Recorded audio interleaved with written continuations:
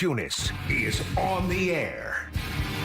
Broadcasting live on the Fanatic app and YouTube channel. Here are your hosts, John Kincade and Andrew Salciunas. 97.5 The Fanatic, Philadelphia. And a good Friday morning to everybody out there across the Delaware Valley. Steamy week here in Philadelphia. And I'm not just talking about the sports talk, but that's a beautiful thing. It tells you that we are fully into the summer. And with that comes some very interesting topics about looking ahead. I'm Connor Thomas, in for Andrew Salciunas. To my left, John Kincade. And Johnny, can you believe we're still talking Eagles, even though we're now officially in the break between mandatory minicamp and actual training camp? I can believe it because they are by far the most interesting team in town. They've given us the most content, and they're the team closest to a championship. No matter what anybody thinks about the Phillies' chances or top five team in baseball. They're the closest team we got to having another parade, and we had fun on that parade day, didn't we? Yes, we did. Oh. Hey, maybe we'll get another one here coming up in just a couple of months. Well, unfortunately, I'll have to send pictures. You have to send me some pictures. You don't want to wake up early and swing by? No, I mean, you never know. Never know. I might be working. I have no idea. That's a fair point. We'll see. We're going to get into, because there's, speaking of the Phillies, an awesome pitching matchup tonight, at least from the perspective of who you're facing with Jake Mizorowski and the Milwaukee Brewers. And we've got a lot of angles that we're going to attack that from. But where we open the show today, the Eagles have officially broken for mandatory minicamp, and now we won't see them for well over a month. Next up is 6 weeks off out of the facility. Yes. Next up is training camp, which Andrew DeCecco told us it's not fully scheduled yet, but some point in late July is the expected time for the Eagles to get actual training camp going. So I thought this was a fun, wrap up the week way to look at where the Eagles are at right now. I'm not going to overly frame this because I want to see where your brain goes, John. I want to see where the people's brain goes when I ask this question. The collective brain of our audience? I don't want to collect all the brains. That That's could be a dangerous thing. But we have an eclectic audience. Yes, we do. We have an eclectic show. Very eclectic, so we'll see. So here's essentially the gist of the question. We're doing a temperature check on the Eagles today as we get ready for the long break. I don't want to make it so loose as how do you feel about the Eagles? But that's essentially what I'm saying here. We're going to go through a long stretch of this summer where we don't see them doing any work. We don't really hear all that much about the Sean Mannion offense or probably the Jalen Carter contract situation, which we'll continue to break down more on today. We're going to just get into that kind of dead zone of the summer for Eagles news. And this is a huge season. We've had a lot to talk about this offseason, even outside of the A.J. Brown trade.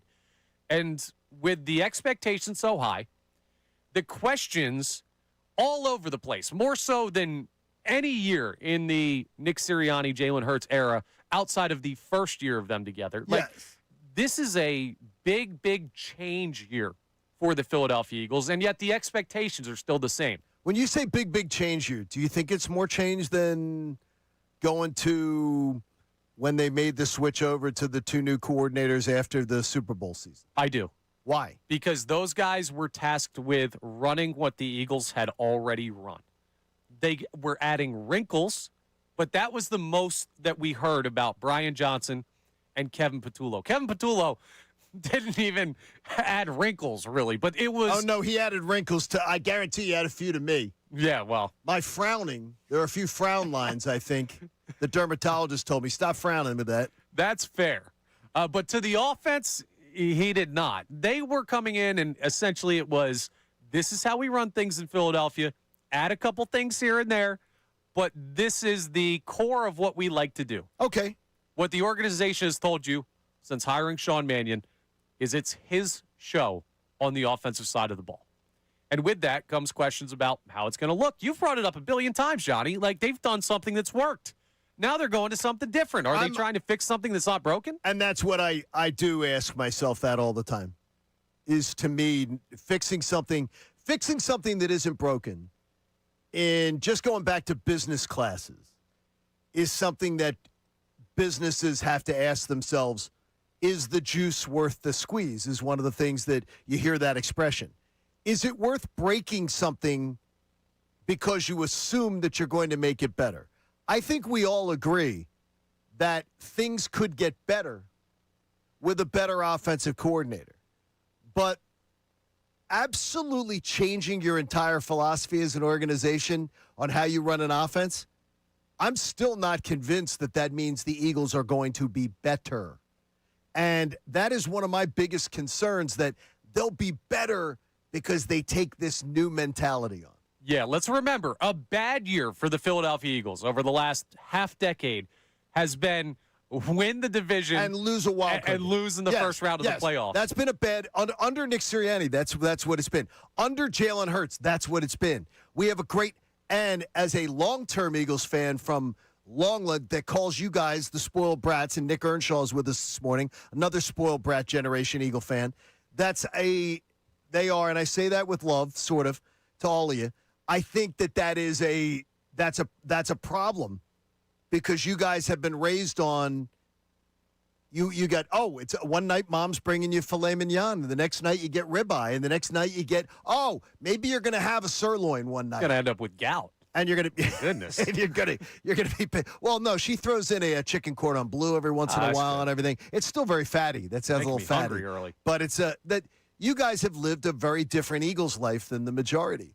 I wonder about breaking something that wasn't broken. I wonder most of all, though, about trying to be like other teams that you've been better than. I still don't get that. I still don't get that. And that's something that will have to be proven by the Eagles this year. That is one pocket of the Philadelphia Eagles conversation that we've already been having, that we'll continue to have as we get closer to the season. But when I say a temperature check, what I imagine in my mind, I'm going to take you inside the mind of Connor Thomas. All right. That's a really scary place. I think we're safe today. We'll see how the show goes. That's an interesting place there. Yeah, when you go to the you don't doctors, even know. You remember when you walk into the doctors, you got something going on. Yeah, Maybe I know a lot about going to the doctors. Got some pain somewhere. They'll show you the pictures, right, of the smiley face. And there's the 1 to 10 scale. And the 10 is you're smiling, you're happy. The 0 is like the immense pain, like you can't even stand it. That's kind of what I'm imagining. I have no idea what you're talking about. You don't know this scale? Is that like when you go to kids? When kids go to the doctor? It's probably for kids. It's a smiley face scale. You were I've a never kid even once. heard. I guess they didn't have that in the 40s. Well, yeah. Back in World War II, Connor, you know what the doctor said to you? Buck up. Walk it off. Exactly. So suck it up, Buttercup. Basically, they showed you, what do you mean? They showed you a graph and said, point to it and said, yeah.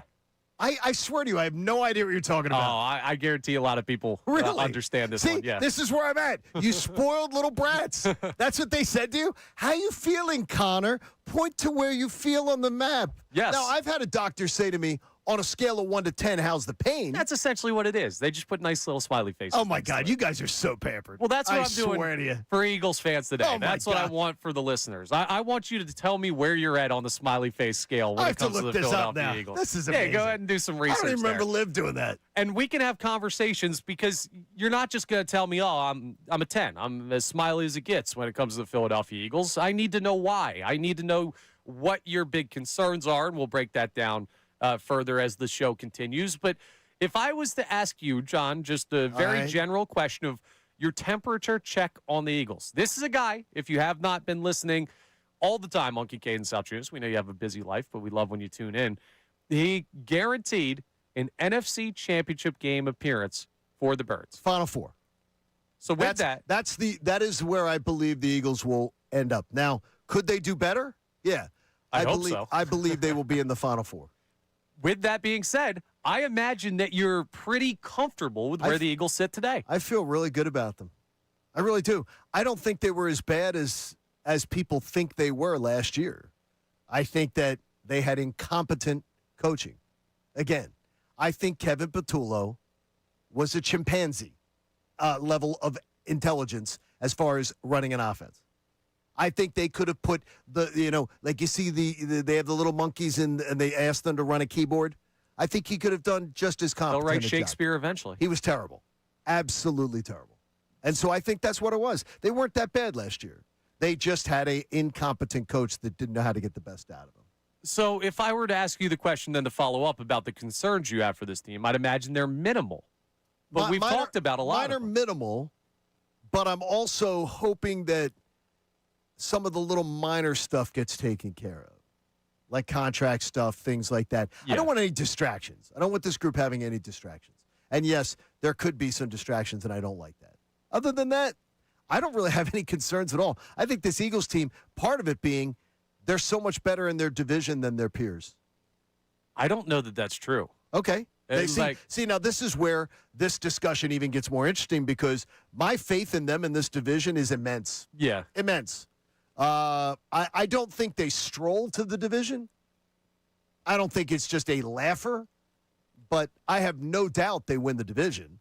And then when you get that, then okay, I know they have a home game, and then you take it from there. And I've just got such immense confidence in where they're at and where they're going. I think it's going to be a great year. I think Eagle fans are going to have another fun season. See, this is fun because it's like an Eagles open world video game. Do you know what those are, Johnny? Which one's the? Give me the. Essentially, what it is there's just like one big map, and you can go wherever you want. There's a whole bunch of different things to do. Sure. You're not playing like a level or something. Okay. That's what this is for the Eagles today. I want to see where people take this. We're going to have different quests for you along the way with topics where we point you in a certain direction. But just your general feel on the Eagles. For me, I'm more concerned than you. And there's a couple of reasons for that. Let's start with what we were just on, with the division. Okay. The Giants are improved based on what you've normally seen in the past. Let's look at the Sirianni Hurts era. They're more improved. This arguably is the best upside that they've had. I mean, you can look back at the Daniel Jones, Saquon year where they were winning a bunch of games in the regular season. We knew that team come postseason, the Eagles smoked them. So wasn't worried about that. But I think we could see another year where they're a 500 football team. I don't think that would, not that anyone could go 500. Okay, so you're saying that you think they could be like 9-8, 8-9. I think they could be. I'd lean towards the lower side. Okay. But I think they could run into a couple wins up there, especially with Harbaugh running the show. Okay, so you're telling me, I'm just writing this down, and I'm writing it down as far as you could see the Giants. I'm going to put the Giants, I'm even going to say 8-9 to not push it. All right. Then where do you see the Cowboys? The Cowboys are going to be a really good football team. And I hate saying that. Like, that burns me to my core. But that team worries me.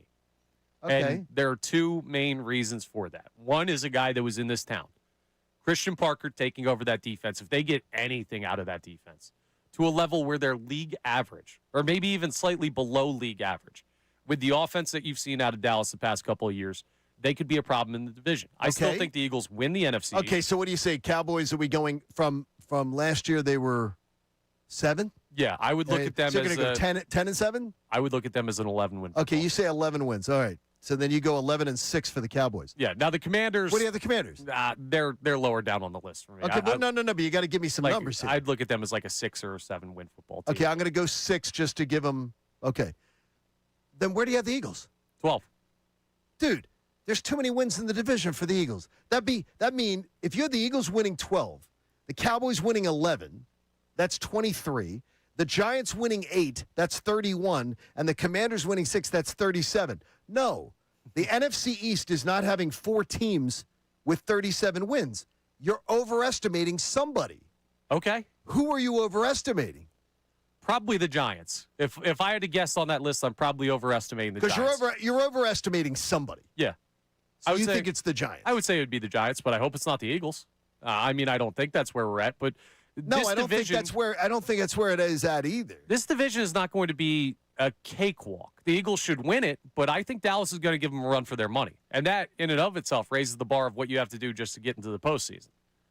Like, I have confidence in the Eagles, but it's not this, hey, the division, there's no one who can challenge them.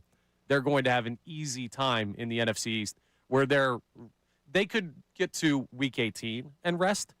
But I think that when we're going into Week 16 and even Week 17, we're saying, hey, we need wins now in order to lock this thing up. Can I play just a quick little game with you? And I'm going to go against my rules with you here. Okay. Just a little bit, just real quick, and everybody can play along. And Nick, just play this as far as, I think people that are telling me about the Giants, I honestly roll my eyes. Not only do I see Cam Scatterboo and Douchey Boy, a quarterback, walking around in and out of like the Knick games. I look at Scatterboo walking around wearing that stupid grill in his mouth, going to a Knick game, and Ken and Barbie, Jackson Dart. I don't think that's a fair evaluation of how they're going to play on the football field. No, you see, I do think it is. And I'm going to tell you why. They both act like they've arrived and they've done not a damn thing in the NFL. And they both act like they're celebrities. And I love that because I think they're about to get kicked in the nuts. You think they'll be humble next year? Oh, I think they're going to get kicked in the nuts. But what I'm going to say to you is here, if you're the Giants, you think the Giants are better than Dallas? No. You think the Giants are better than the Rams? No. You think the Giants, okay, so just off the bat, then you're telling me there's a really good chance they could start out 0-2. Yeah. In a hole, okay? They got to take on teams like Jacksonville, Houston, San Francisco, Seattle, at Detroit, at Dallas, Indianapolis. I don't see them being a team that could find 8 wins. Okay, so It can back into it. I think it's too aggressive for people to be telling me the Giants are ready to make that jump this year. Will they be a more credible bunch? Sure. yeah. Because John Harbaugh's there. That's the thing that scares me the most about them is how much does he change the way that they've operated. They've got a high-level head coach now, and they haven't had that for years. I love the way. I'm just watching Cam Scatterbo and Jackson Dart walk around New York, and I'm loving it because they both act like they've won something. They both carry themselves as if they are celebrities. And I watch our quarterback, Jalen Hurts, and I watch Saquon Barkley. And both of them are freaking incredibly humble, and neither one of them act like either one of these dudes. And I love it. I absolutely love it because they are not about that. Yeah, I think you're getting caught up in the optics. No, but I too think much. I think I disagree because I think it matters. I think it would matter if their coach was Brian Dable. I think with Harbaugh up there, he's going to have it. But it's who their DNA is. Yeah, I mean, we'll see. Do you think they're going to be less douchey? I don't think that matters, John. When they win, no. I don't care if when they're they start, douchey. When they start winning, Scadabo's a good running back. Jackson Dart, a lot of people like what he did his rookie year, and that team is on the ascension. Okay. So when I look at the division, you're going to have a couple of hurdles to overcome where last year you didn't really. But it's not just the division. I love it because I don't think they're on as right a track as everybody else thinks they are. Okay. I really don't. I think they're improved, and I think with Harbaugh they'll be improved. Yeah. But I don't see it because I think leadership matters. But let's not just get too caught up on the Giants there. There are other concerns for the Eagles. They're changing the entirety of the offensive system. There is. Absolutely. I mean, there's questions about the quarterback. We've been talking about it a lot. Plenty of people at the fan base are wondering how Jalen Hurts will handle this. They don't have a damn safety on the roster right now unless you believe in Drew Makuba, who played half of his rookie season and was okay. There are still concerns about this Eagles team. And for me, I'd be on the positive side. Nick Earnshaw puts on the board the Nakobe Dean loss is another big part of seeing how this will operate. He was one of the leaders of this defense. There are some things to keep an eye on as this continues where I'm not feeling as confident in the Philadelphia Eagles as you are. I'm still very much on the positive side, but I wonder where people go with this. So where's your temperature check on the Eagles? This is your last chance to get we'll talk about them, but treat it as your last chance as the week of mandatory minicamp wraps up to tell us before we head into the long break between this and when they come back for training camp. Now, the Phillies, they had one break. It was yesterday. They had an off day as they traveled to Milwaukee. Which isn't fun, by the way, if you haven't done Milwaukee. Yeah, you don't like Milwaukee? Not fun having the off day in Milwaukee. Hey, they got beers. Yeah, it's not fun having the off day. We'll go crack a couple there. Yeah, they like it's to not very fun. slide. Yeah, look at that. Now, somebody broke bones on that before, some reporter or something. Yeah, It's leave not that that to fun. Benny Yeah, it's Brewer. not But the Phillies have a great opportunity tonight. They're going to be taking on Jake Mizorowski, who, if you have missed what he's been doing, young guy, throws gas, tall as all get out, and his numbers are up there with Christopher Sanchez so far this year when it comes to the National League Cy Young race. He has had a breakout season on top of what already was a season last year that got people talking in his first foray into Major League Baseball. And there are a lot of angles to take on this matchup between the Phillies and Jake Mizorowski. The first place my mind goes is not the team itself, it's individual. Maybe this is wrong of me. You can tell me if I should focus on the actual matchup and, hey, we got to win baseball games. Helping Christopher Sanchez. That stretch in May where he went scoreless for an entire month, and somehow they didn't win every game he started. I think back to the Cleveland Guardians, 8 shutout innings. You lose that game because you get shut out. The offense has struggled. The pitching staff has carried them. And at some point, there is a dynamic in a clubhouse where you have that feeling as like a hitter on the Phillies. I imagine they felt this at points this year. Yo, we owe it to those guys on the bump. They've been carrying us. They've been covering up a lot of our mistakes. When we get an opportunity to help them, we got to help them. And this is an opportunity. You raise Mizorowski's ERA, hey, you could lock in Christopher Sanchez to NL All-Star starter. You could remember, it's the All-Star starter is not secured yet. Right. I mean, it could be one bumpy outing for Sanchez with a great outing against the Phillies could end up swinging things in his favor. You gotta do your thing tonight for Christopher Sanchez. On top of that, you also have an offense that we're trying to figure out if they're starting to break out. I think they are. I think they are also. But breakout is a little rich for me. Yeah. But a little rich wording for me. But how about this? Improving. Okay. I absolutely believe they are improving. It'd be hard to go the opposite direction. That is correct. But that's the other thing. It's not just helping Sanchez. It's you're facing one of the best pitchers in baseball tonight. If there's a time for you to prove, hey, we figured out a little bit of something with this offense, it's tonight. I don't want to put too much stock into one game. And we're going to talk more about the Brewers series as a whole as the show goes on because this is a team with one of the top records in baseball that's in your league. And you and Andrew mock them constantly. They're not that good. They're really not. They love to. They're regular season merchants. You guys say that all the time. I chuckle. I just chuckle. Regular season merchants. They are. Like, what does that mean? Well, I mean, it's like what does it mean? Like they can be great over 162. That means they're a great baseball team. Are the Phillies regular season merchants? Yeah, that's what the Phillies are. They the played Phillies in the World are Series. No, the Phillies are regular season League merchants. Championship Series under this. I guess. I mean, you the could look Phillies at are it that regular way. season merchants. Then I mean, I hear that from people about Milwaukee, and I'm like, no, they've built an amazing baseball team. And by the way, they don't have a top 4 payroll. No, they don't. And by the way, they built a team that actually has a clue at the freaking plate. They have guys that actually have an approach at the plate, something that Phillies batters certainly do not. Yeah. They actually have a hitting coach who maybe tells them, hey, let's have an approach up here. We'll see this weekend because they get Sanchez later on in the series. I can't wait. That's Sunday. But tonight, a huge opportunity for the Phillies offense against Jacob Mizorowski. How much do you look at this one game and say this is proving grounds for the proving grounds? Proving grounds, right? One or the other for the Philadelphia Phillies offense. And if they go out and they have a great game tonight, or even let's say they put 3 or 4 on it, how much does that elevate your estimation of what the Phillies offense is? So we have the open world Eagles topic, temperature check. Where are you at with the Birds as they hit the break between mandatory minicamp and training camp? And for the Phillies, what are you expecting out of the offense against Jake Mizorowski? You can chime in on the phone line, text line, voice memos. 610-632-0975 is how you get in on the Davis Honda text line and the other ways we communicate with you. It is Kincade Salciunas. And the Phillies made an outfield move yesterday. We get into the transaction talk. Who is Derek Hill? And what in the world can the Phillies do if Adolis Garcia misses time? We'll get into that next here on Kincade Salciunas, 97.5 The Fanatic.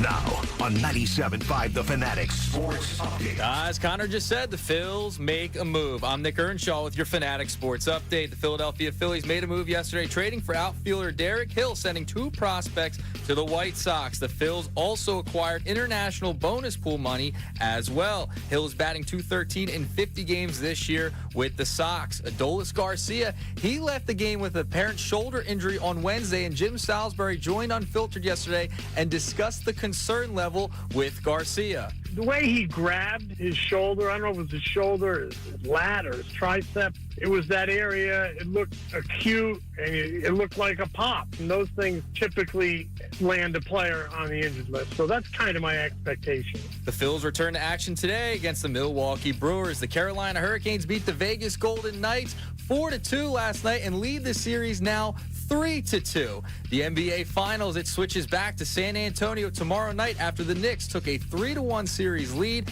and could clinch the finals win on Saturday. I'm Nick Earnshaw on your home of the NBA Finals, 97.5 The Fanatic and the Fanatic app.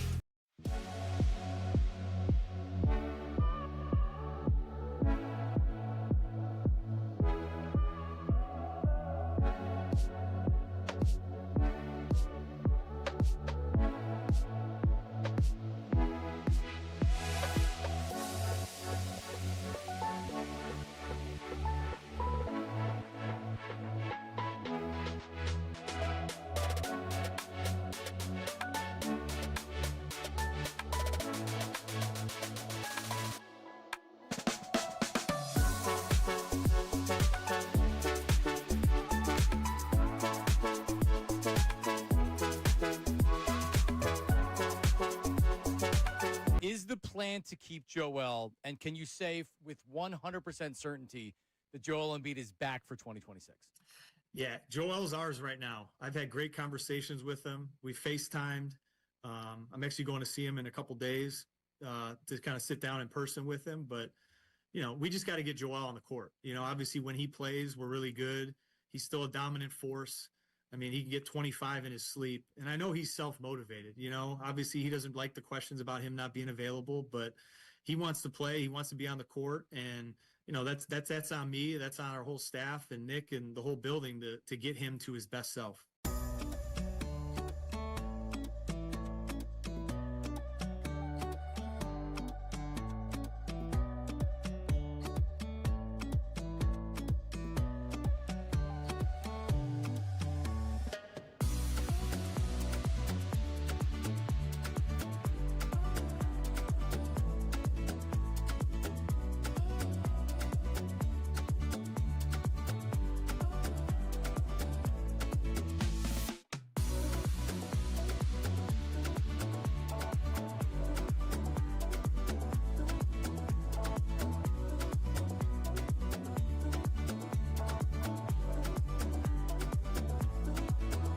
They say this is about competitive balance. Should we look at who's in first place right now? The Rays, big spenders. Guardians, they're big spenders. The Brewers, they're often confused with the Dodgers. The A's, until yesterday. Does that seem like a competitive balance problem? Ask the Mets, okay? Ask the Angels. Ask the Tigers and the Astros and the Red Sox and the Giants. They're all terrible. They're all in the top 12 in payroll. So it sounds good to say it's about competitive balance. I think you guys know this is not why these owners are doing this. And honestly, it's not even the biggest issue in their sport. Seriously, this is not a payroll disparity problem. It's a revenue disparity problem. Right now, as the sport works, there's just no path for the Pirates or the Guardians or the Rays to have anywhere near the revenues of the Dodgers. So that's got to be addressed. But it can be addressed with better revenue sharing, with taking that next big new TV deal and divvying up so that it addresses this stuff. And the one thing that I really love that the players proposed yesterday is that reverse luxury tax thing that says you'd better spend your revenue sharing money or it's going to cost you. If your payroll is under whatever that bottom threshold is, you'll be taxed. Just like if you go over, it'll be taxed. These are the concepts that I think need to be explored, but it's going to take a long time and a lot of fighting to get there.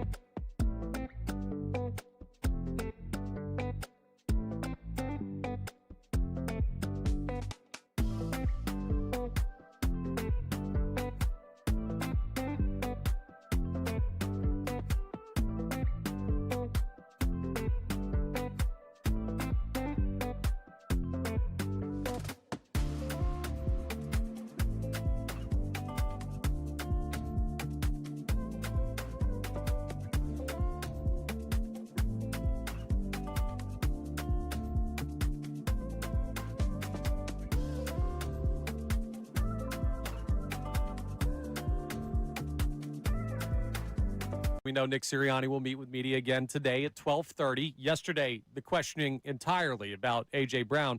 What is your number one question outside of A.J. that you want to hear from the Eagles head coach at this point in the offseason? There's a lot I want to ask Nick that doesn't have to do with A.J. Brown. And the top of my list, to be honest with you, is Tanner McKee still your backup quarterback? Because when I'm watching practice, Andy Dalton's been the backup quarterback. And you can say there's a rotation, but Tanner McKee, before this season, there's a lot of optimism in that building about this guy, and he was the unquestioned number 2 last year, and that hasn't been the case this year. They brought in Andy Dalton. Behind the scenes, you kept hearing, no, this isn't about Tanner. This isn't about Tanner. But that's probably what I'm most interested in hearing is what they look at the backup quarterback spot.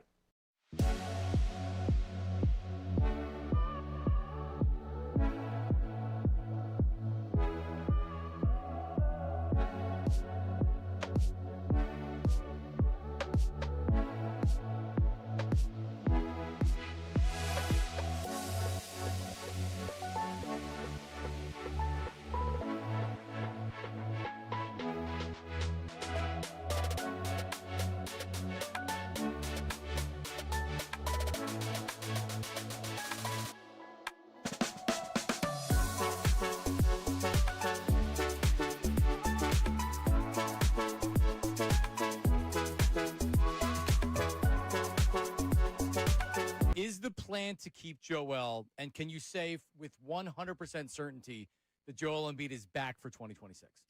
Yeah, Joel's ours right now. I've had great conversations with him. We FaceTimed. I'm actually going to see him in a couple days to kind of sit down in person with him. But, we just got to get Joel on the court. Obviously when he plays, we're really good. He's still a dominant force. I mean, he can get 25 in his sleep. And I know he's self-motivated. Obviously he doesn't like the questions about him not being available, but he wants to play. He wants to be on the court. And, that's on me. That's on our whole staff and Nick and the whole building to get him to his best self.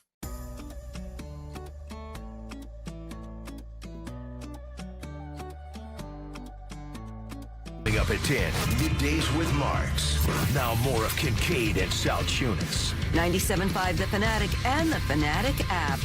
This hour of Kincade Salciunas is presented by Bradford White Water Heaters. Bradford White, they're here for the pro. It is a summer Friday here on Kincade Salciunas. I'm Connor Thomas in for Andrew Salciunas. He'll be back on Monday. John Kincade to my left, Nick Earnshaw on the board today for us. We got Amy Fadul in studio starting at 8 a.m., so be excited to talk to Amy. If you could have, when I was working for a living in the business world, I would take Mondays off. Yeah. In the summer when we'd have shore houses, like I'd have my shore house down the shore, I'd take Mondays off. Yeah, I would rather do that too. Monday, right? Yeah, absolutely. You need the recovery day. See, I know people who like Sunday, who like Fridays off. My thing is none of my buddies are taking Friday off, so I'm just going to be down there by myself. That's what I would think too. And sit on the beach. I would love the idea of not having to be going back from the shore. It's not as bad as it used to be. But going back in the Sunday traffic, used to be a bitch. Here's what I would prefer. It was terrible. If I could pick, I would have the Philadelphia Eagles schedule where they have 6 weeks off in the middle of the summer. Well, be going everywhere. That's even better. That's collectively bargained, by the way. Yeah. Well, so they bargained that time off by the Players Association, so there it is. Great job, Players Association. They did a good job there. Yeah. It's a good club. And that's part of why we're talking about the Eagles temperature check today, because we are now in that kind of summer dead zone and when I say dead zone, it doesn't mean that we're going to stop talking Eagles from now until training camp. You know us better than that. It doesn't mean we're not going to get news as well. NFL things happen. Now, what I will say is, and this is a general rule of thumb for me, if you get news about your football team between now and training camp, it's usually not good news. It's very rare that in this portion of the offseason, you get the notification, Adam Schefter tweet pops up, and you're like, says something about the Eagles. That's not a bad observation. You're right. You usually go, uh-oh. Yeah, it's normally, oh, man. Who got hurt on the beach somewhere? Unless Howie's making a trade or something right before the preseason, usually. That could work. That's certainly possible as well. And we saw some recent acquisitions for the Eagles as early as this week as they try and bring in some bodies to get them geared up for training camp, which will be end of July. But between now and then, you're going to have a lot of time to sit and think about where this football team is going. And we asked you in the opening segment, kind of where's your temperature at on this? We're checking in on how you're feeling confidence-wise about the Eagles, John Kincade. Very confident. Very confident. I'm more on the confident side than worry, but I do have some concerns about this team, and there are things that we've talked about throughout the offseason. So I'm interested where people go with this We're allowing you a little bit of leeway here on the Eagles open world type of idea. So what do we have on the Davis Honda text line, Nick, on the Birds? Yeah, so we got one text coming in regarding the Giants conversation from earlier. Agree with John regarding the New York Giants. Don't think they are ready to make a huge jump. They may have a great pass rush, but it won't matter if teams get ahead of them and run the ball all over them. That's Mike in Turnersville. So that's where I sort of think, too, is that they're going to need things to go their way, and I think the Harbaugh way is going to be a transition. He's being an old school type mentality coach. I think part of what he has to do is he has to teach a loser franchise how to be winners, and I think that that's going to take time. I don't think that that's something that flips a switch, and all of a sudden you teach a loser franchise how to be winners. It's a process. Yeah, and I think he's going to see that it's a process. That's probably fair. Maybe I'm overvaluing the head coaching change. I'm a fan of his. Yeah. I'm a fan of his. But I also believe he's a fixer that's going to get them. I don't believe they're ever going to win big under him. Yeah. Win big under him. Maybe. Baltimore didn't win big under him. I see that as more of a Lamar Jackson shortcomings in the postseason conversation Okay, than that could a be. Harbaugh conversation. Absolutely. I mean, they won Super Bowls under him, or at least one. I mean, look, I can get you on that there's that case. My thing with the Giants is since Tom Coughlin, this is the best head coach they've had. I And would agree with that 100%. under Tom Coughlin, that was the team that won 2 Super Bowls. So I don't know. Maybe I'm worried about what I grew up with and the fact that those teams weren't all that special, but they found ways to be there at the end of it. And I wonder if the Giants are getting back to that. But Dallas is the much more present threat in the division. And we always and I would just say to you, I'm going to hang up and listen if I haven't heard that a million times.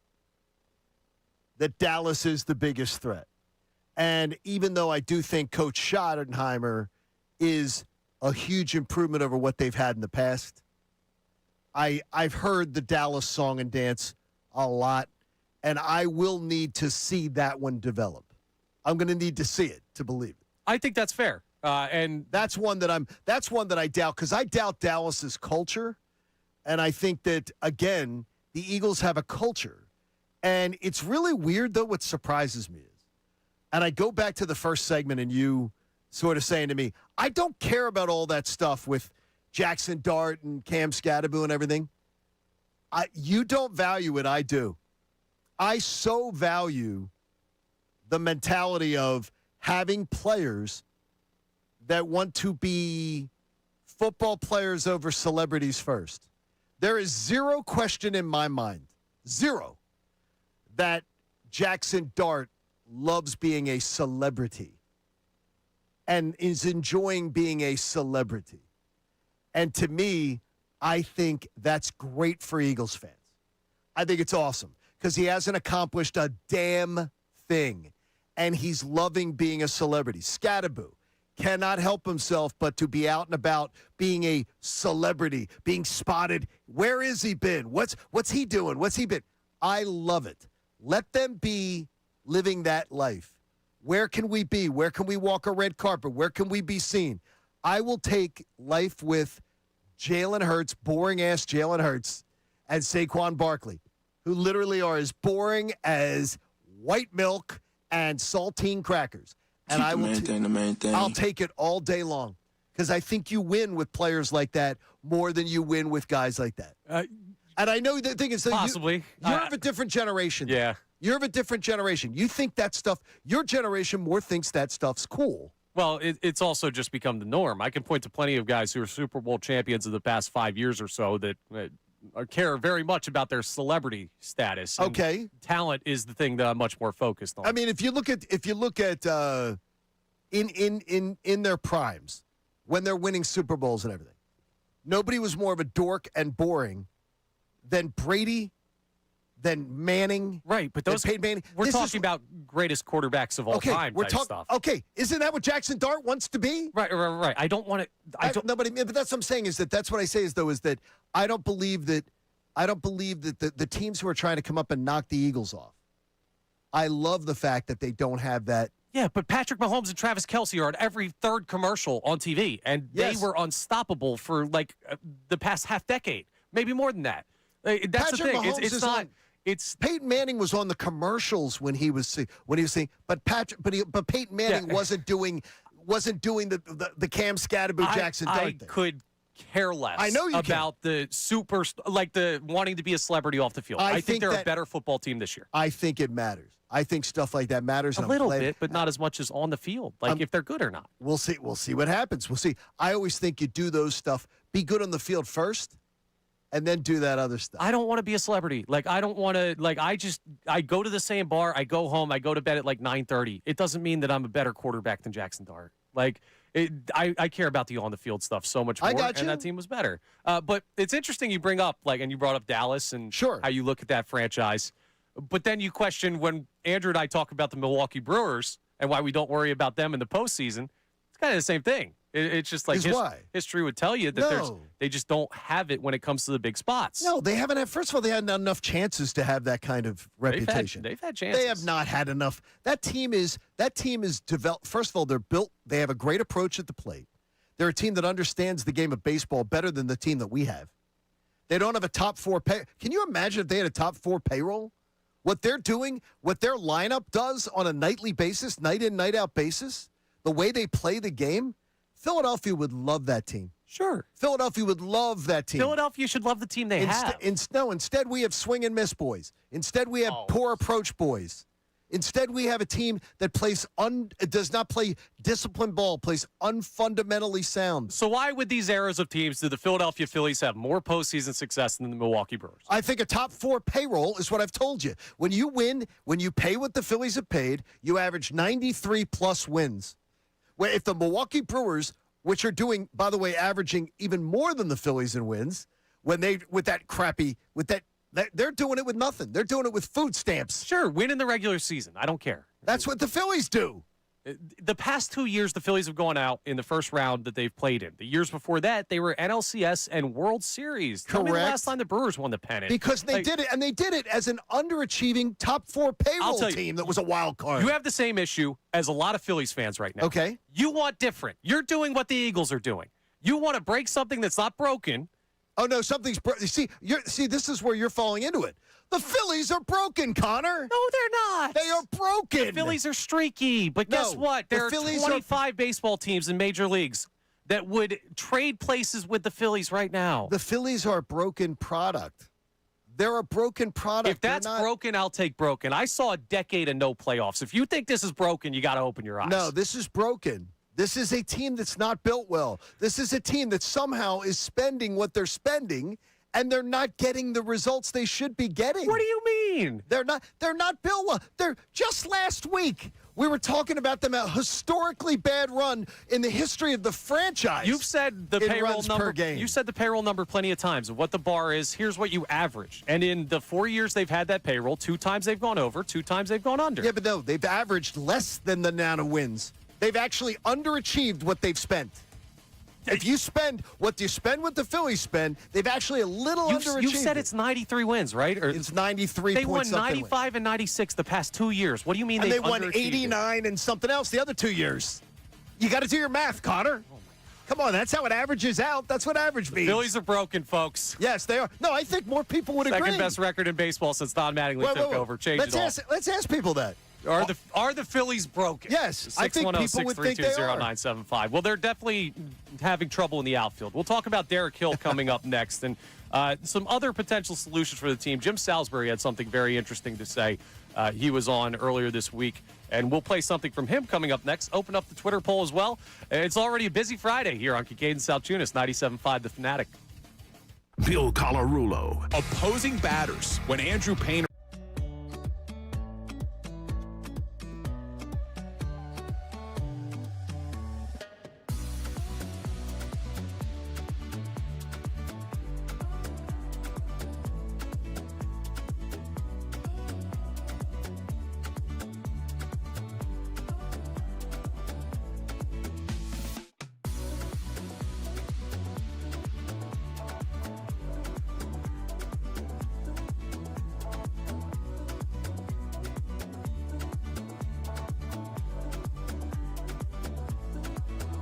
They say this is about competitive balance. Should we look at who's in first place right now? The Rays, big spenders. Guardians, they're big spenders. The Brewers, they're often confused with the Dodgers. The A's, until yesterday. Does that seem like a competitive balance problem? Ask the Mets. Okay, ask the Angels. Ask the Tigers and the Astros and the Red Sox and the Giants. They're all terrible. They're all in the top 12 in payroll. So it sounds good to say it's about competitive balance. I think you guys know this is not why these owners are doing this. And honestly, it's not even the biggest issue in their sport. Seriously, this is not a payroll disparity problem. It's a revenue disparity problem. Right now, as the sport works, there's just no path for the Pirates or the Guardians or the Rays to have anywhere near the revenues of the Dodgers. So that's got to be addressed. But it can be addressed with better revenue sharing, with taking that next big new TV deal and divvying up so that it addresses this stuff. And the one thing that I really love that the players proposed yesterday is that reverse luxury tax thing that says you'd better spend your revenue sharing money or it's going to cost you. If your payroll is under whatever that bottom threshold is, you'll be taxed. Just like if you go over, it'll be taxed. These are the concepts that I think need to be explored, but it's going to take a long time and a lot of fighting to get there.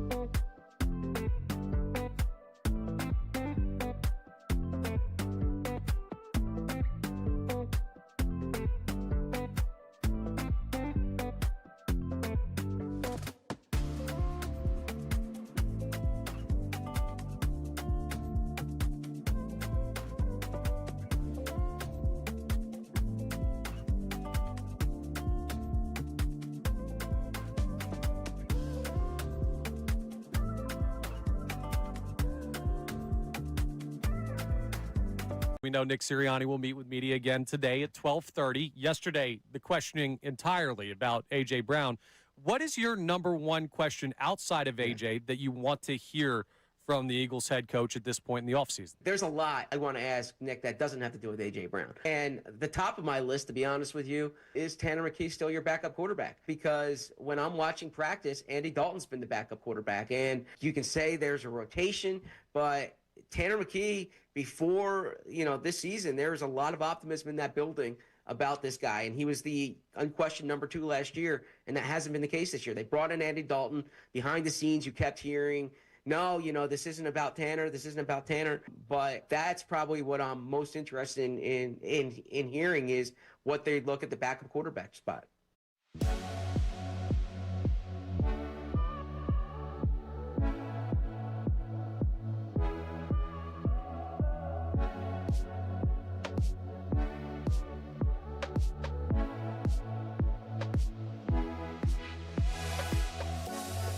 Salciunas, 97.5, The Fanatic. Spirited start to the show this Friday morning. And as people will tell you, hey, there's nothing to talk about in the summer with sports. Yeah, right. I Tune like in the to Kincade Phillies Salciunas. getting our energy up, too. Yeah, the Eagles, too, to start the show. It's not fair to frame it that way. Your love of the Phillies, I admire it so much. As the host of the Locked On Phillies podcast, you do a great job. I'm a subscriber. But your blindness to what the Phillies are, in my mind, that is just my opinion. Your blindness to what they are shocks me. It just shocks me. They are exactly what they should be for what they spend. But they haven't had the success in the postseason for what they spend. So that's underachieving. But their regular season wins is exactly what they buy. They buy and they get it. Guess what? That's all it is. What are the Mets getting for a top 3 payroll in the sport this year? The Mets are not getting what They're they going to miss the playoffs. Yeah, they very well could. Like, that's what broken looks like. They very well could. That's a thing. Like, when you look over the past 4 or 5 years of Major League Baseball, the Phillies are one of the top, 3 teams in the sport when you evaluate that whole stretch? The Phillies have a rotation that is incredibly top-heavy, which is great. We love the top of it. The bottom of it is right now looks like it's a disaster area. We'll see what Andrew Painter ends up becoming. The Phillies lineup went through a stretch just that we talked about a little over a week ago, was one of the most historic stretches of games that they had played in the franchise's history of 150 years. Yeah. 150 years with a top 4 payroll. That's the worst. That's unacceptable. I know. That is a broken, and by the way, this is a trend. This is years of data showing me that they do not have an approach at the plate. They're a poorly fundamental team, even though they've gotten better, strangely, under the new manager, because they're working more. They're actually doing more work. Here we go. It's just interesting. Well, a lot of fun. One thing that I will agree with you entirely on. So we'll take that Phillies are broken pocket. We'll move it to the outfield. Okay. They have not, at any point in this era of contention, fixed the outfield issues. And I'll spoil this for you. I don't think the acquisition of Derek Hill from Chicago is going to fix the outfield problem. So the Phillies yesterday went out and they traded for Derek Hill of the White Sox. They moved a couple lower-level prospects, Dylan Campbell, Jose Colmenares, and if you don't know those names, neither does any other Phillies fan. Like, those are some lower-level guys, and you got some international bonus pool money back. Interesting how you evaluate this, because you would look at this and say, I think most Phillies fans, oh, this is a red flag for the Adolis Garcia injury that we saw in Toronto. I sort of did when I heard it. Now, I checked in on the Athletics' Matt Gelb, who wrote a nice article about the acquisition yesterday.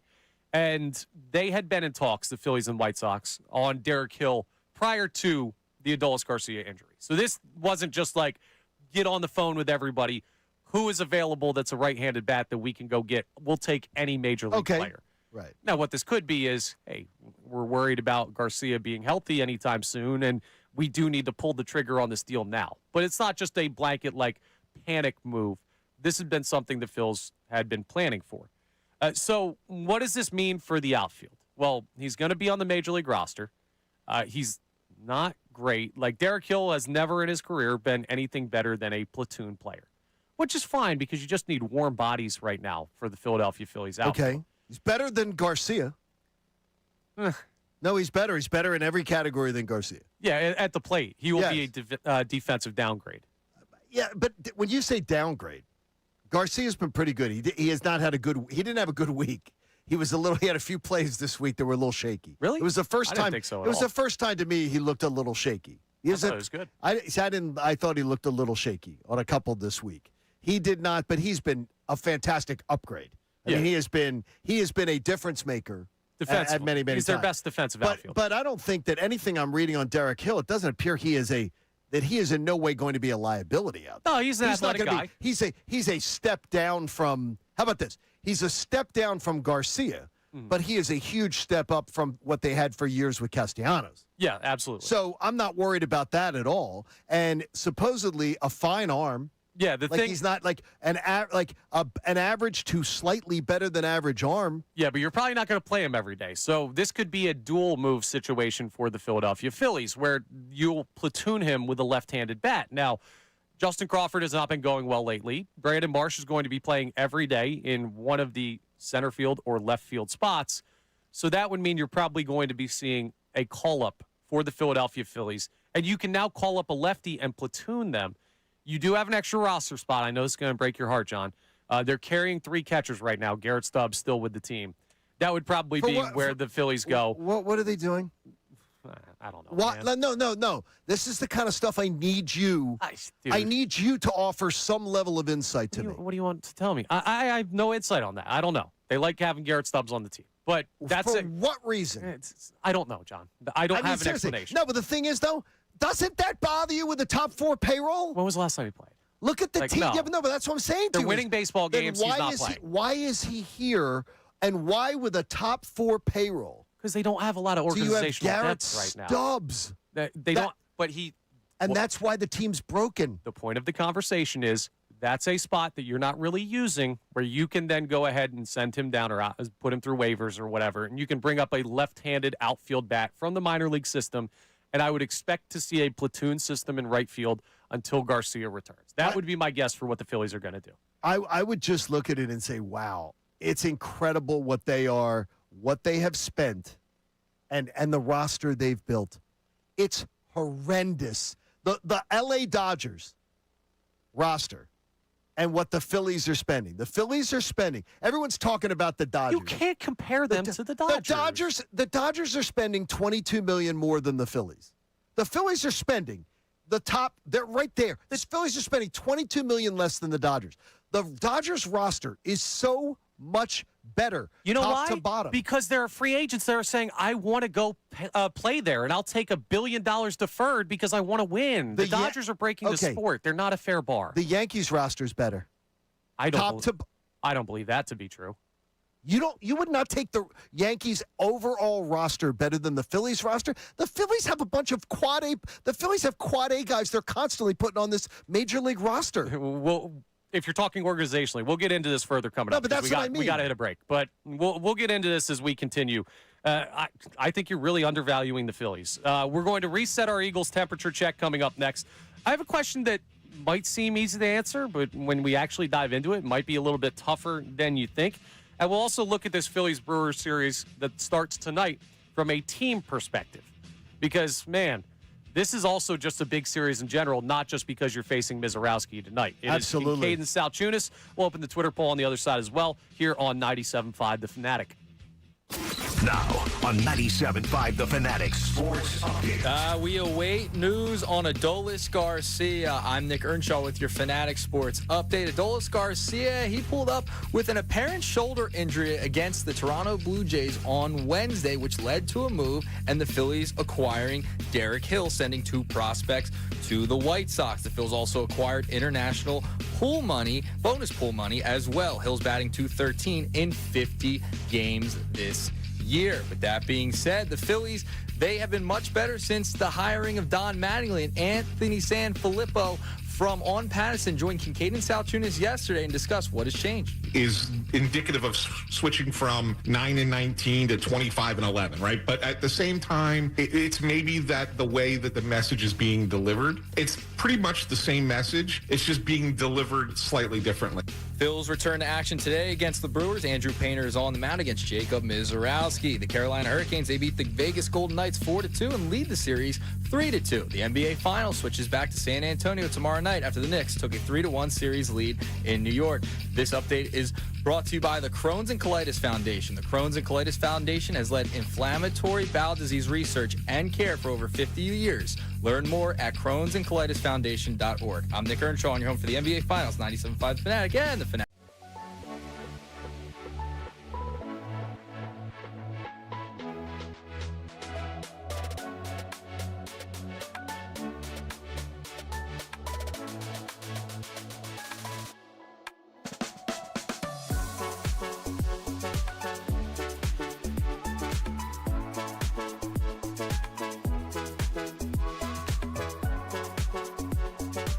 Is the plan to keep Joel, and can you say with 100% certainty that Joel Embiid is back for 2026? Yeah, Joel's ours right now. I've had great conversations with him. We FaceTimed. I'm actually going to see him in a couple days to kind of sit down in person with him. But, we just got to get Joel on the court. Obviously when he plays, we're really good. He's still a dominant force. I mean, he can get 25 in his sleep. And I know he's self-motivated. Obviously he doesn't like the questions about him not being available, but he wants to play. He wants to be on the court. And, that's on me. That's on our whole staff and Nick and the whole building to get him to his best self.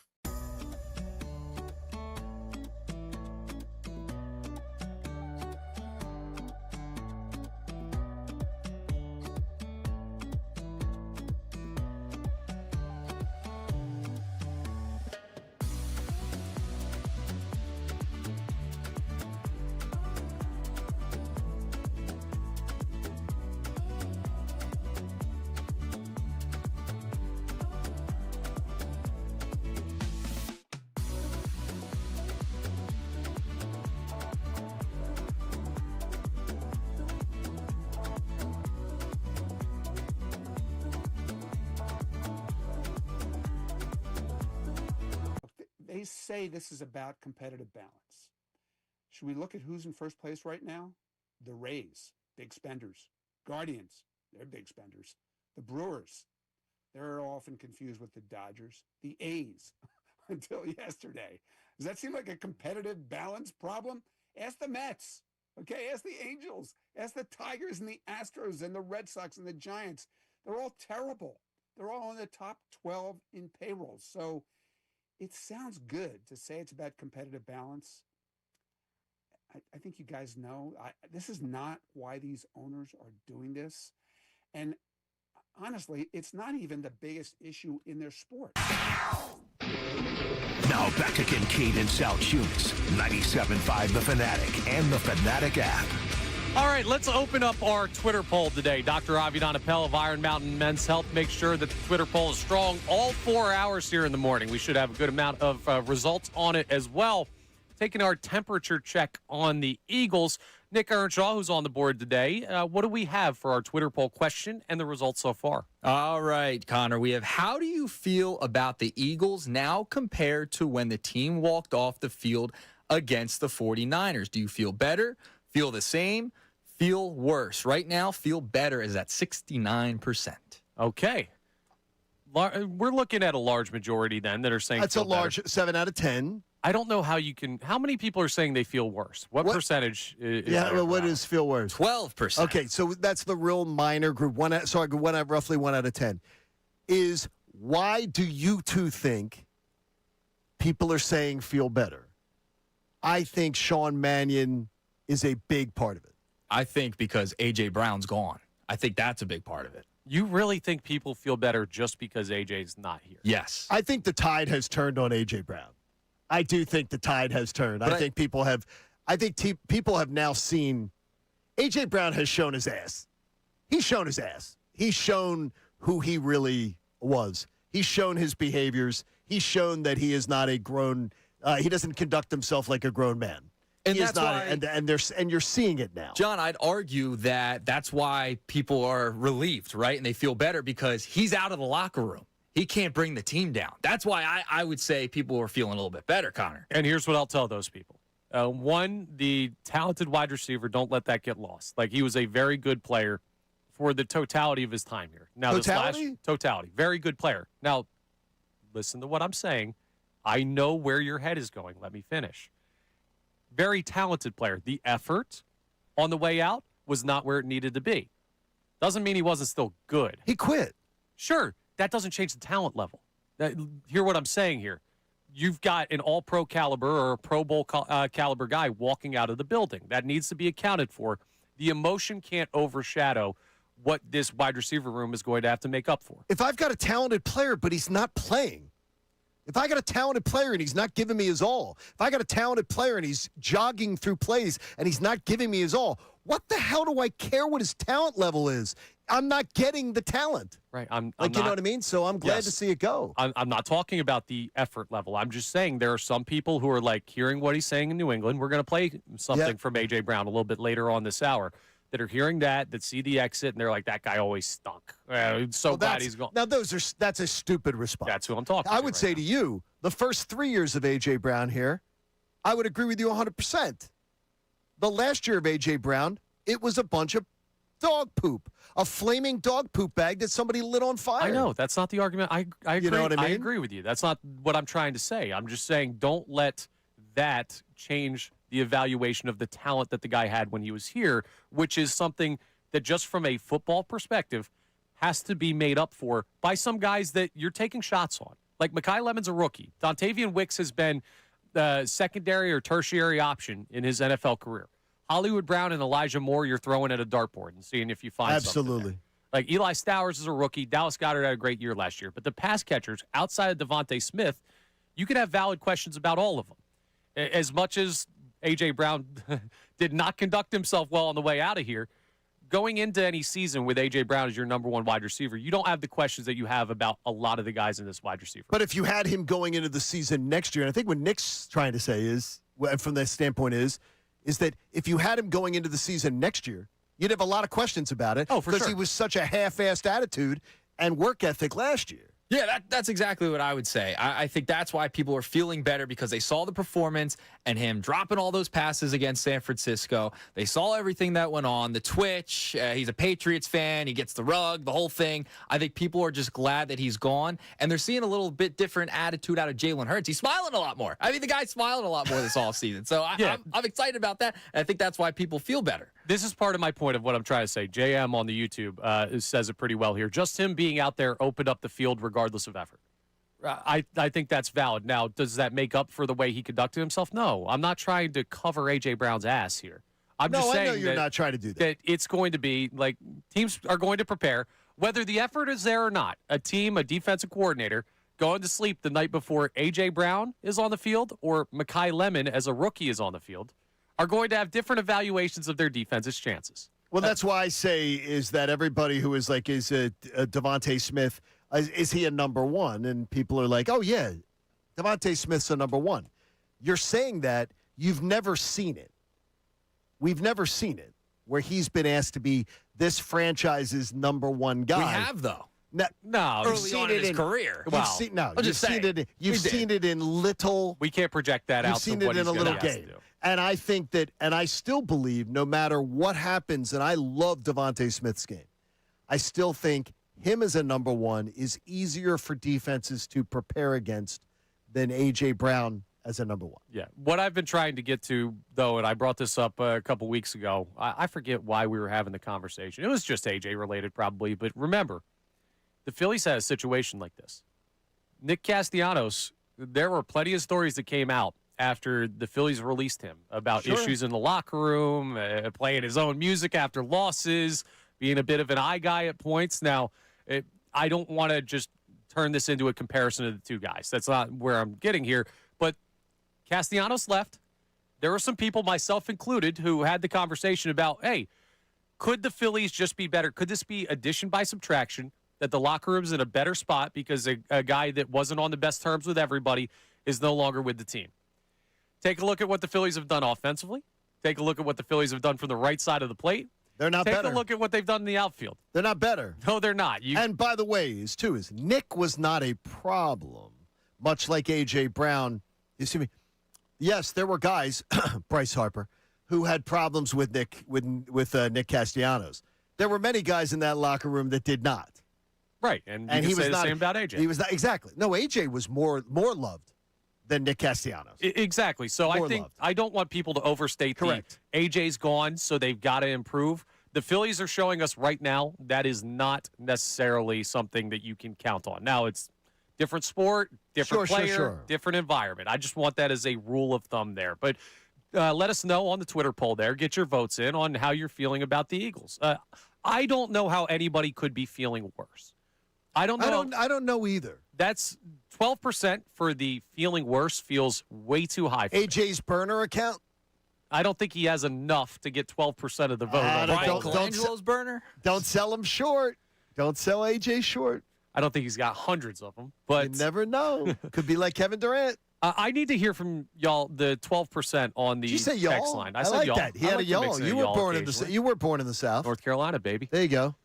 I need to hear from that group. What is making you feel worse about the Philadelphia Eagles today, on June 12th, 2026, than when you saw them walk off the field against the 8th string of the San Francisco 49ers after losing in the postseason?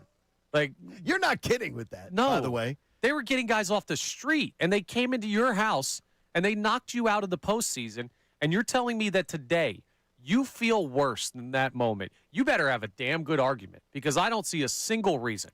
Now, if you want to say I feel the same because I have questions, sure. But I'm in the feel better camp. A majority is in the feel better camp. So I like where a lot of the fan base's head is at. I do too. I need to hear from that 12%. What do we have on the text line so far on our Eagles conversation, Nick? So we got a couple of texts coming in on the Eagles. One saying, when is this done? If they're not an Eagle anymore, enough. It sure would be nice if there are no more talks about A.J. Brown. Yeah, I think it's going to be a pleasure to have him gone. I'm glad to have him gone, and the more he talks, the more I'm thrilled that he's gone. Going to be really happy to hear it. Yeah, I mean, when do we move on? We had that conversation early this week. For some people, it's going to take a little bit of time. In fact, coming up in our next segment, we're going to play you a little bit of audio from up in New England. So it's not over, Connor. It's as much as some want it to be.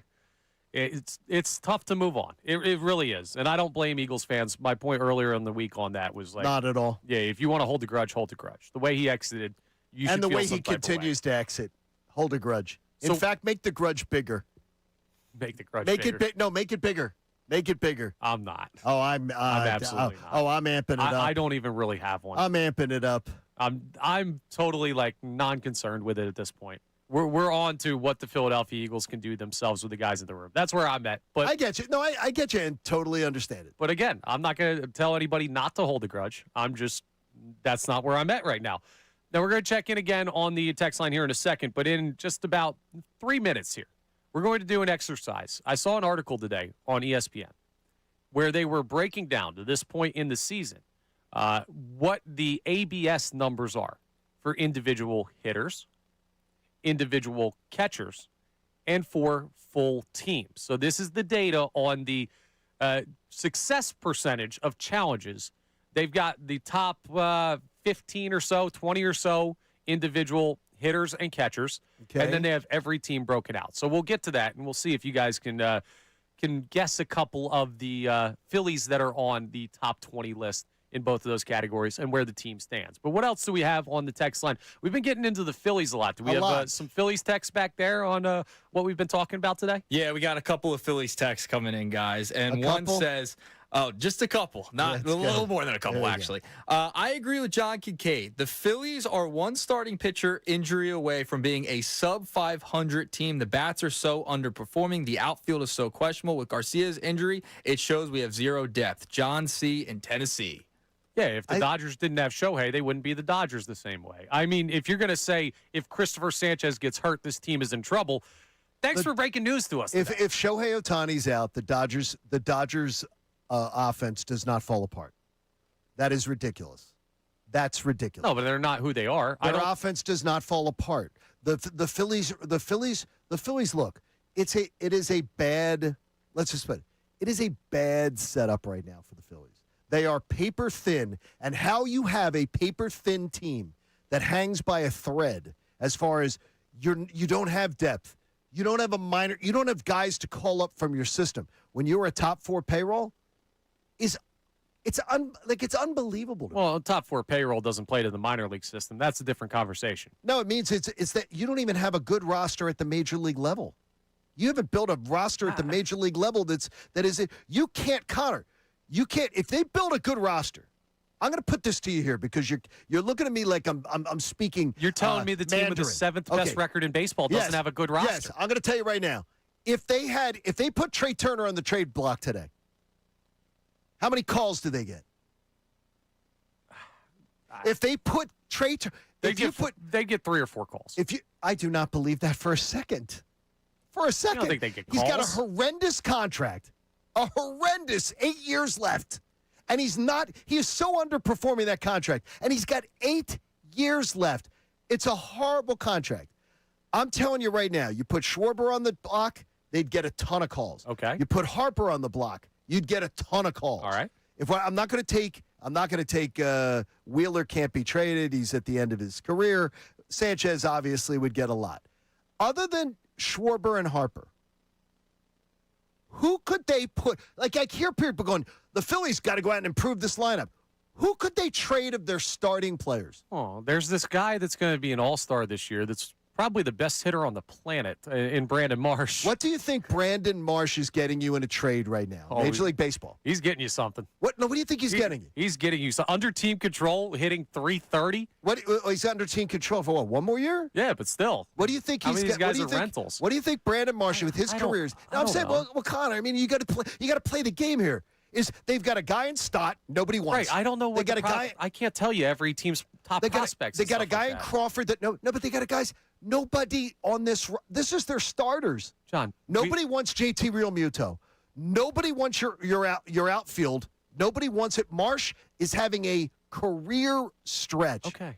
Nobody wants this roster. The All-Star game is in Philadelphia in like a month. Correct. You're going to see 5 or 6 Phillies on that National League All-Star team. That is going to be one of the top 3 or 4 marks in baseball. You can't tell me they don't have a good roster. Now, if you could tell me they're the not. The roster is 27 guys, Connor. Hang on. If you're going to tell me they're not deep, that's one thing. They're not a deep team. Connor, they aren't. It's not and that's because they've committed a large part of their payroll to the star players. Connor, their starting 8 isn't good. Their starting 8 is not good. Their starting 8 is not good. Okay, then I would hate to see, who's a good team? Like, if they're not a good roster, who is? They're starting. Are there only 2 good teams in baseball? I honestly would look at you and go, I do not. If people who are baseball fans could tell me that they look at this Phillies starting 8 and say, that Phillies starting 8, man, that's a good starting 8. You got a huge. We have a kid that, by the way, I do not want Justin Crawford to feel any pressure. And I am not in any way out on Justin Crawford. But Justin Crawford has been less than I expected. Less than I expected. But I'm not in any way out on him. It's way too small a sample size. And just he's a slap hitter and a get-on-base guy. He's not a dynamic player. He's a first-round pick that's not a dynamic That's player. what he was always going to be. Nobody ever told you he was going to be anything different. And for a first-round pick, that's a huge disappointment. If the guy hits 300 at some point in his career. And you have a guy, then you've got a horrible left side of your infield. Horrible left side of an infield. You've got a horrible contract at catcher who is a guy that is, you went and gave top dollar value in Major League Baseball to, and a 3-year contract. You've got left field. Marsh is having a career stretch, but nobody is saying to you in baseball, Brandon Marsh, they couldn't have traded him last offseason. Right. For anything more than another side. He's having a great little run window of time. Right field has been a mess for this organization forever. Stott and Bohm and players like this. The end of their roster is a bunch of quad A guys. They don't have, this team doesn't have, the roster's not good. They don't have a lot of depth, but you can't look, and you're just talking about the hitters too. But Connor, we got to look at the pitching staff. You got 2 Cy Young candidates. But when you're talking about depth on a roster, you're usually talking about, I believe, in my mind, you're talking about players 24, 25, 26, 27. You're not talking about guys 19, 20, 21, 22, 23. The bullpen is shaky as hell. The bench is shaky as hell. I don't think the bullpen's shaky at all. I mean, you've got an all-MLB closer. Ryan Kerkering has been one of the best relievers in baseball this year, and you have a bunch of guys coming out pumping 100. I don't think the bullpen's shaky. They've had a darn good run recently, too. What I'm going to contend with, right, there are issues with this roster. They're not perfect. They're not anywhere close to it. They're not the best team in baseball, and I don't know if they can win the World Series with this team. But if you're going to tell me that this Philadelphia Phillies team doesn't have a good roster, we have a good club. That's what I'll respond to. Yeah, I'm going to tell you no. All right. Now, are they good with the ABS system? Yeah, I want to know about this. So I saw some numbers come out today from ESPN. So they compiled the percentages for hitters, catchers, and the team as a whole. There are 2 Phillies that are in the top 20 or so that they have here on this list. I want to see if you guys can get them. So this is the list of, give me the criteria. This is the highest percentage of successful ball strike challenges. Well, it's got to be, does Real Muto count? We're going to do catchers. Oh, okay. We're going to do catchers. Okay, this is as a hitter. This is as a hitter. Wow. And 2 Phillies are on it? 2 Phillies are on. Schwarber? Schwarber is tied for 4th because I've of Major League Baseball. I've seen him do it. Yes. So I guess Schwarber.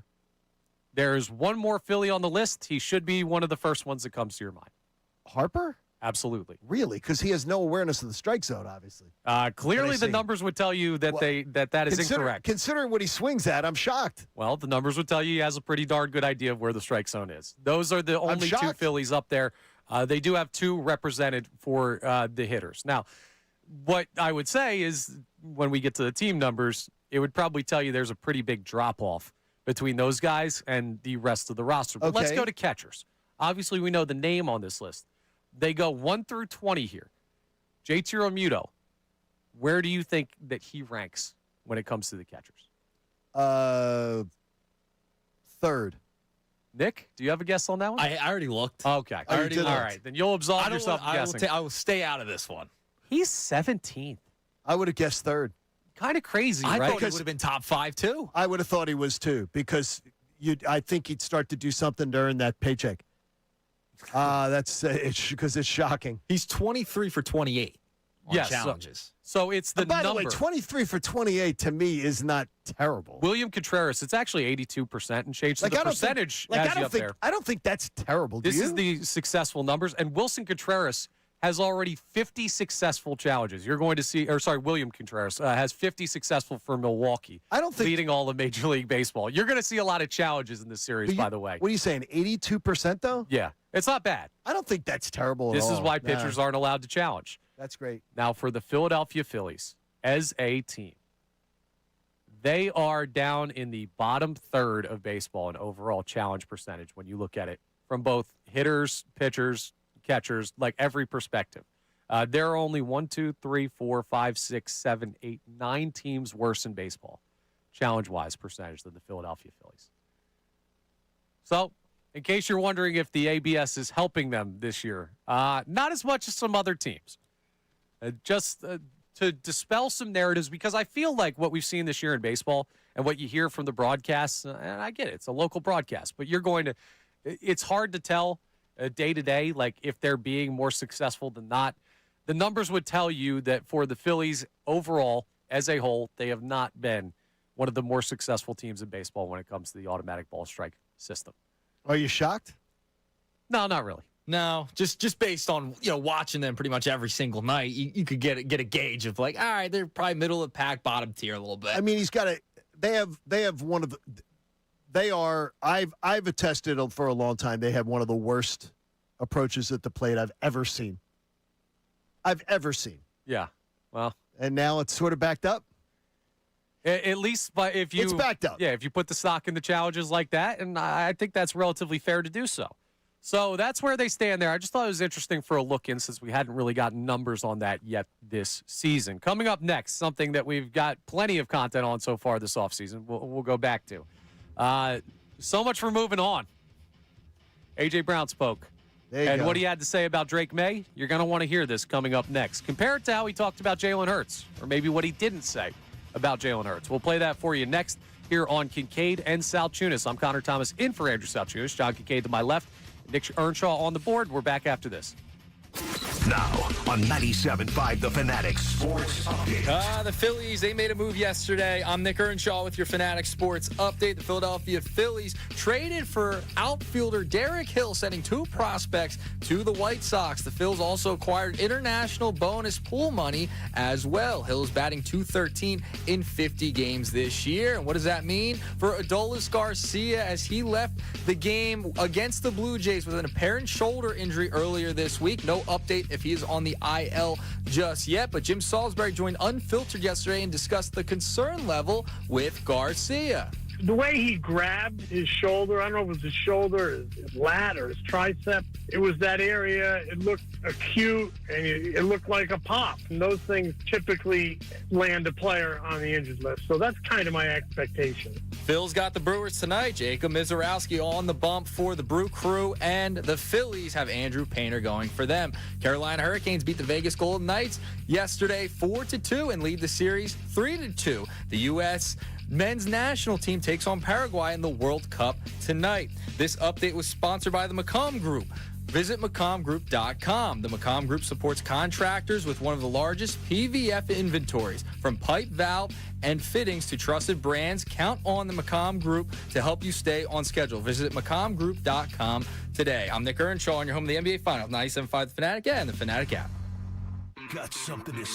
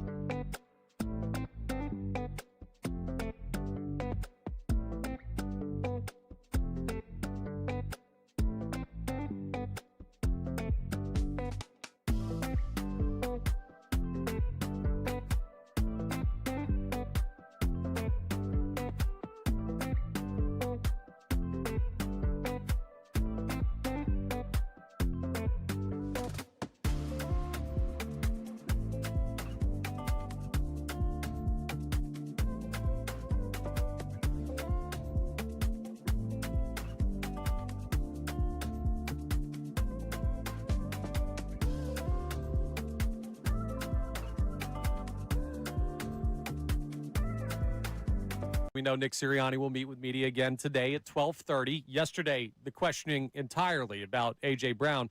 What is your number one question outside of A.J. that you want to hear from the Eagles head coach at this point in the offseason? There's a lot I want to ask Nick that doesn't have to do with A.J. Brown. And the top of my list, to be honest with you, is Tanner McKee still your backup quarterback? Because when I'm watching practice, Andy Dalton's been the backup quarterback. And you can say there's a rotation, but Tanner McKee, before this season, there was a lot of optimism in that building about this guy, and he was the unquestioned number 2 last year, and that hasn't been the case this year. They brought in Andy Dalton. Behind the scenes, you kept hearing, no, this isn't about Tanner. This isn't about Tanner. But that's probably what I'm most interested in hearing is what they look at the backup quarterback spot.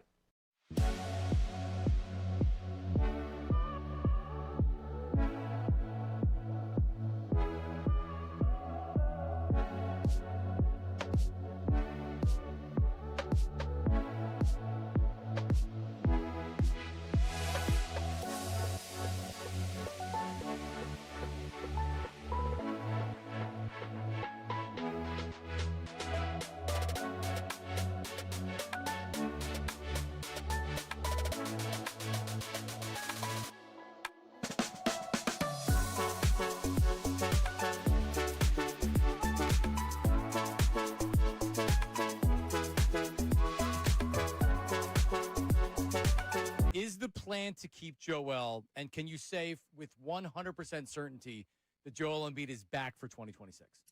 Yeah, Joel's ours right now. I've had great conversations with him. We FaceTimed. I'm actually going to see him in a couple days to kind of sit down in person with him. But, we just got to get Joel on the court. Obviously when he plays, we're really good. He's still a dominant force. I mean, he can get 25 in his sleep. And I know he's self-motivated. Obviously he doesn't like the questions about him not being available, but he wants to play. He wants to be on the court. And, that's on me. That's on our whole staff and Nick and the whole building to get him to his best self.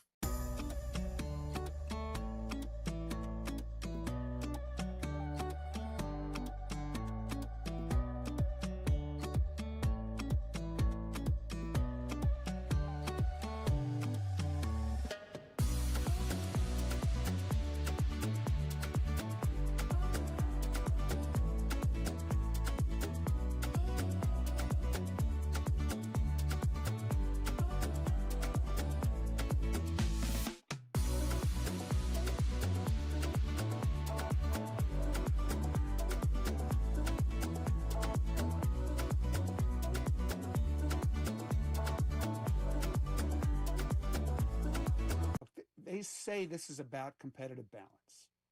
Should we look at who's in first place right now? The Rays, big spenders. Guardians, they're big spenders. The Brewers, they're often confused with the Dodgers. The A's, until yesterday. Does that seem like a competitive balance problem? Ask the Mets, okay? Ask the Angels. Ask the Tigers and the Astros and the Red Sox and the Giants. They're all terrible. They're all in the top 12 in payroll. So it sounds good to say it's about competitive balance.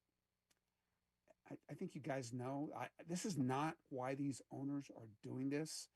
And honestly, it's not even the biggest issue in their sport. Seriously, this is not a payroll disparity problem. It's a revenue disparity problem. Right now, as the sport works, there's just no path for the Pirates or the Guardians or the Rays to have anywhere near the revenues of the Dodgers. So that's got to be addressed. But it can be addressed with better revenue sharing, with taking that next big new TV deal and divvying up so that it addresses this stuff. And the one thing that I really love that the players proposed yesterday is that reverse luxury tax thing. It says you'd better spend your revenue sharing money or it's going to cost you. If your payroll is under whatever that bottom threshold is, you'll be taxed. Just like if you go over, it'll be taxed. These are the concepts that I think need to be explored, but it's going to take a long time and a lot of fighting to get there.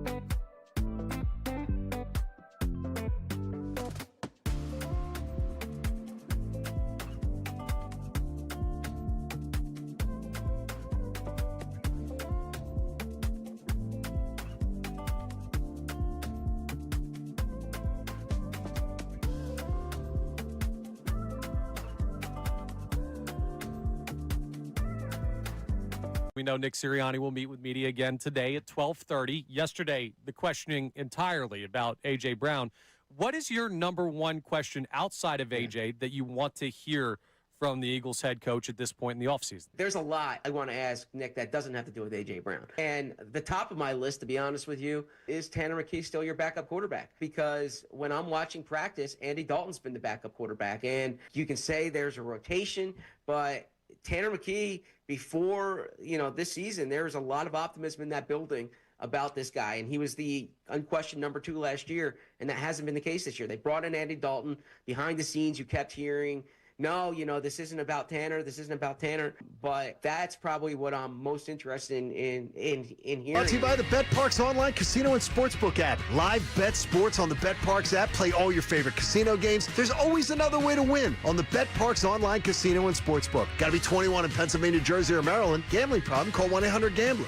So on Wednesday of this week, we had a conversation about when do you move on from the A.J. Brown talk as a Philadelphia Eagles fan? When do you start to focus on the team this year and just kind of move past the whole saga that we went through with his exit, the trade to New England, and everything that went on? You had the podcast that he did talking at length about his time here. We've had plenty of sound clips and guests. We've done a lot on the A.J. Brown stuff. In case you missed it, I know our listeners have heard all of what we've been able to get into. Yeah, there. I think they've heard it. I'm sure you've caught at some point the A.J. Brown talk. So much for moving on, because, Johnny, you sent me something last night that A.J. had to say in a recent media availability. It seemed like off the field after practice, like he was coming off the field. They're doing their mini camp also. Right. And he had his opportunity to address Drake May. Yeah, so tell me what you thought about what this. it's like to be with Drake May. The talent speaks for itself. He can make any throw. But I think what's more impressive to me is that he knows what he's doing. And to be that young and to understand the defense and to understand every little check, the highs, the blitz, and all those things so young and so fast is very impressive. And so I really admire that he knows what he's talking about. He demands everybody else to know as well, and he's a true leader. He's a true leader of men, and it's crazy to see at a young age. He's a true leader of men. So he is. I'm telling you, he is somebody. I bet you that he's somebody who. Everybody has a friend who falls in love fast. Like, you got a buddy who meets a girl and then they're like, oh, I think she's the one. Yeah, I think she's the one. And then maybe I'm that guy. And then 2 weeks later, you're like, nah, what happened? Nah, she wasn't. He is so ridiculous. He doesn't know Drake May from Adam. He has not been around Drake May to know enough of him. By the way, so this was good because I got this from Sportsnet in Boston. Do you know how many times him and Drake May have been on the field together? I'm going to give you an over-under number, and this comes from the Patriots, like Amy Fadul. How many times have they been on the field together? You said you're going to give an over-under? No, I'm going to see if you go. I'm going to see if you go over or under the number. I'd say 3. I was going to say 3 as well. Oh no, they've been more than that. I'm saying because remember they've had some times where they're able to mess around themselves. 8. Very good. Okay. 8 freaking times. He doesn't know this guy from Adam. He doesn't know anything about him. Yeah, so he's talking. He doesn't know anything. In other words, he's just kissing his ass. Yeah. He's just talking. AJ just talks. Why Because did this bother you Because so much? he just talks. Sure. And he Connor, do you not know by now that he talks with agenda? Yeah, but what's the agenda? Connor, what's the agenda? I don't care about him saying something positive about his new quarterback, Drake May. Do you think okay, so you're very I've always said this, and it's something I'm going to miss about you on a daily basis. You're one of the kindest people I've ever known. And I'm always going to say that about you. Always know it about you. You're one of the kindest people I've ever known. Appreciate that. Thank you are, but because you look for the best in people. I'm not looking for anything in this. You absolutely believe that that's his agenda. His agenda is, I look at it as he's saying that because all he is just to talk up Drake May. What do you think? He's absolutely taking a veiled shot. Oh, look at this guy. You know what the best thing about him, though, is? He can make all the throw. And you know what, too, is? He understands everything about it. And you know what, too? He's a leader of men and all this kind of stuff. Drake May has a leadership resume compared to Jalen Hurts, who he just worked with. His Drake May's leadership resume is a freaking the size of a business card. Jalen Hurts's could fill a small pamphlet. Jalen Hurts has a leadership guide that would blow away Drake May's resume of leadership out of the woodwork. This is a guy, AJ, just stop talking. What? Just stop talking. John, he was asked a question about Drake May by the reporters there. And he goes and goes and goes and goes and goes. It's just, why does he owe anything to anybody here to say, not talk about Drake May? You don't believe any of him is with agenda. Maybe it is. He's a troll. He's a trolling you, Connor. He's a troll. I don't care. I know you may not care, but call it out for what it is. He's trolling. I just heard a guy just talking up the quarterback that he's with. So you don't believe he's trolling then? I don't really think that was meant to be a shot at Jalen Hurts. No. Nick, do you think it was? I think he was veiled. He was asked a question about Drake May. I think what was the question, by the way? Do you hear the question again? I think there were subtle shots to Jalen in there. Subtle shots, veiled shots that didn't need to be there. And by the way, he just goes on and on and on. He doesn't know Drake May. But he's still going to answer the question. Yeah, you can answer. I'll play both sides. You can answer that question without going down the, oh my gosh, polish him up a little bit, AJ. I mean, seriously. Well, give me a break. That's what you're going to do. You're in there. He's in the honeymoon phase with his new team. Will that change? Probably over time. History would tell you. Oh, it will, because he burns every relationship down. His reputation will tell you that he burns relationships to the ground. What week will he be on Twitch with Janky Rondo? Yes. I don't know. He's got some time off now. The NFL's slowing down. Maybe we'll get something. It's going to burn. He's going to burn things to the ground. And then, like his and then hearing the coaches and talking about AJ. Yeah. Made me laugh. So read some of this for us. The receivers coach, Todd Downing. Did you get to hear any of this? I missed this. His second practice, AJ had a drop on a go ball. And after practice, he wanted to do push-ups for the drop in front of the group. Everybody chose to do it together. He was creating and augmenting that culture of mutual accountability. What a big load of crap, A.J. Brown. Where was your mutual accountability last year when you were quitting on this fan base, quitting on your teammates, when you were 4-0 Super Bowl champion, and you're jogging on routes and giving up on stuff? Mutual accountability, my ass. Here's Mike Vrabel. I think he showed up with a great attitude. I've enjoyed watching his interactions with the other players. I think that's probably the thing I'm most excited about right now. No, what you're most excited about, Mike Vrabel, is that everybody's not talking about Diana Rossini anymore. That's what you're excited about.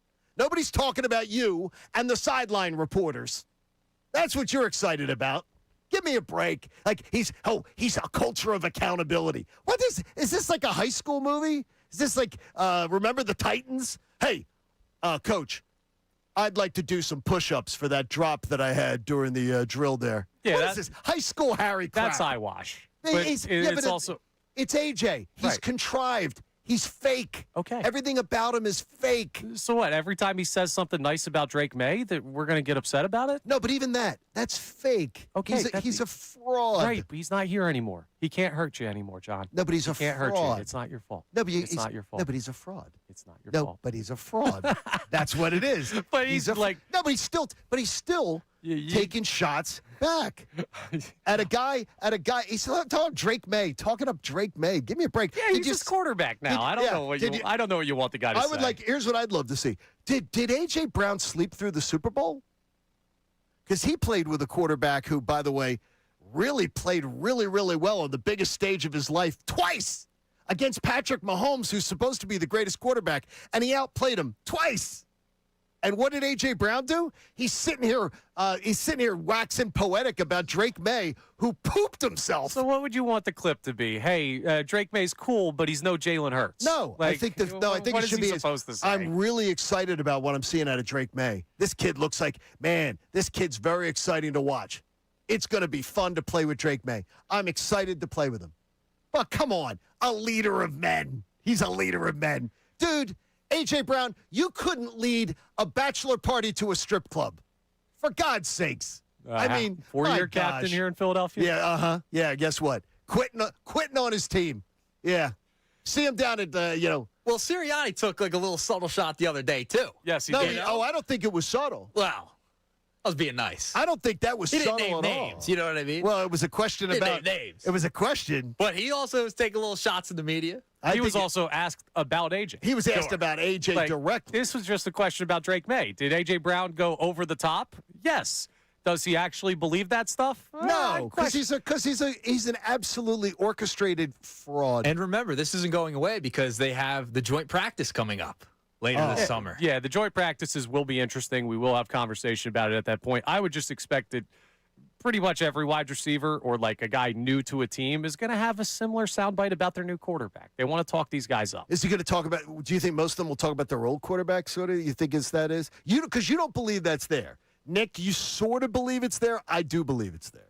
I think it's a little bit there. Yeah. I think I have to say. I would say on a scale of 1 to 10, veiled shots back at Jalen, that was a 6.5. I give it like a 5. Okay. Yeah. I mean, give it like 4, maybe. Okay. Four. So Like all the same neighborhood. Yeah. But the thing is, it's unnecessary is what I'm saying. It's unnecessary. Sure. And it's unnecessary if somebody doesn't hold the door open for me at the Wawa. I go on about my day. He's in New England. I'm moving on. Like, I'm over it. That's just where I'm at. And if we're going to, I can't psychoanalyze every quote that he's going to have in New England because I'll spoil this for you. He's going to have a lot more nice things to say about the Patriots between now and when the season starts. I can't wait till they crash and burn. I'm worried about the Birds. I can't wait till they crash and burn. He's not going to make them a better team. He's not making them a better team. Oh, that's a longer conversation. Yes. But we will see as this season gets going. Now, coming up next, we've got today's headlines with Nick Earnshaw. Nick, is this your first time doing today's headlines? With us? It is. Okay. Yes. Oh, a lot of pressure there. The guy who normally does it, I hear, is pretty good. Nick Earnshaw will have those stories for us coming up next. And don't forget, You top sounded of the like hour. A.J. Brown this morning. Amy Fadul will join us coming up at 8 o'clock as well. So we'll get her thoughts on the big conversations we've been having today. It is Kincade Salciunas right here on 97.5 The Fanatic. The world's biggest soccer tournament has arrived, and you can trade the entire tournament on Kalshi. On Kalshi, you can trade every single match from the opening stage all the way to the final. Got going yesterday. First match, Mexico taking down South Africa. But I know what y'all are zoned in on. This is, I've hit y'all a couple times today, Johnny. Must be that freedom flowing through my blood.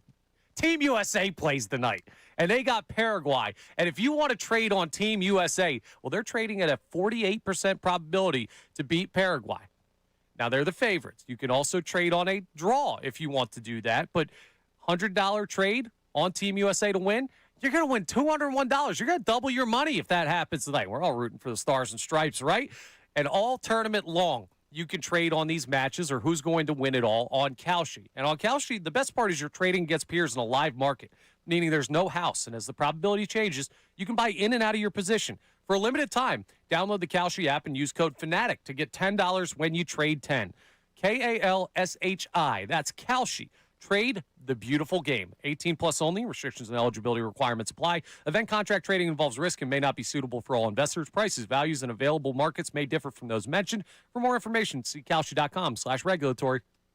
Inside the Birds, Jeff Mosher. The second most targeted.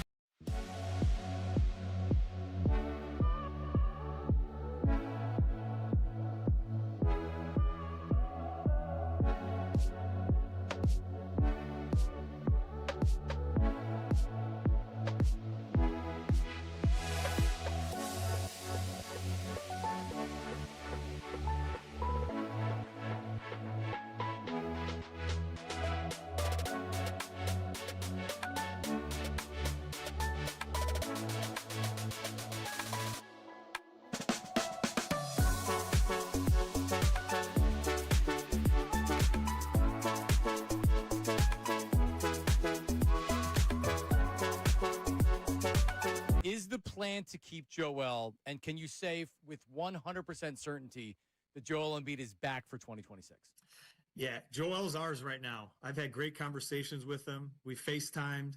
I'm actually going to see him in a couple days to kind of sit down in person with him. But, we just got to get Joel on the court. Obviously when he plays, we're really good. He's still a dominant force.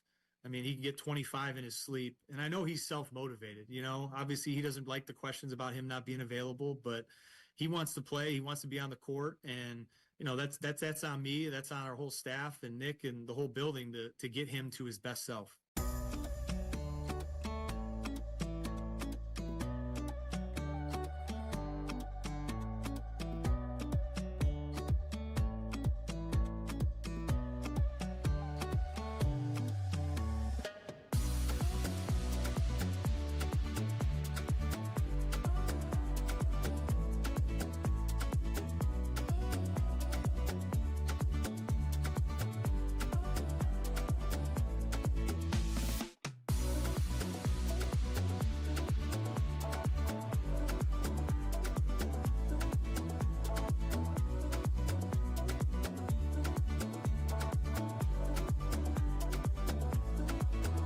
They say this is about competitive balance. Should we look at who's in first place right now? The Rays, big spenders. Guardians, they're big spenders. The Brewers, they're often confused with the Dodgers. The A's, until yesterday. Does that seem like a competitive balance problem? Ask the Mets, okay? Ask the Angels. Ask the Tigers and the Astros and the Red Sox and the Giants. They're all terrible. They're all in the top 12 in payroll. So it sounds good to say it's about competitive balance. I think you guys know this is not why these owners are doing this. And honestly, it's not even the biggest issue in their sport. Seriously, this is not a payroll disparity problem. It's a revenue disparity problem. Right now, as the sport works, there's just no path for the Pirates or the Guardians or the Rays to have anywhere near the revenues of the Dodgers. So that's got to be addressed. But it can be addressed with better revenue sharing, with taking that next big new TV deal and divvying up so that it addresses this stuff.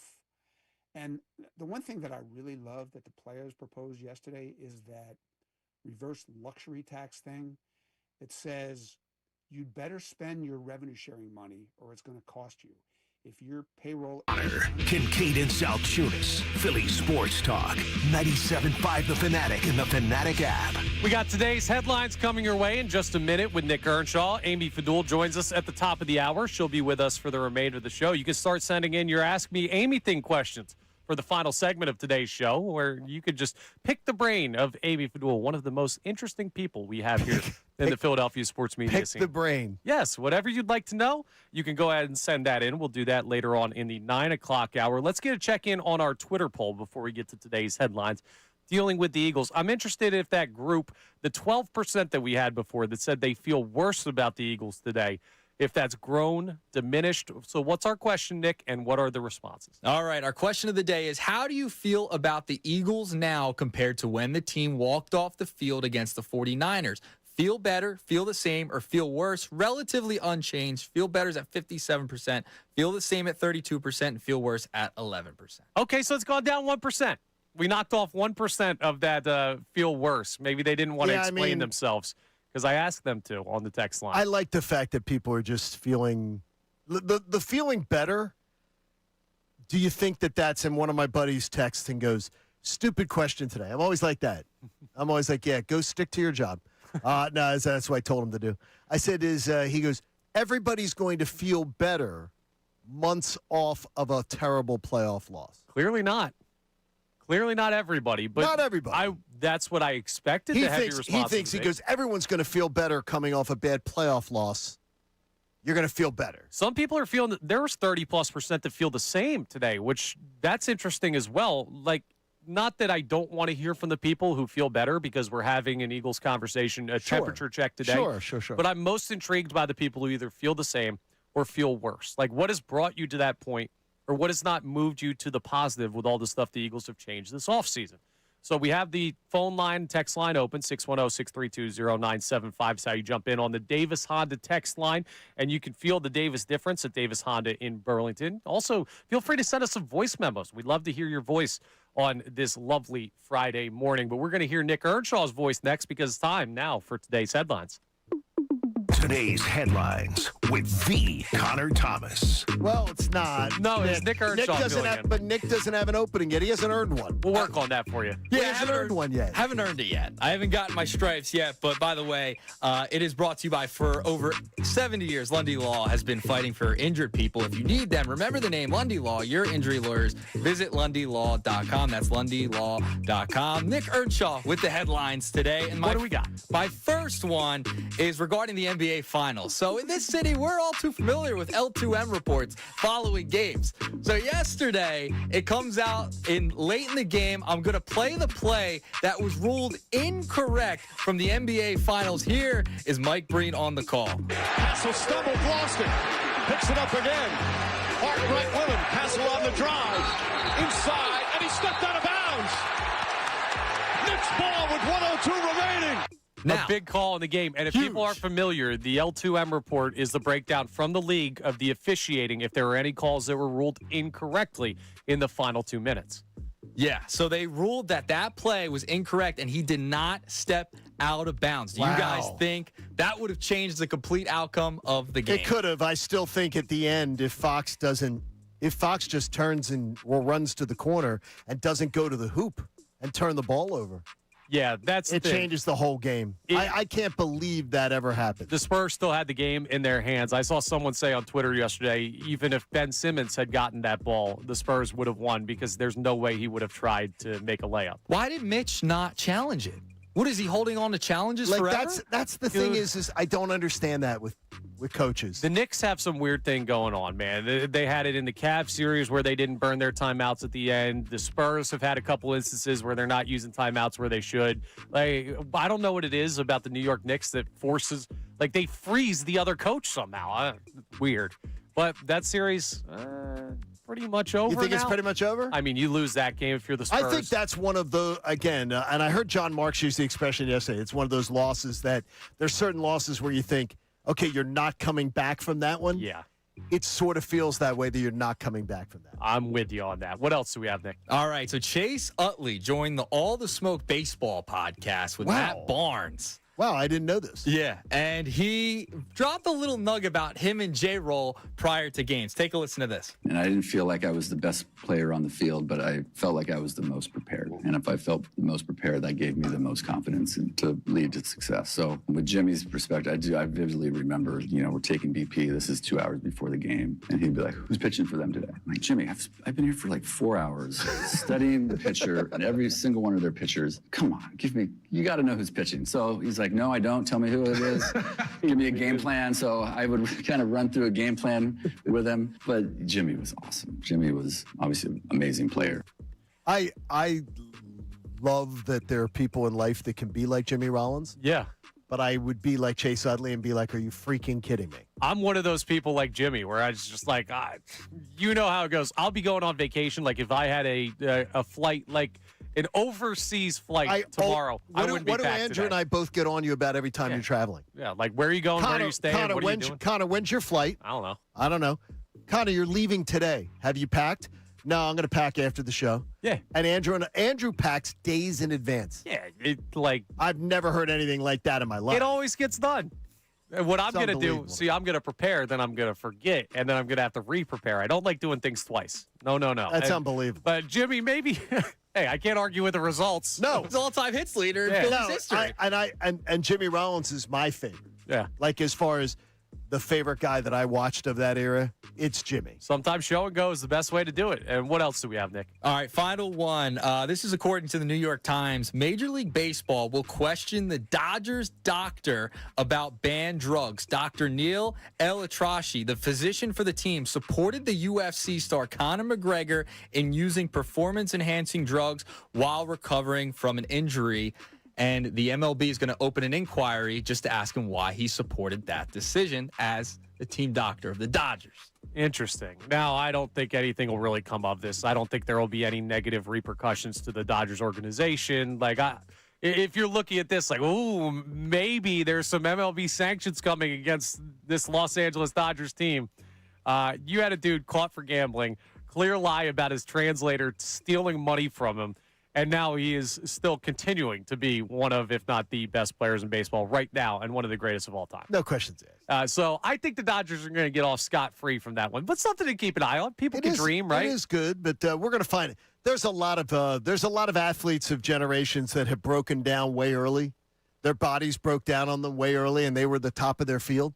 I think you can name a few of them. Some of them may have grown up around here, and you say to yourself, why did their bodies break down on them? Why were they so great and why were they so epic? And then by the time they were like 35, their bodies were breaking down.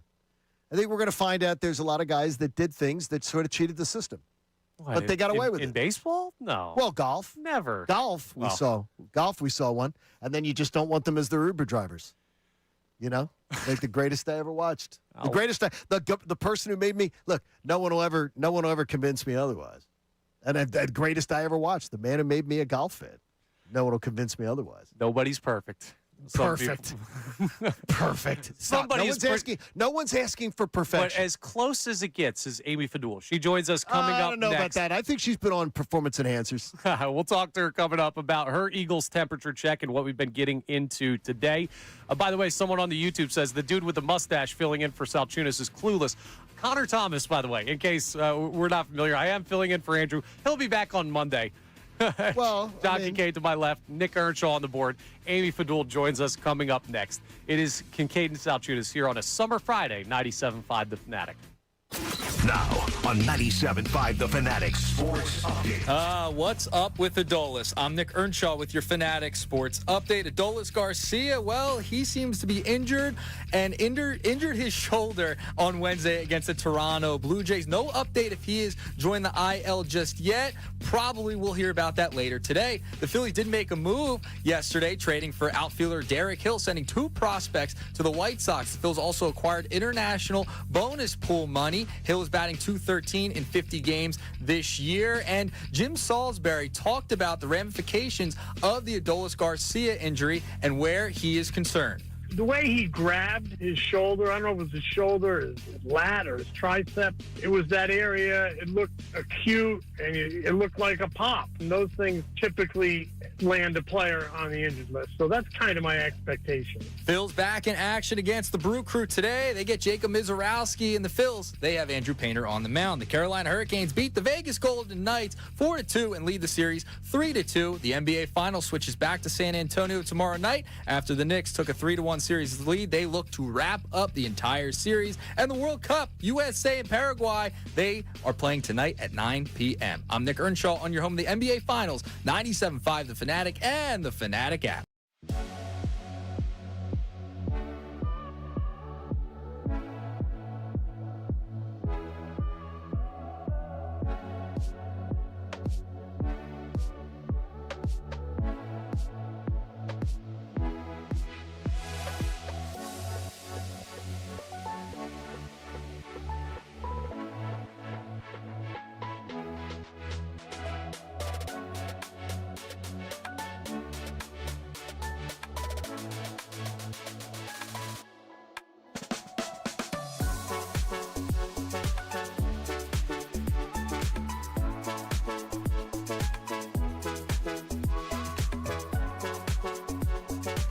Is the plan to keep Joel, and can you say with 100% certainty that Joel Embiid is back for 2026?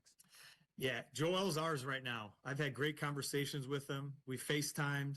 I'm actually going to see him in a couple days to kind of sit down in person with him. But, you know, we just got to get Joel on the court. You know, obviously when he plays, we're really good.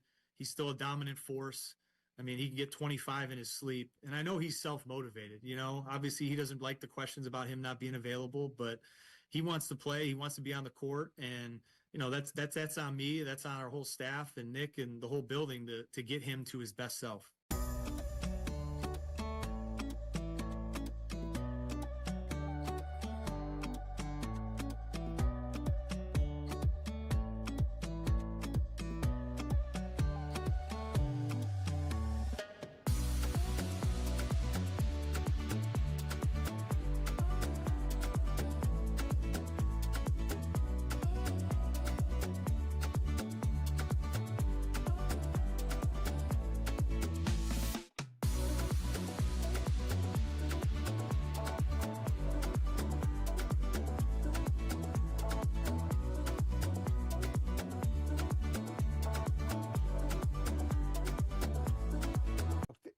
say this is about competitive balance. Should we look at who's in first place right now? The Rays, big spenders. Guardians, they're big spenders. The Brewers, they're often confused with the Dodgers. The A's, until yesterday. Does that seem like a competitive balance problem? Ask the Mets, okay? Ask the Angels. Ask the Tigers and the Astros and the Red Sox and the Giants. They're all terrible. They're all in the top 12 tables. Coming up at 10, Middays with Marks. Now more of Kincade and Salciunas. 97.5 The Fanatic and the Fanatic app. I'm Connor Thomas in for Andrew Salciunas. John Kincade to my left and right across, directly in the sight line. Amy Fadul has joined the show. Amy, it's lovely to see you on this Friday morning. You guys. It's good to see you. Is this last day of school? Last day of school. We are TE school district, so that is I think it's the last day of school. A lot of people that I know, there's some people that go into next week. God bless. So sorry. Prayers to you and your kids. Do they do the, I know when we were in Georgia. It's a half day. Also, it was the water balloon. It was the water cannons, the water balloon fights, and everything on the last day. Yeah, we don't do it on the last day. Field day is like a couple, in case there's like kids that don't come on the last day because it is a half day. I think they make the field day, which is that kind of day. No, this was at the bus stops. When the kids would come home, the parents would ambush the kids. On the last day of school. That was a Georgia thing. Knowing that would be as the kids come home, it's the last day of school, and as the kids get off the school bus, the parents bombard them with water balloons and water cannon. Yeah, water Uncle guns. Ricky Bo is coming by later today. Exactly. He'll just do Ricky that. Bo would be great. Get 98 up and in. And they would love it. They would love it. would. Yeah, that's the tradition in the South. Interesting. Is the parents ambushing the kids, and then they always have like treats waiting for the kids so they get off the bus. But the kids are just swamped with water. There is that. There's like people that get like Kona ice trucks and things like that for their street. But nice. We're just rolling through and love it. You just come home. Funny you bring up the last day of school because it's similar to what our main topic is today on the Philadelphia Eagles. They wrapped up mandatory minicamp, and now, much like the kiddos are heading into summer break, the Eagles are hitting this about 6-week stretch a little bit longer in between this year than it is. Yeah, because everything's pushed back for the NFL schedule this season. Plus, they got out early. Yes, they did. Well, that's just talking about the Eagles. We hope that doesn't happen this year. Exactly. But as we hit this break, kind of the dead zone of the summer, and I keep reiterating, doesn't mean we're not going to talk about the Eagles for the next 6 weeks or so. It doesn't mean we're not going to have points of news that pop up. But you're going to have a lot of time to think about where this team is at right now. So we're taking a temperature check. So when I say that to you, and it's kind of the idea of like an open world video game. You can go anywhere you want with this when it comes to the Eagles. I want to see where your mind goes. How are you feeling about where they're at as they prepare for a huge season? A lot of change, a lot of questions, not just the A.J. Brown stuff, but the change in the offense. I mean, there are a lot of things that further than this season will be determined by the Eagles' success or failure this year. So with the high stakes, Amy, what are you feeling right now with this team? Yeah, I mean, I want to feel optimistic. So maybe it's cautiously optimistic because there isn't anything, overwrought about like, oh, I'm really concerned about this. I wouldn't say I'm really concerned about anything. Do I have questions about who's going to be the number 2 wide receiver? Yeah, I have questions. That's a camp battle that everybody's going to be watching. Do I have questions that Jalen Hurts is going to be able to mesh in this new offense? Sure, that's normal. He's shown in the past when it's a legitimate offense, I want to preface it by saying that, he's been fine, right? He's been able to step up to the task when he's had offensive coordinators that have known what they were doing. We'll just go ahead and say that's the nice way to put it. Fair, right? Yeah, I've been using they had a relative chimpanzee, running the offense the last couple of years. They had. It's not good. I mean, I know he's had a new one every single year. That, to me, doesn't bother me that it's Sean Mannion.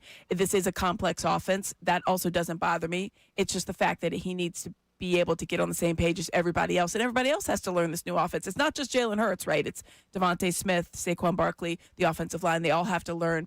The offensive line is another thing that I'm like, it's great to see them all out at camp. I thought that was really good. But, yeah, is there a question on that? Because they're so dependent. The Eagles are so dependent upon that line being healthy. When it's not, it completely messes everything up. That's true for the Eagles and literally any other NFL team. And defense, I don't really have a lot of question marks, which is maybe why I have more on the optimism side on that one. The safety is a little bit of a, hey, what are you going to do? Do you think you have enough people in-house? Is Marcus Epps the guy? I think that maybe they'll see what they've got and then make the trade. So I would say overall cautiously optimistic. Hope springs eternal. Oh, that's a good way to put it. The example that I used earlier, I want to know if you've heard of these things. Do you know, like, the pain chart they show at the doctors with the smiley faces? John looked at me like I had 3 heads. He's like, I've never seen nor heard of this thing. But that's kind of what I wanted people to think of when we asked this question about the small smile. Small smile? Okay. Small smile. I think that's better for feeling you. good. Now, the thing is, though, I'm a little bit like, this could be a nagging injury, Yeah, but a little I feel uneasy. like I'm okay. my wife, I guess, was taking the dog to Canine Resorts, which is, by the way, great place in Malvern. Drop Nikki Foles off for the daycare. She gets that little smiley face thing is for. Don't you remember Olivia doing that? Yeah. Like, okay, I never have ever seen it. Right, because they just give you a 1 to 10. I said exactly. I said I didn't take my daughter to doctor's appointments. Oh. Like my wife did. Like I don't remember taking her in and going, here's the smiley face thing. When did smiley faces begin? The doctors never were when I was a kid, the doctors were like, what's wrong with you? They didn't even ask you 1 to 10, probably. They just and he said, yeah, what's your deal? Connor goes back in the 40s. What's your deal? What did the doctor say? You're fine. Yes. Rub some dirt on it and get back out there, We John. got a war going on, kid. We don't have time for this. Exactly. Get back there. We need you. We need you over in Germany, John. People right now like, how old is John? Man, it's unbelievable. He sounds great. It's unbelievable. World War II guy. I told my child to walk off an injury once after a basketball injury. And when she came home from school the next day and took off her shoes, she had purple. Yeah. Purple and yellow, and she had a that. broken Yeah, my foot. dad I did told that to Sean me. he was fine. Broken foot. 3 days, broken wrist. I think that's a rite of 3 passage days? for parents. 3 days. Oh, It was my a gosh. Friday. Happened on a Friday night, and then Monday he comes home from school, and they're like, he's been favoring his wrist. I'm like, that's fine. Hey, that's It was a gross. buckle fracture. Kids happens all the time. Boy. Kids can be dramatic sometimes. Eagles fans can be dramatic. So a lot of people have been all over the place with this topic about the confidence level. John more confident than most when it comes to the Eagles, I think. And I think you have every right to. Now, we're going to get our Twitter poll numbers later on a couple times before you're out of here, Amy. But our question was about how you're feeling now compared to when they walked off the field against the 49ers. Oh, I would think you're feeling better. We have like 10% of people saying worse and like 30% saying the same last time we checked it. I guess there's that cautiousness of just like the unknown, right? And maybe that's where if you're leaning in that more in the unknown, you're going to vote for the things are the same. I mean, I think the feeling better is probably where I know it's where I would lean just because of some of the things I just mentioned. But I feel like that there's hope with the offense. The offensive coordinator is going to be, he's really, we're depending on you, Sean Mannion, as a fan base. Yes. There's a lot riding on you and what you've got as far as your offense. But there's a lot of promise. And what you've seen when he's done and what that offense has done, I think is where I lean. I'm going to put my eggs in that basket and my hope in that basket that it's all going to come together. Now, the cautiousness is that, you hope that everybody else is going to be able to catch on. And, watching the practices and stuff, like how much I was talking to Dave Zangaro yesterday, like how much can you glean? He's like, I mean, you could see who's out there and you can see certain things about players. But as an overall, like, do I have a grasp on the offense? No, you don't, because they're still installing it. And it's whatever, a couple days of, camps, whether it's the mandatory mini camp or these voluntary workouts and whatever else they want to call them. But I think you saw enough that you thought, all right, well, at least there's some semblance of something working the right way. So that's where I would lean. But negative, I can't imagine you feel worse than how they felt at the end of the season. Yeah. At the end of the season, you thought, we have no offensive coordinator. We had a wide receiver who hated us. And then you had a defense that was, that was good, but had been a little bit banged up, and, offensive line that was completely decimated. Now you have an offensive line that's back. You have a defense that's completely shored up, save for the other safety position. I think there's some questions there, but you feel good on all 3 levels of the defense. And then offensively, yes, you lost a huge talent in A.J. Brown, but you also lost the drama that goes with him. That's where Anthony on Twitter says the people who are voting, the 1 out of 10 who are voting that they feel worse, have to absolutely be the last ones to turn off the lights in the A.J. Brown fan cave. That very well could be. Yeah, that they're probably which the I ones totally saying, get. and we totally understand that. I mean, it's a huge loss as far as production that goes on the field. Eagles have never had a receiver with 4 straight years of 1,000+ yards. It's never happened. He's a 5,000-yard guy in 4 years here. He was immensely productive.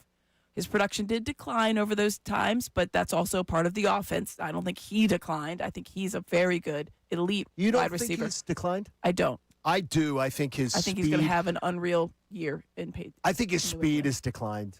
I think he had as we said yesterday, and Jeff Kerr had it was sharing it on the socials, of 135 receivers who had 100 targets. So 135 receivers had 100 targets. He was 135th out of 135th in separation. That, to me, speaks to speed. It also speaks, as Connor pointed out, to your offense coordinator maybe not getting you enough separation. And then maybe some desire. And that's also a problem. That is a problem. Now, that, to me, is a bigger problem than losing a step, is a desire. Yeah, and that's why he's not here anymore, a big part of the reason. But I think that I would anticipate – I mean, obviously, it's May throwing to him and not Hurts. It's a different offense. But they're going to feed him the ball. Oh, they're going to. So they know that. You kind of have to, right? And also, who else? He is their clear number one. Yeah. I mean, he's their clear number one. So I think he'll have a good year. I think he would have had a good year here. There's no doubt he would have had another 1,000 yards. Absolutely. There's no doubt in my mind. I don't think he's lost a step enough of where it's like, but where people are like, oh, we're going to be fine.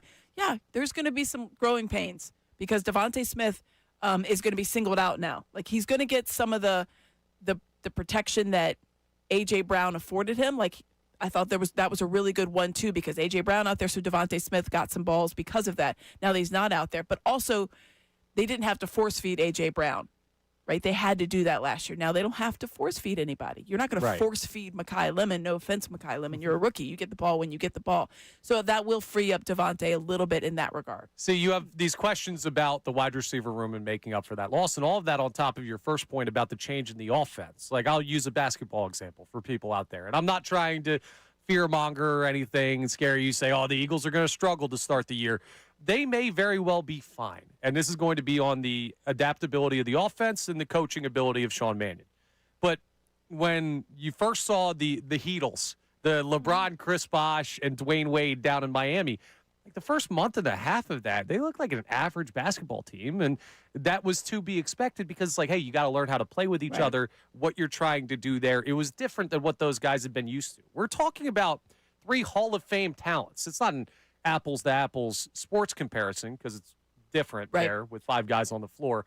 But even some of the great players of that era, you change the way that they operate on the floor, it's going to take time, and it's not going to be seamless. And if that raises questions for you about the Eagles, even if it's just early season, the NFL, you don't get a month and a half to make that adjustment. No, you don't. So we'll see. Connor wants us to be patient. Well, that may change this year. That's the mom in you speaking. He's never met us. Come on. Yes, I'm not. You know what's funny? You bring that up, and this is a conversation for closer to the season. The past couple years, I've been the patience guy on the show. You have been the patience guy. I'm not going to be this year. Yeah, I just think that there's just too much riding on, as you mentioned, the runway is very short. Mm-hmm. You're looking at 2 weeks. Yep, Titans, Commanders. Wait a minute. Commanders, Titans. Wait a minute. I'm leaving July 31st. And now it becomes. And now you're going to. Now it becomes a sense of urgency. Now you're all of a sudden going to adopt my sense of urgency? It's not based on who's around me. It's based on who's around them. It's on the Eagles. You've made me beat my head against the wall with your patience routine. Give us weeks. I was right in 2024. And now you're going to be the. We gave you 4 weeks in 2024. 2024. I'm the one who told you from the beginning that they were going to be in the NFC title game. You said where they were going. You weren't very patient in getting there. You were the kid in the back of the car asking, "Are we there yet? Are we there yet?" Which is fine because we did get there to New Orleans eventually. What a year that was. Maybe they can have it again this year. But the reason I'm not going to have patience is, like you brought up, you got 2 pretty easy games to start. I mean, one's divisional, but those are teams you should beat. I need to see things rolling before you hit that, like Chicago, L.A., Jacksonville stretch where you're playing some playoff teams. And that's what I hate about the first game being treated as like a preseason extension. It's just, I don't like that. I'm not saying that the players treat it like that, but it's kind of looked at across the board for everybody. Like, oh, it's the first game. Like, oh, yeah, it's the first game. You get 17 of these. Like, it's the first game. So it's game 1, and you need to make sure that is a game WON. Like, I don't know why in the last couple of years, and that's not just here in Philadelphia, it's all across the league, that first game is treated as like okay. It's because they don't play in the preseason. Exactly. And that's and why it annoys me. And I agree. You can't treat it as some nonsense throwaway preseason game. It's not. That being said, the Eagles under Nick Sirianni have never started their starters in the last game. But also, week one has always been a W. Yeah, they just have a way of doing it. Hey, I we do go. trust that's yeah. So I'm not being patient, but I do believe that they'll be able to get off week to a 3. hot step. That's like, all right, now you're running It's with go the big time. boys. Yeah. And that gets on you quick. We'll get there. We're not even to training camp yet, and we're already talking about the start. 6 weeks. See, well, there's going to be plenty of Eagles conversation. I'm fine with that, though. Now, let's talk a little bit about the team that is in action right now, because you got a big-time pitcher that you're going to see tonight for the Philadelphia Phillies. We also talked about their matchup with Jake Mizorowski, who's having an insane year for the Brewers. And where my mind goes first, and maybe it should be the team, right? Oh, how do the Phillies look? How's this offense? Can they prove that they're actually starting to head in the right direction? My first thought is, if I'm these hitters, and I saw the month that Christopher Sanchez had in May, and I know that we got shut out in one of those games, and he lost an 8 scoreless inning start, I'm looking at this dude who's like fighting tooth and nail with Christopher Sanchez for NL starter in the All-Star game, NL Cy Young when we get deeper, and I'm saying, hey, it's on us to raise this guy's ERA a little bit. Is that where your mind goes first? I think that, and I think those the players, when you hear from them, because the players are all asked about Sanchez, especially after starts, just in what he did in May, the streak of the unearned runs and the no runs period. 50+ innings, which is wild. It's just it's incredible. It's an incredible feat, and what he's been doing and the numbers he's been putting up. I think that they all feel that I don't want to say it's good pressure, right? They responsibility. Know, they know that. I think they feel that as a whole, and just in talking with them, they feel as a whole like we know we're a better offense than what we put out in April and early May, and most of May, to be honest. There was pockets in May that you thought, hey, but there wasn't any kind of consistency. So I think that they all feel that we know we're better than this, but they feel it even more when you have Zach Wheeler or Christopher Sanchez on the mound, because those guys are going to go deep into the game. They're going to get you at least 7 innings of probably scoreless ball, or at least one run, maybe. And if you can't win those games, that's defeating, and they don't want to let their teammate down, right? They know what they're watching. They know as hitters in the box. Brandon Marsh said it the other day, like, what would you do against Brandon Marsh? He's like, I would just, or Christopher Sanchez, I would just turn right back and walk in the dugout. That's what I would do. Yeah. Because they know what they're watching. They see him. They're out there being like, they're playing outfield or in the infield and thinking, thank goodness we don't have to face this guy. So I feel like that they know that as a whole, but I think it's especially it's sharper on those starts of like, oh, Sanchi is pitching this way. I got to get up there and do something. Yeah. It feels sort of, I guess, Halliday-esque. Yeah. Because even though Wheeler has been great here, something about this run of Sanchez seems slightly more dominant. It's more close to Cliff Lee in 2011 as far as the scoreless inning streak. Cliff Lee had 2 separate, 30-plus scoreless inning streak in 2011. That's incredible. Which is incredible. But overall, the feel of the confidence, I think, gives you that Halliday-esque of like, well, we got this. He has such swag. As long as you... A cool swagger. It's just, we were joking at work because he's like Halliday, except for he doesn't go work out for an hour after he had a complete game shutout. That man was a robot. Yeah. And he was my favorite player by far, not even close. I agree with you. Love that guy. Did you, as covering him and having a chance to see a little bit more of that up close, did you feel that there was something different about him? And do you see any of that in Sanchez? You see the calm, cool, collected. And I think that's the mark of a really good pitcher, regardless, if you have good stuff or not. Like, you just can't let yourself get high and low. I think you see the professionalism. I think you see the ability to still laugh. I mean, Halliday was a great guy in the clubhouse, a very well liked, no surprise. Sanchez, the same way. People really like him. So I think you have to balance that, because you can't just be they joke and they call Halliday a robot when he was there. And I think it was Brian Wilson one of the times, in the All-Star starters, he was just like, it's the robot, because he had such a cool demeanor. I think Sanchez gives you that, but then you see them away from the mound and they're able to joke with their teammates. I think you have to have all of that. You can't just be completely locked in and in your own world. Sanchez is just, you're seeing that that relatable guy that's out there, but then all of a sudden he just locks in. It's just like, well, I'm just going to be. Did you see any of it coming? I mean, I think you saw that he was going to be. I mean, last year we saw it. Yeah. Maybe a little bit the year before, but yeah, I mean, he's been in the discussion. I never saw this. Last year he was definitely in the discussion. It's interesting. This so guy's came back, came back to start this season, and if you remember that first 2 starts, everybody's like, oh. Should be concerned about Christopher Sanchez a little bit. There was like not like an overarching like I'm really concerned, but there was definitely because he was a little bit shaky out of the gate. You're like, oh, he better find his stuff. Hilarious. It's hilarious to look back. And so I could say that I saw that he was going to be a really good pitcher. Did I think he was going to set the benchmark for scoreless inning streak for the Phillies this season? No, I did not see that. His ERA, if it gets to 2, you're going to be like, ooh. Yeah, but the part of it, too, that's interesting comparing to Roy Halladay and Cliff Lee is we've seen this guy become this. Roy Halladay came here as a Cy Young winner in the American League. Those guys Cliff were already Lee was an all-star. Yeah, they're already rock solid. There's something else special about seeing it develop in front of your eyes. It's a special season for him and been a special run. We'll see if the Phillies can help out his case by putting some runs on Mizorowski tonight. Coming up, we are going to go around the sports world. I'm not sure if you noticed from the traffic, foot or auto, in the city, but there's a pretty big event going on. We're going to talk a little bit about the World Cup, but also we've got NHL Finals reaction, NBA Finals reaction. Amy, we got a lot of stuff all kinds that's of stuff going on big nationally. So we will go around the world, we'll call it, coming up Around next the year. World with Amy Fadul? That's right. That's a I pretty... think that used to be Matt Lauer until he was locking people in his office. Oh, no. And well, we'll go around the sports world here coming up next, and we're also going to hear some thoughts from our listeners on our big topics of the day. It is Kincade Salciunas, Amy Fadul in studio with us.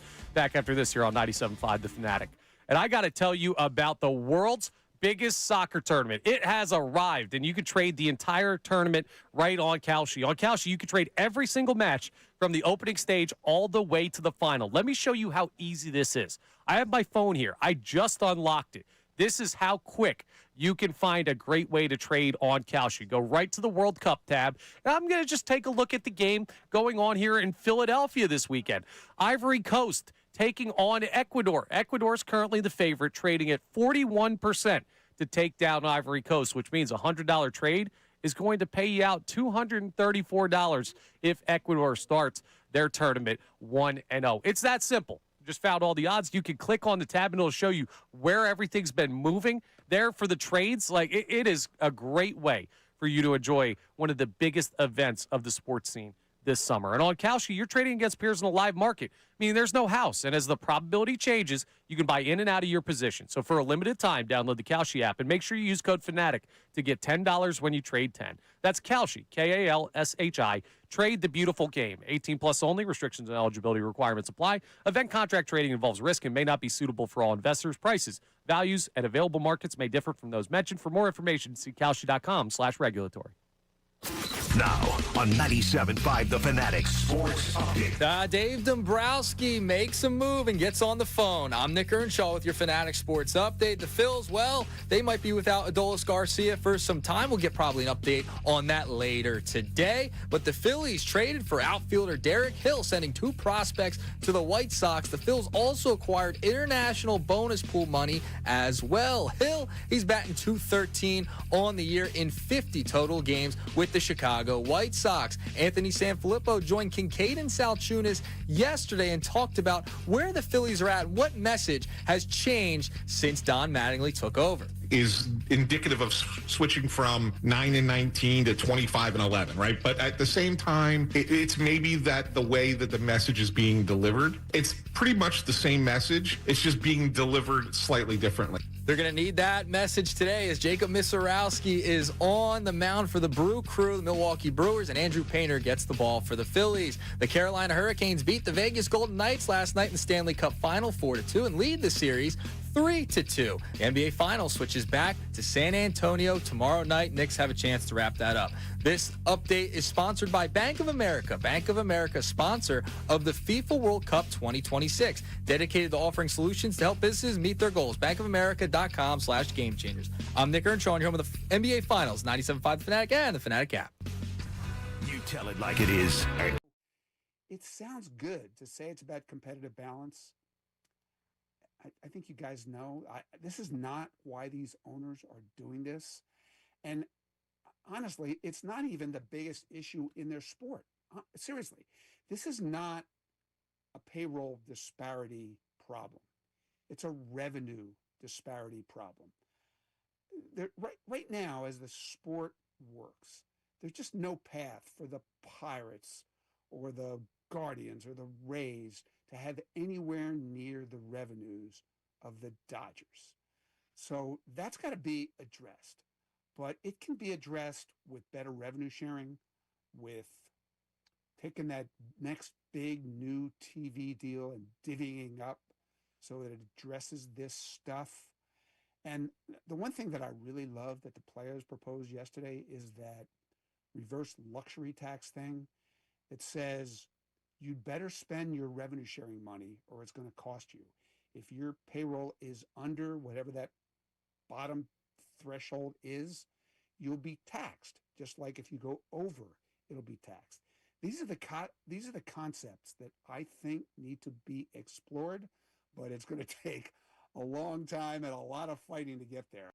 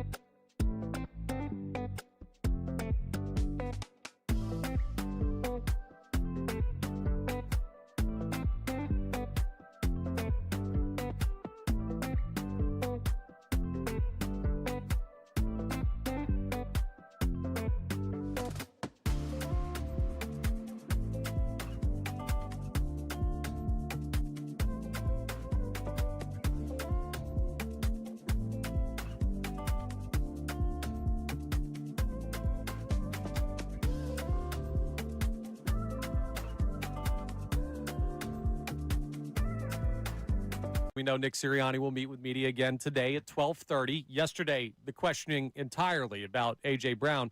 What is your number one question outside of A.J. that you want to hear from the Eagles head coach at this point in the offseason? There's a lot I want to ask Nick that doesn't have to do with A.J. Brown. And the top of my list, to be honest with you, is Tanner McKee still your backup quarterback? Because when I'm watching practice, Andy Dalton's been the backup quarterback. And you can say there's a rotation, but Tanner McKee, before this season, there was a lot of optimism in that building about this guy, and he was the unquestioned number 2 last year, and that hasn't been the case this year. They brought in Andy Dalton. Behind the scenes, you kept hearing, no, this isn't about Tanner, but that's probably what I'm most interested in hearing is what they look at the backup quarterback spot.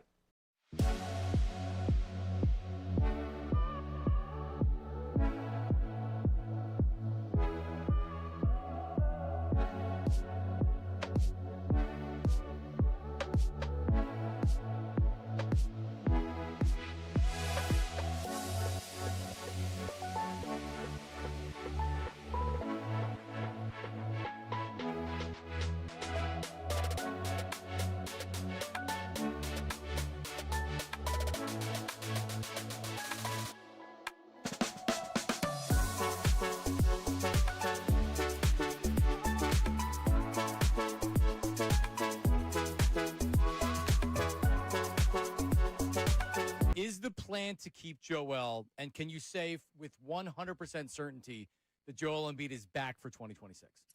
Yeah, Joel's ours right now. I've had great conversations with him. We FaceTimed. I'm actually going to see him in a couple days to kind of sit down in person with him. But, we just got to get Joel on the court. Obviously when he plays, we're really good. He's still a dominant force. I mean, he can get 25 in his sleep. And I know he's self-motivated. Obviously he doesn't like the questions about him not being available, but he wants to play. He wants to be on the court. And, that's on me. That's on our whole staff and Nick and the whole building to get him to his best self.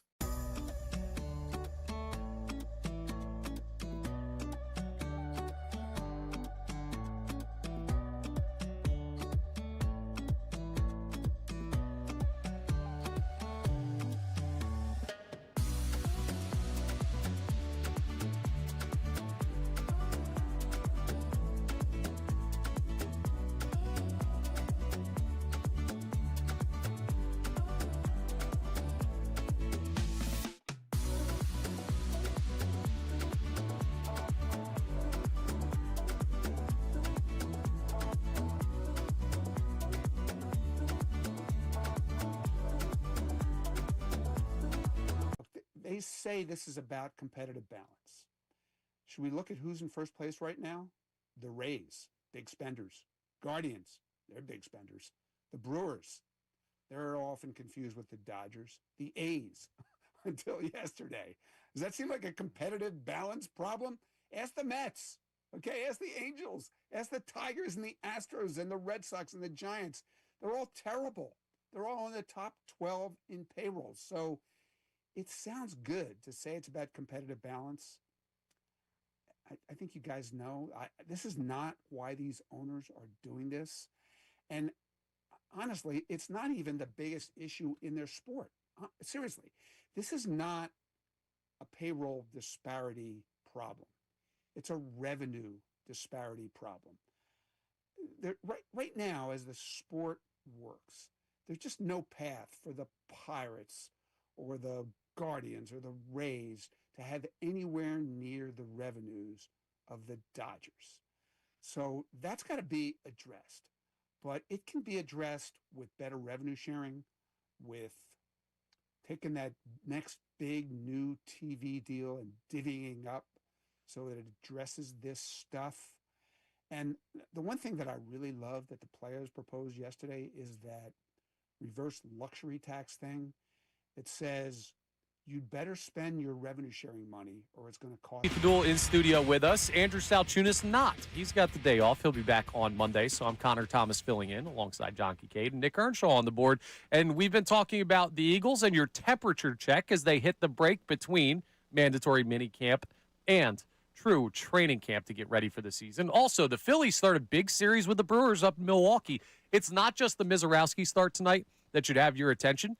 This is one of the better teams in baseball. They're a National League team, and you're looking at a really statement series. Remember, the Phillies, they have not really played well against the top teams in baseball. Lost the series to the Dodgers when the Braves and Cubs were hot. That was the stretch that essentially got Rob Thompson fired. And you can see in record, like, I thought I got Rob Thompson fired. I've been told by... You did not. I was told by somebody down at the Phillies press box that I contributed to that. Huh. I contributed to it. Contributed, maybe. I don't think it was solely you. I didn't get a starring role, but I got a contributing role. But the Phillies haven't really had one of those series where it's like, this is a true bona fide playoff team. They're one of the better teams in baseball. You go take care of business. That's a box yet to be checked by the Phillies. So there's a lot of stuff to get into. What do we have on the Davis Honda text line, Nick? Yeah, Connor, we have a couple of people chiming in on the Birds, and John in Haddonfield said, I'm worried about another new offensive coordinator, but only time will tell. It's okay to be worried about the constant change of offensive coordinators. That's a legitimate concern. The only thing I would say to you is that you've got a guy here who, let's just say, everybody around football that has had contact with him is very, very praiseworthy of it. And who was doing that last year with Kevin Patullo? Nick Sirianni. Correct. Yeah, that was about it. Correct. And again, I will tell you that the 36 people, and it annoys the crap out of me, the Seattle Seahawks spoke to 36 candidates about their open offensive coordinator position. Off of a Super Bowl, same situation as the Eagles, they spoke to 36 people. Now, they didn't interview. They didn't call them like formal interviews, right? But they talked to 36 people. The Eagles hired Nick Sirianni's buddy. Yeah, and I put that on Sirianni. I put that on him and Howie Roseman for allowing it. But if you're worried about Sean Mannion, I mean, there's reason for you haven't seen it yet. I get that. Looking at what you had last year, I don't know how you can feel worse. Like, he's not going to be worse than Kevin Patullo. No. That's bad. I'd bet anything. Let's not set that as the watermark, okay? It's not. But I think that we all fertilize. Yeah, exactly. There it is with plants and the whatnots. You have to make sure that plant grows. I feel like the concern isn't necessarily about Sean Mannion per se, but it's about this is a whole new offense. You're missing one of the best receivers that you. Okay, according to AJ, the best receiver. And let's be honest. Oh, look, it's right. He has an argument. He is the best. He is the best receiver that's ever played here. I don't know if he meant receiver or just overall, but that's on you. We'll never know. So there is that concern, and it's Jalen Hurts, being able to mesh with this new offense and all the new pieces. The tight end is a huge part of this offense. That second tight end spot is actually going to be somebody that's pretty important. So is that going to be Munt, who they brought in? Is that going to be Stowers, who they drafted? Calcaterra's hurt right now. So there is some question marks, but I feel like they're question marks of like making sure it's going to be the best it could be and to like will live up to its potential. Not is it going to be like Kevin Patullo's offense. I don't think that I think there's a difference in the concern. It's we want to make sure it actually becomes what it's supposed to be. Yeah, who we thought they are. Question versus worry are two totally different things. And I think that's the key. Yeah, but you can. Yeah, I think you can be like, oh, well, I hope it comes to. I think it's more like I hope it comes to pass what everybody expects it to look like. Right. Not, oh my gosh, this guy has no idea what he's doing, and I'm concerned. That's very Jalen Hurts conversation. We think we know what we're going to see. We'd like to see it. Having that question is fair, especially with where the bar is set for this team. Like Super Bowl's always on the table when you have a team like this in a city like Philadelphia. So, speaking of championships, let's do a little around the world with Amy Fadul, as John came up with that. I term, like that. Around the name for the segment there. Little short turnaround, so we don't have an open for you on this because we just named it about 10 minutes ago. But ridiculous. Let's start with Where's the Matt? NBA Finals. What in the world are the San Antonio Spurs doing? Not closing games out. That's what they're doing. I mean, how do you even make sense of what this series has been? The comebacks, the end of game collapses. It speaks to the youth at the Spurs. That's what it speaks to. It's kind of like how, you were like, oh, they're too young. You heard that about the Thunder. Honestly, they're too young, and they figured it out because they have just unbelievable top to bottom talent. Spurs do too, but that's a very young team led by a very young player. I think people forget how young Victor Wembanyama is.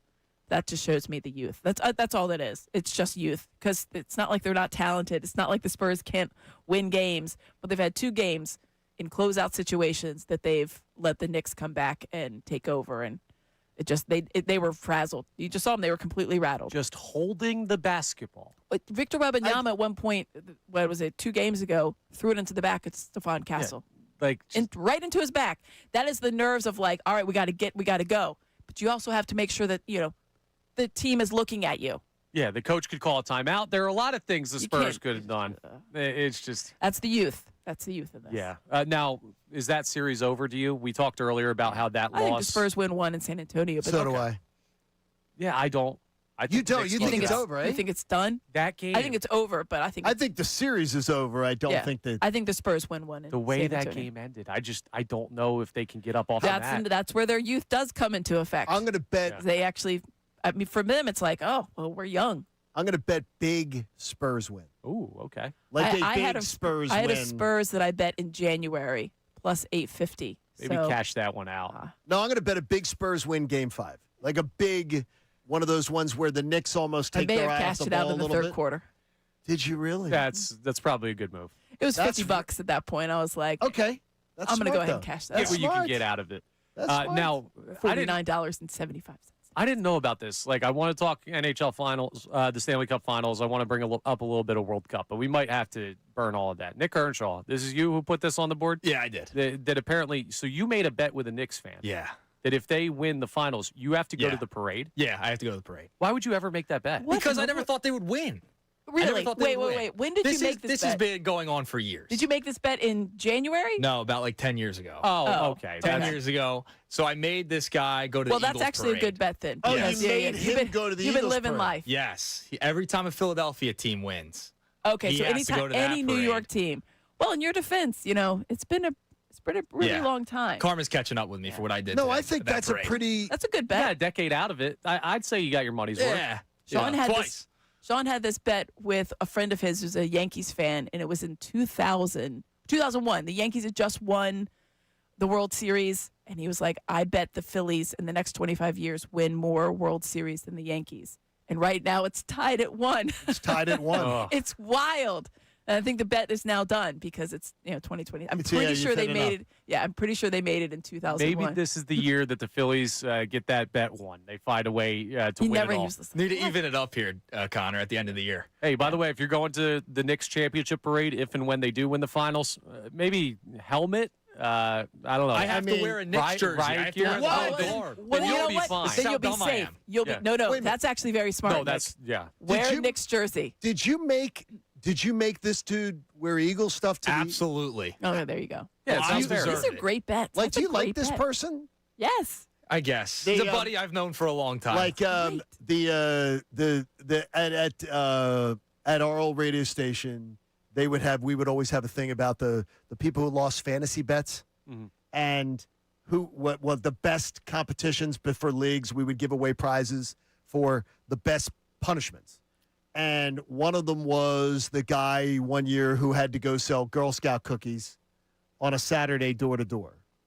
That's fun. I feel like I could flip some Girl Scout dressed cookies. as a Girl Scout. I'd buy those cookies. And he had to go dressed as a Girl Scout. Girl Scout cookies. And that's nothing. That's a fun weekend. Yeah, that's a good and one. he had to go door to door. By the way, I think he sold over $600. Of course he did.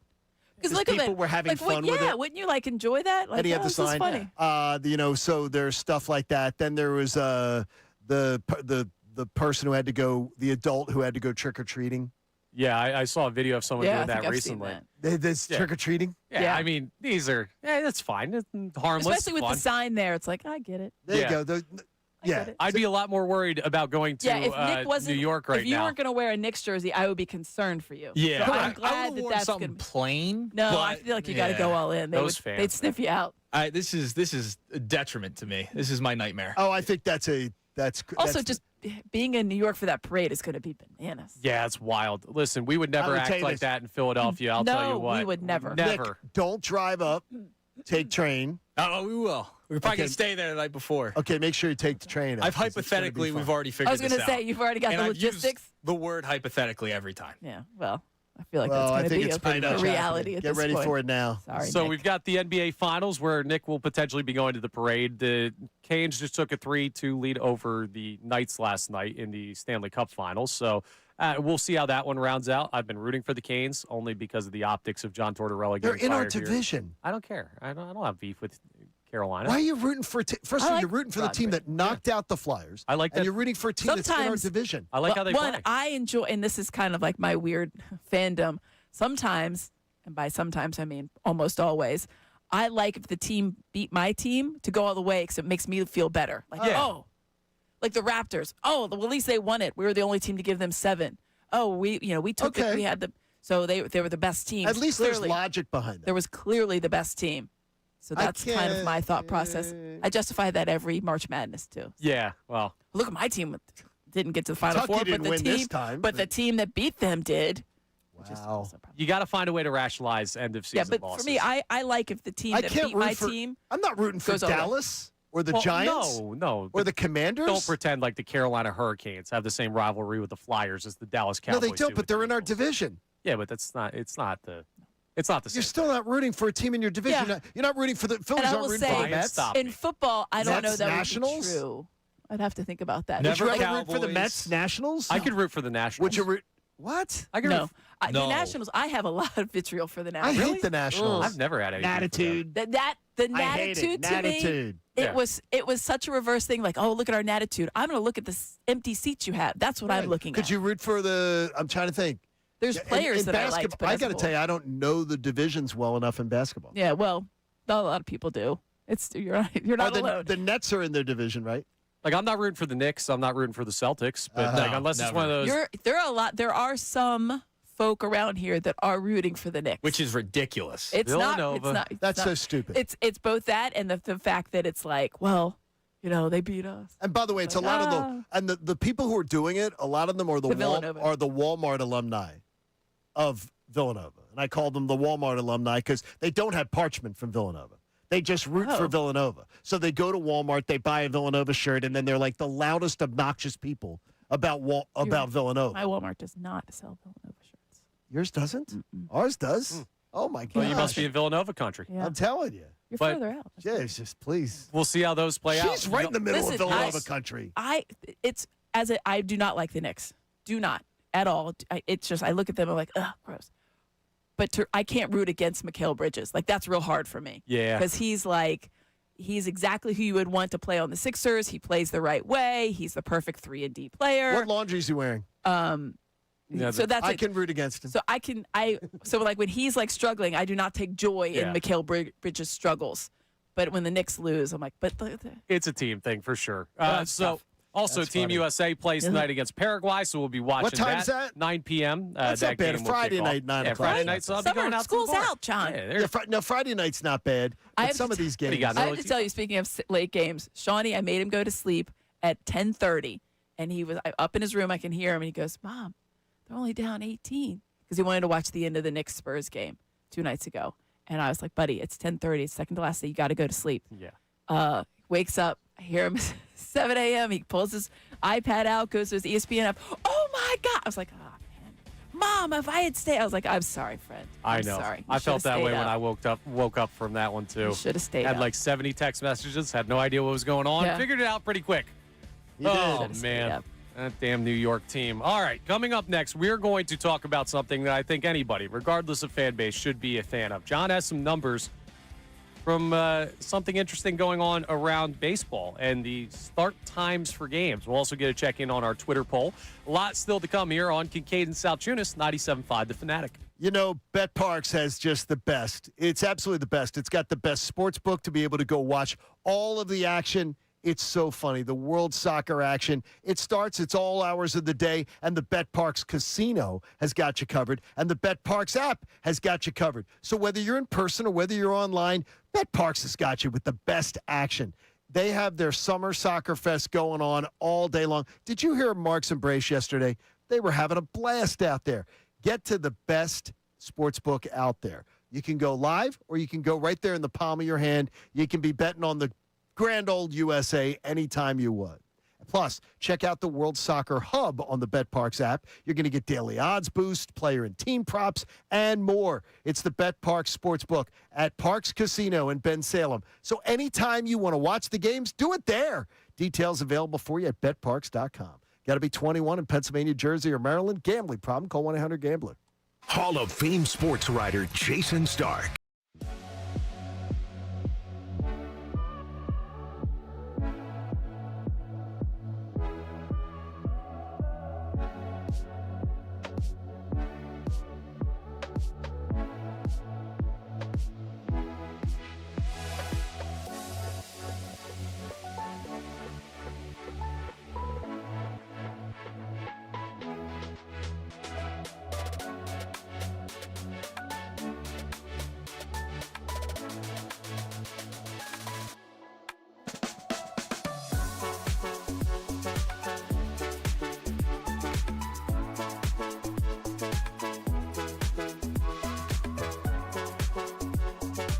Is the plan to keep Joel, and can you say with 100% certainty that Joel Embiid is back for 2026? Yeah, Joel's ours right now. I've had great conversations with him. We FaceTimed. I'm actually going to see him in a couple days to kind of sit down in person with him. But, you know, we just got to get Joel on the court. You know, obviously when he plays, we're really good. He's still a dominant force. I mean, he can get 25 in his sleep. And I know he's self-motivated. You know, obviously he doesn't like the questions about him not being available, but he wants to play. He wants to be on the court. And, you know, that's on me. That's on our whole staff and Nick and the whole building to get him to his best self.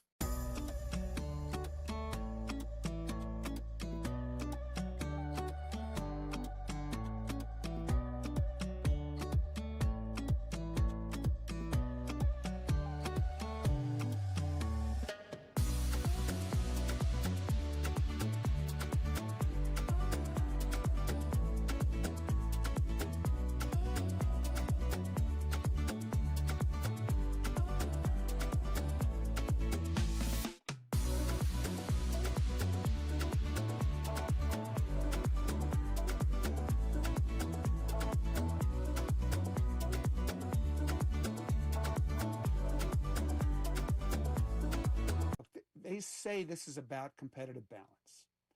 Should we look at who's in first place right now? The Rays, big spenders. Guardians, they're big spenders. The Brewers, they're often confused with the Dodgers. The A's, until yesterday.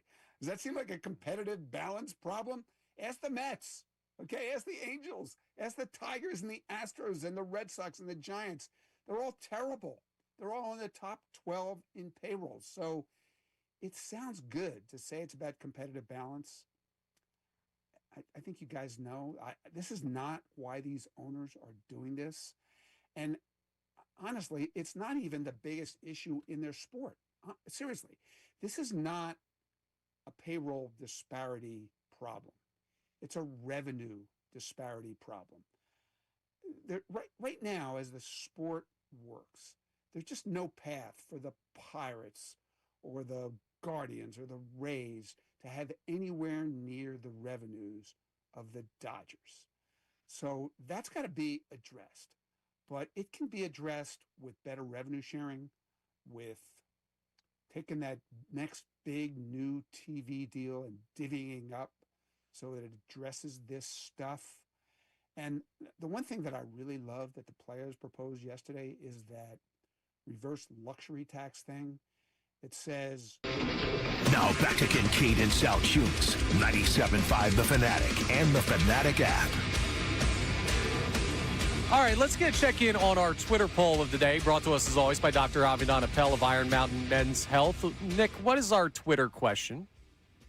Our Twitter question today is, how do you feel about the Eagles now compared to when the team walked off the field against the 49ers? Feel better, feel the same, or feel worse? And our results so far, have we knocked down the percentage of people who are saying feel worse? It was at 11% last time we checked it. It is staying at 11%. Feel better is at 59%, and feel the same is at 30%. Okay, so we've lost some of the feel the same people. Well, we've gotten more votes rather, because you can't change your vote, but we've gotten more on the side of feel better. I can't understand the 11% that say they feel worse today than when the Eagles walked off the field against the Niners. I think it's got to be A.J. It's A.J. and some of the unknown on the offense, I think. And honestly, I mean, you could put some of that on, you got to run the ball in order to throw the ball. They did not run the ball well last year because the line was banged up. We all know that. The numbers were way down, and the shift was way down as far as the play calls, right, for the run game versus the pass game. So I think that you have to, for me, if I'm looking at, like, why would I not feel as confident? Like, well, I need to make sure that offensive line is healthy because they are absolutely key. I mean, we had Cam Jurgens going down to get stem cells. He feels great. Yep. That's very important. You need Lane Johnson to feel great. You need Landon Dickerson to be back feeling great. That is huge, not just for Jalen Hurts and the new motion offense and all the under center and all the other stuff. That's very key, but also for the run game, which sets up the pass. Yeah, but these are fixing problems that existed last year when they walked off the field. The raised voice. Sets up the pass. Plus, it's one of those things. People are like, "Oh, you don't need to run." I'm like, "That's how it works." If they don't fix it, you're just in the same spot you were when you walked off the field. If they fix one of those things, they're in a better spot. That's why I can't understand. But we'll see what that does in the 9 o'clock hour as we continue to check in on the Twitter poll. Now, John, you have numbers on the start time for Major League Baseball. By the way, did you? I more want to start the conversation with is, how do you, because I know that our own Ray Dunn hates the change in start times. He does not like the baseball. 6:45. He does not like the early start times in baseball. Where do you guys fall on that before I present the data to you of how America feels about it? I like it. If they could play every game at 1 p.m., I'd have them play every game at 1. Well, I know that, but I know that you love afternoons. But you mean the 6:40 what do you as think opposed about to the 7 o'clock? starting games in the 6 o'clock hour? How do you feel about it? I like it. It's great. Yeah, the earlier the better for me. Yeah, I'm pro earlier. Sports Business Journal had the review of it and how much it has changed and how many teams have moved it around. But Philly fans, just changing games from 7:05 to 6:45, how much back in 2022 is when these game time changes. It has grown right now, moving the games earlier. The local time, it is now 41.7% of weekday starts moved to earlier times. To right now, home it games. has changed. The home games. Yeah. It is now how much it has changed though viewership, how much it has changed attendance, how much it has changed thing, and not just Philadelphia. Across Major League Baseball, teams that have now moved start times before 7 p.m., not one has seen a decrease in attendance. Not one has seen a decrease in viewership. I'm shocked at the viewership number, but that's why it's great to have Amy here for the discussion, and I'm glad you put this in when Amy's here. I'm shocked that that's the case because now what I do is I always come to Phillies games a lot of times late, and we'll do through YouTube TV, catch up through key plays a lot of times because I can't get in at 6:40 to it, so I get in at like 7, whatever.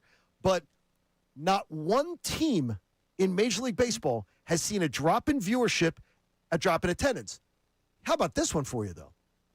Over 85% have seen a raise in television television viewership. Have seen raises in their viewership. So what year did this start? This is this is data. They now have 3 years of data to go off of. This is the 4th. Okay. So it started 2022. So well, no, they have full, here in Philadelphia, that was a really good in year. 2022 in Philadelphia.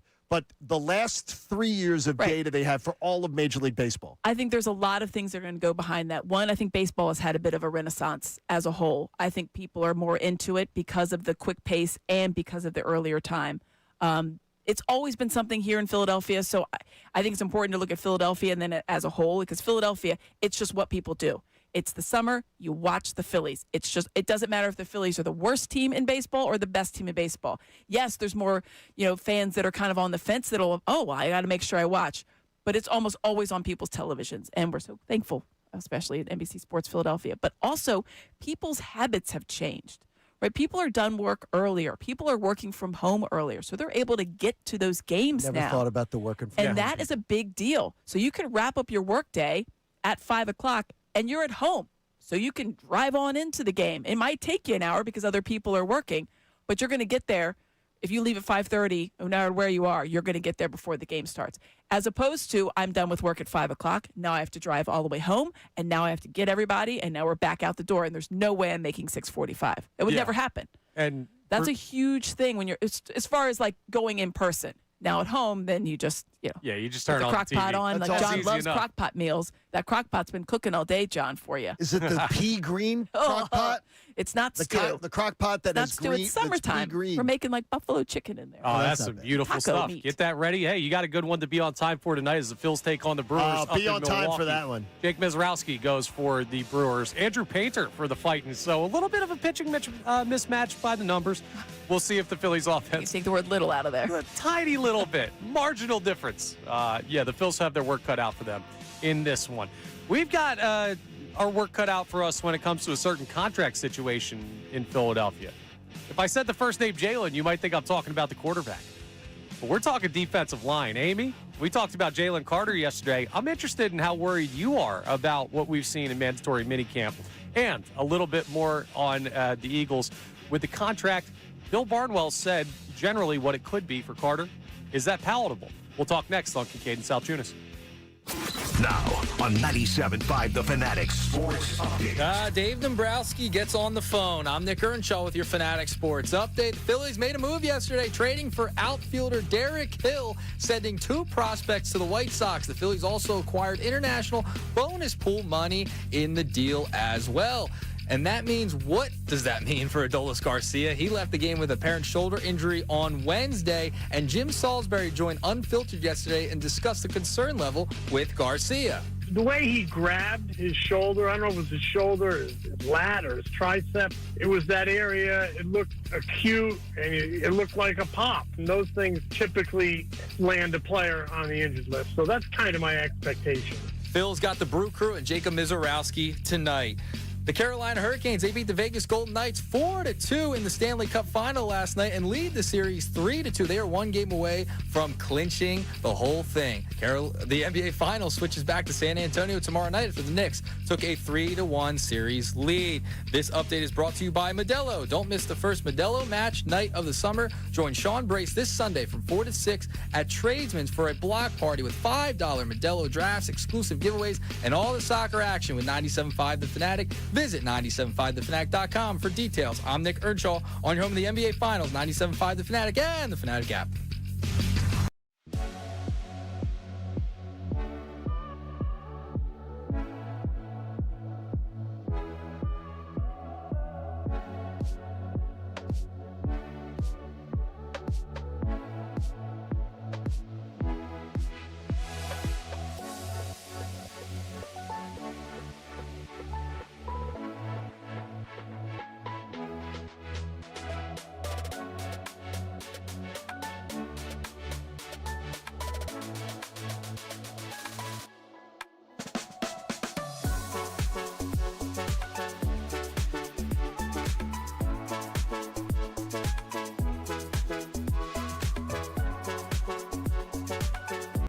plan to keep Joel, and can you say with 100% certainty that Joel Embiid is back for 2026?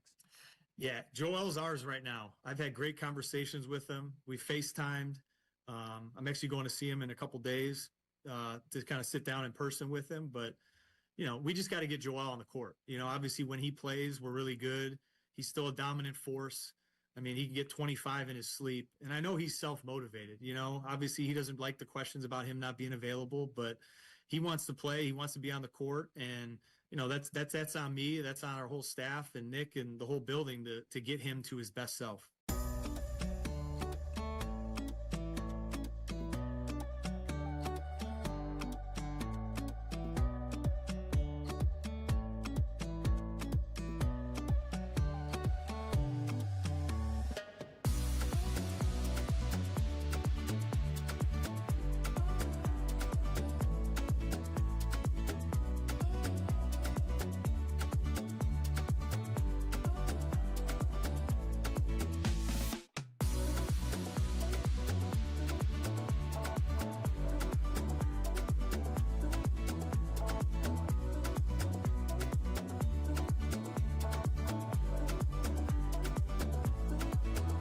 They say this is about competitive balance.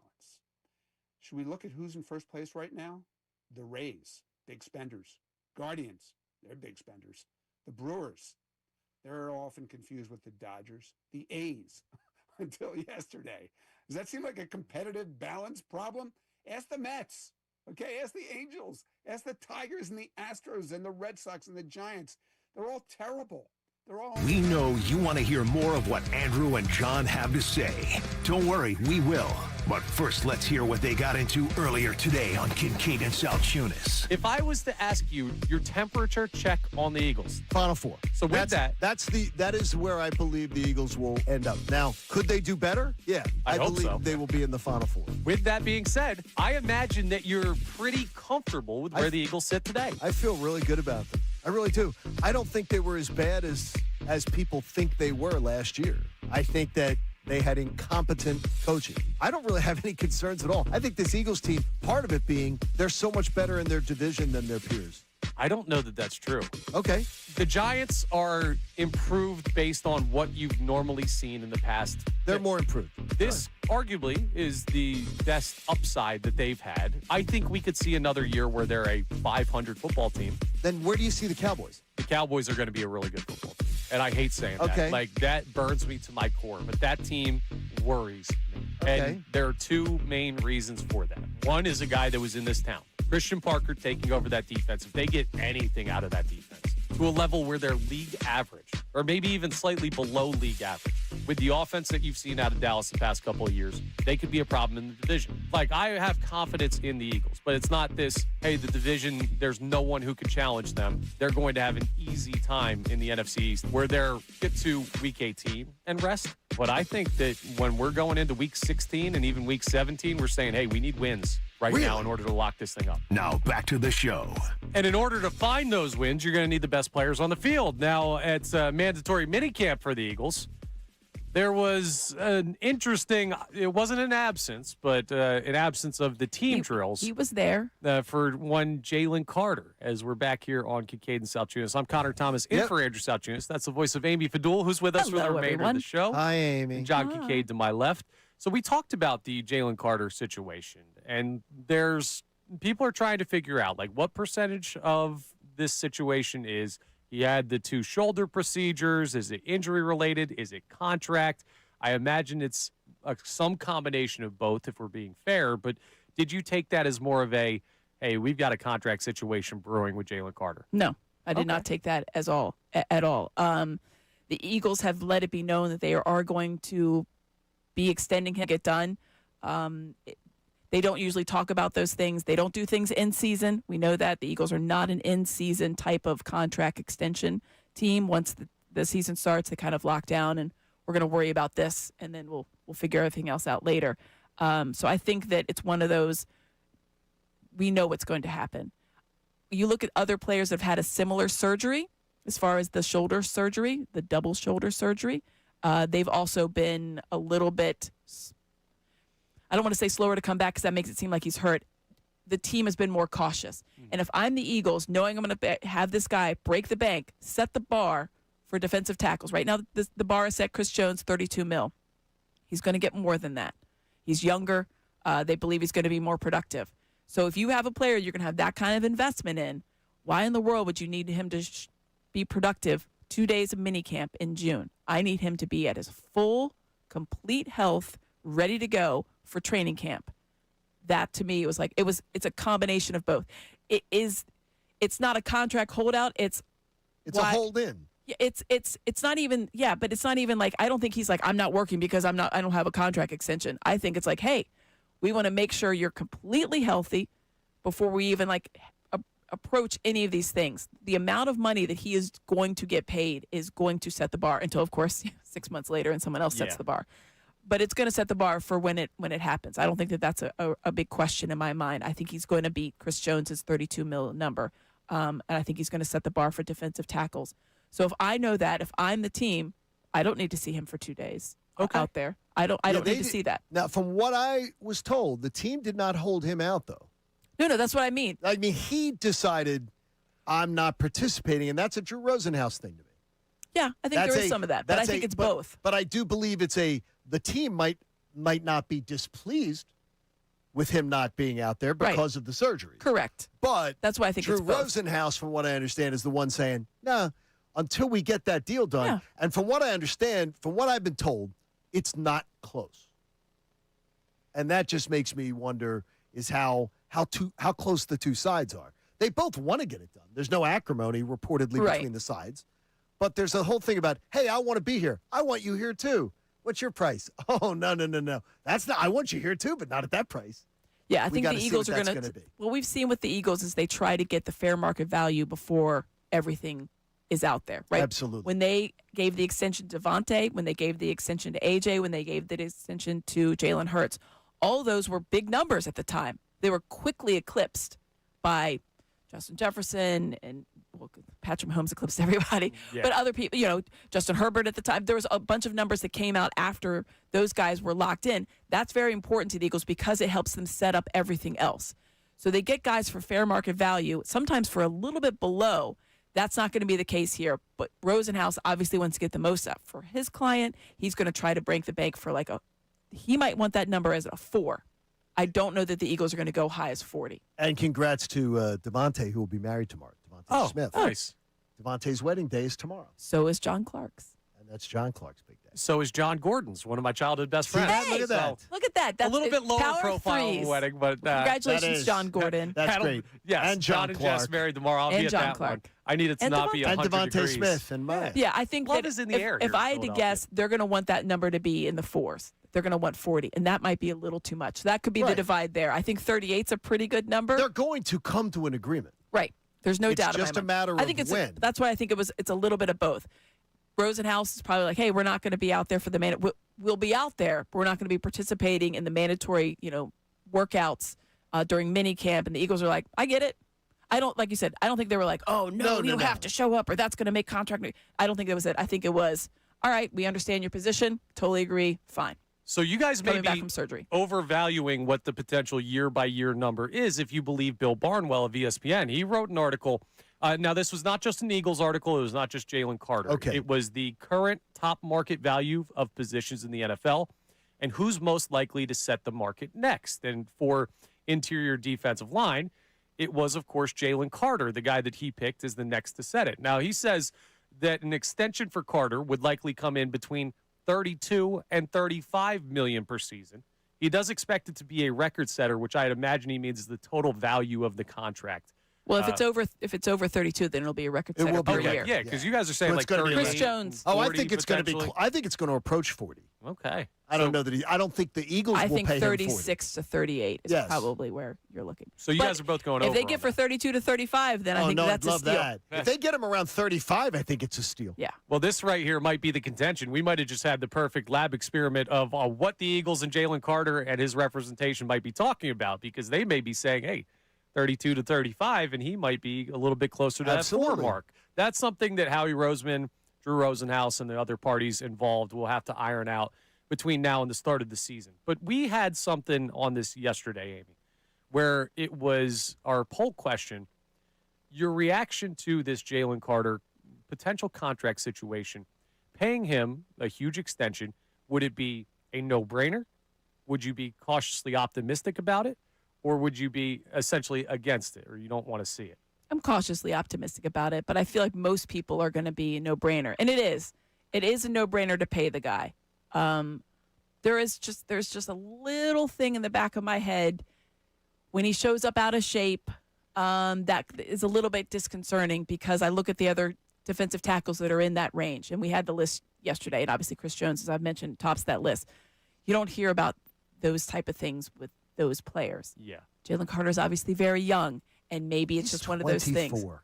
So it's just like, but you never heard about it with Chris. It's not like Chris Jones is 35 years old. No, it's not. Exactly. Aaron Donald, you never had that issue. Oh, gosh, no. That guy, Aaron Donald could go out tomorrow and probably. He just might. Yeah. It's just. Why don't we stop suggesting that, Connor?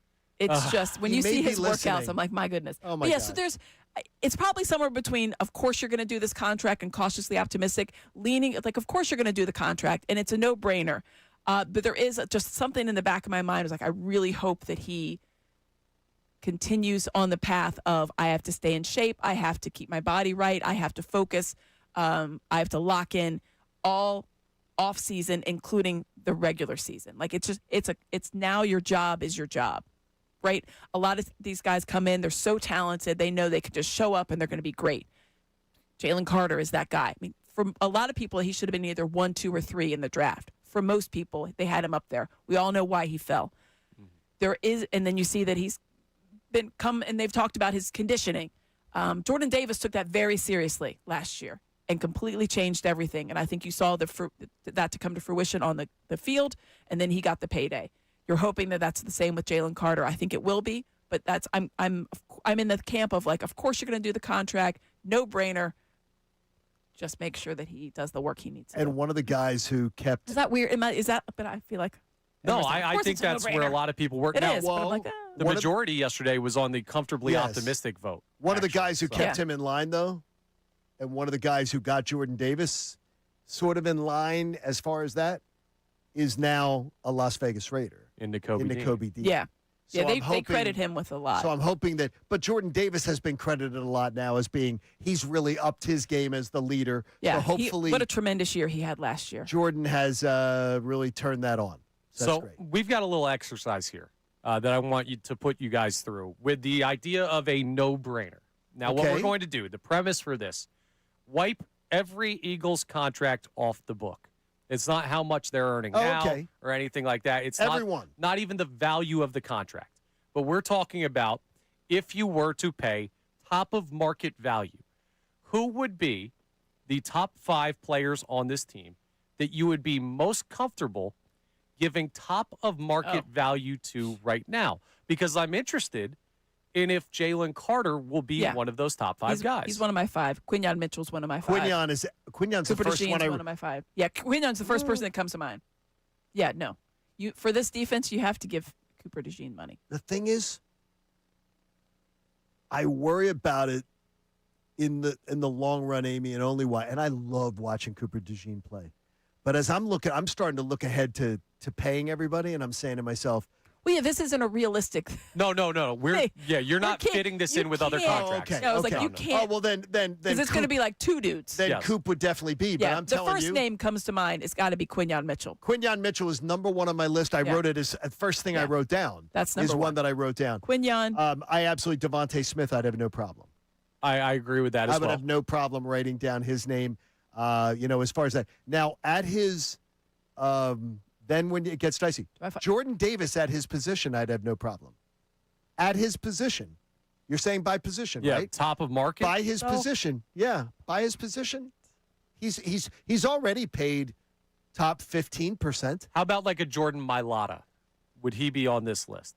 Yes. Or do you worry about He might be the only one on the line. He might be he's the only one. Because if I had to choose a lineman. Only because the way that there's injuries with the other guys, and then there's the age with Lane Johnson. And Lane Johnson. Nobody said Jalen Hurts yet. No, I'm getting the top of market for quarterbacks right now set at $500 million. Yeah. So no, I don't. There is two players in the NFL that probably that would warrant at that money, and maybe only one, and it's the gentleman that has it. Yeah. Has 3 Super Bowls, and it was funny. We had that. I was on Bird's Huddle, and Barrett is like, with a B. I'm like, what is it? Yeah, with a B. It's insane. I saw that. And I'm just like, but he's like, would you? We're in the commercials. Like, would you do that? I was like, for Patrick Mahomes, 100%, twice on Sunday. Of course I would. He's like, but he's injured. I'm like, he's Patrick Mahomes. There is nothing about what he's done that says he's not going to be that guy. I think they until he shows it.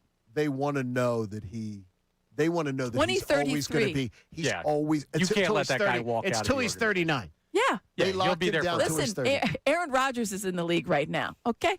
Yeah. So Exactly. you can play for however you want to play. It's me.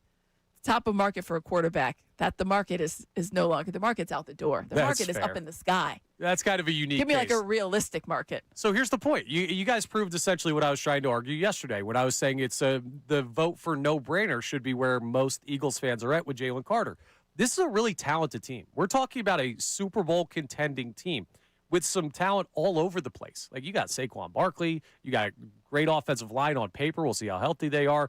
You got a franchise quarterback. You got a wide receiver one that people trust, and that's not even getting to the defensive side of the ball. And we were, I don't want to say struggling, but we were reaching at some names trying to say, hey, maybe this person, maybe that person. When you get a talent level like Jalen Carter, you lock him up. It's a no-brainer. There aren't that many of these guys. Your mind will play tricks on you when you think about the in shape or the late to meetings or the spitting on Dak Prescott to start the year last year. Stuff like that bothers me. But when you get it down to brass tacks, you have to pay this guy. Yeah. There's no other alternative for the organization. No, there isn't any alternative, and they're going to do that. And he is an otherworldly talent at his position, one of the top 5 guys at that position, and as John pointed out, just at 24 years of age. So, of course, you lock him up for as long as you can get. There is not a question in my mind as far as, like, doing that. But you ask, like, how would I feel? He's created that. Just there's a little bit at the end of, like, I'm going to do this. I just hope it all pans out exactly how I want it to be. Maybe a 1% brainer instead of a no-brainer. Yeah, there you go. Okay. I'm fine with that. 99.99%. So be done. Coming up at 9:30, we got a cool interview for you. Steve Pfeiffer, who hosts Wisconsin Sports Daily, is going to join us to preview Phillies Brewers. I have a conversation that I want to do real quick with us to set up this interview because a lot of the conversation around the series is going to be Mizorowski throwing tonight, Sanchez throwing later in the series, a matchup of 2 of the best arms, probably the 2 best arms in the National League. And I have a question for you guys real quick about future awards. If you're a Phillies fan, does your mind go here? Let's say these guys are fighting tooth and nail rest of the season, very comparable numbers, and it gets down to the end for National League Cy Young. Will you feel in your heart of hearts as a Philadelphia Phillies fan, will you buy into the idea of, hey, the younger guy, let him get his chance later. Sanchez has been in this class for a little bit longer, so he deserves the nod. Is that a thought process that you would have? No, that's not a thought No. process. Not I at all. understand that that's probably out there, but no, the Miz he's already an all-star after pitching 7 pitches, so Yeah, 7 well. innings, whatever it was, 30-something. But no, I understand that there is that. I think that's a baseball thing, like an old-school baseball writers thing of they kind of do that when it comes to the Hall of Fame. Well, he'll eventually get there, so I don't need to vote for him this year. Yeah. That guy will eventually win a Cy Young, so I don't need to vote for him this year. I don't like that. No, I normally don't either, but if it's to our benefit. It's not lifetime achievement awards aren't. If it's to our Also, benefit, you don't know. You don't know if he's going to have a year like this again. No, Right. this is his So deserve. this- It's who deserves For me, it this year. Yeah, and I think for me, I would look at the overall, and I know Mizorowski's had a tremendous season. Has he put together 50-plus scoreless innings? He has not. There you go. That to me, like things like that are going to stand out. And I think the way the team plays is also really important. Good or bad. Mm-hmm. I think that also plays into how people vote. I think, you know what maybe's going on in the back of my mind is the Corbin Burns, It won't Zach be Wheeler. Skeens for the first time in a bit. Yeah, it won't be Skeens. When Corbin Burns Even stole though Zach Wheeler's great Cy human. Young. No, he is a great human being. The story about him just That was rolling so up because he nice. just like saw and just wanted to watch is that he's like, I guess I'm not really incognito. I'm like, yes, you're giant. That is Yeah, so dude. And nice. you're in Pittsburgh. You're the only player people know. Why did Kinda Livy stand Dunn out. sit in the car though? Because he wanted to make it. He just I wanted know, to but go she and sat in the watch. car for like an hour and a half scrolling her phone. Come on. I didn't want to watch Little League baseball. The Little League boys wouldn't have wanted to meet Livy Dunn. They would have liked to. No, I know. But Sean could. I'll tell you, this, Sean, as an 11-year-old, could care less about Livy Dunn. He would have lost his marbles about Paul I know, Skeens. absolutely. We'll talk to Steve Pfeiffer Let's check coming back up, with the 13-year-old. host of Wisconsin Sports Daily, to preview Bills Brewers, a 18, big baby. series here on 97.5 The Fanatic. It's Kincade and Salciunas, and we are back after this. Now on 97.5 The Fanatic Sports Update. Now, what's going on with Adolis? I'm Nick Earnshaw with your Fanatic Sports Update. After Adolis Garcia left the game with an apparent shoulder injury on Wednesday, no update has been provided just yet as to how long Garcia will be out. However, the Phillies made a move yesterday, trading for Derek Hill, sending 2 prospects to the White Sox. The Phillies also acquired international bonus pool money as well. The Phillies, they've been much better since Don Mattingly took over the team, and Anthony Sanfilippo joined Kincade and Salciunas yesterday and talked about what has changed. Is indicative of switching from 9-19 to 25-11, right? But at the same time, it's maybe that the way that the message is being delivered, it's pretty much the same message. It's just being delivered slightly differently. Phil's got Jacob Mizorowski against the Brewers tonight, as well as Andrew Painter on the mound for the Titans. Carolina Hurricanes beat the Vegas Golden Knights in the Stanley Cup Final last night. That was Game 5. Game 6 could be a clincher for the Hurricanes. They lead 3-2, as well as the World Cup. USA and Paraguay, they play tonight at 9 p.m. I'm Nick Earnshaw on your home of the NBA Finals, 97.5 The Fanatic and the Fanatic app.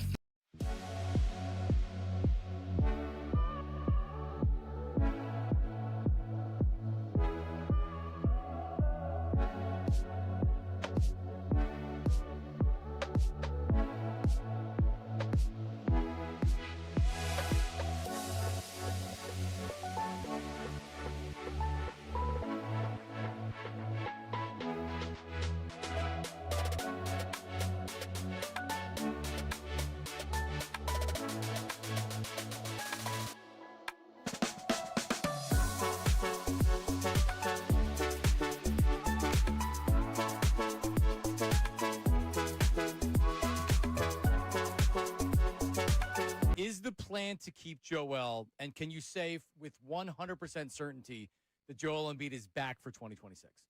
Yeah, Joel's ours right now. I've had great conversations with him. We FaceTimed. I'm actually going to see him in a couple days to kind of sit down in person with him. But, you know, we just got to get Joel on the court. You know, obviously when he plays, we're really good. He's still a dominant force. I mean, he can get 25 in his sleep. And I know he's self-motivated. You know, obviously he doesn't like the questions about him not being available, but he wants to play. He wants to be on the court. And, you know, that's on me. That's on our whole staff and Nick and the whole building to get him to his best self.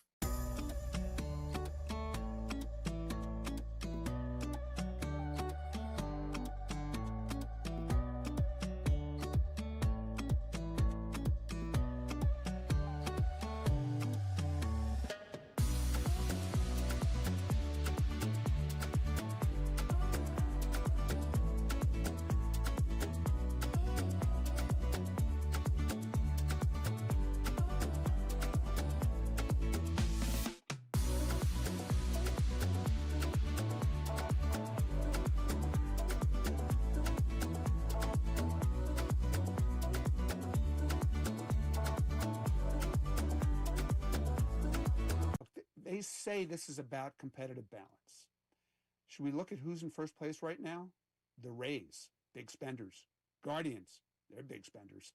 The Brewers, they're often confused with the Dodgers. The A's, until yesterday. Does that seem like a competitive balance problem? Ask the Mets, okay? Ask the Angels. Ask the Tigers and the Astros and the Red Sox and the Giants. They're all terrible. They're all in the top 12 in payroll. So it sounds good to say it's about competitive balance.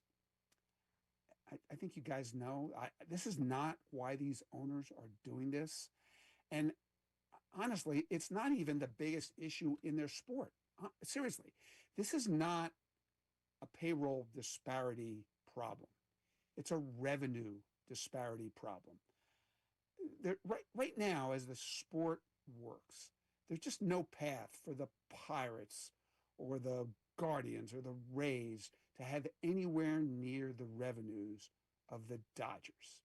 So that's got to be addressed. But it can be addressed with better revenue sharing, with taking that next big new TV deal and divvying up so that it addresses this stuff. And the one thing that I really love that the players proposed yesterday is that reverse luxury tax thing. It says you'd better spend your revenue sharing money or it's going to cost you. If your payroll is under whatever that bottom threshold is, you'll be taxed. Just like if you go over, it'll be taxed. These are the concepts that I think need to be explored, but it's going to take a long time and a lot of fighting to get there.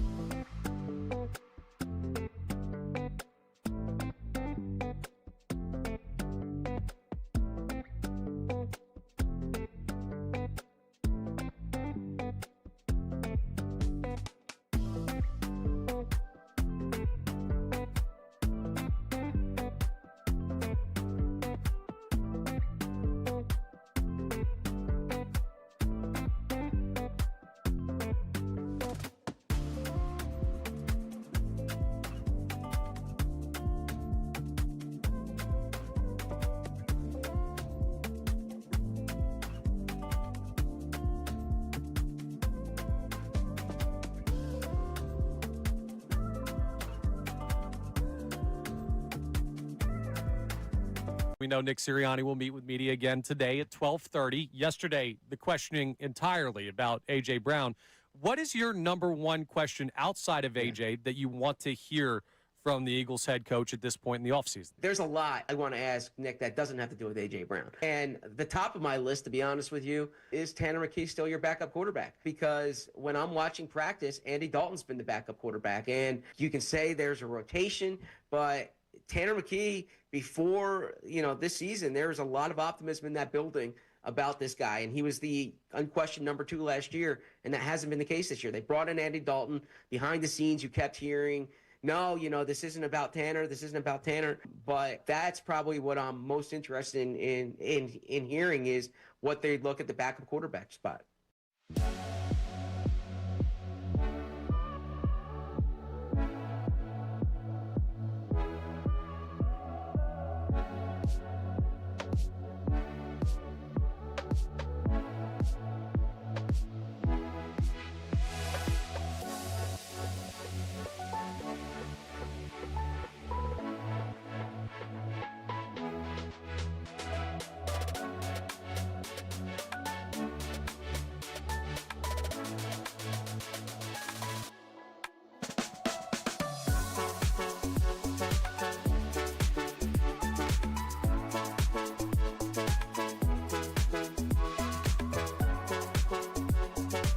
Is the plan to keep Joel, and can you say with 100% certainty that Joel Embiid is back for 2026? Yeah, Joel's ours right now. I've had great conversations with him. We FaceTimed. I'm actually going to see him in a couple days to kind of sit down in person with him. But, we just got to get Joel on the court. Obviously when he plays, we're really good. He's still a dominant force. I mean, he can get 25 in his sleep. And I know he's self-motivated. Obviously he doesn't like the questions about him not being available, but he wants to play. He wants to be on the court. And, that's on me. That's on our whole staff and Nick and the whole building to get him to his best self.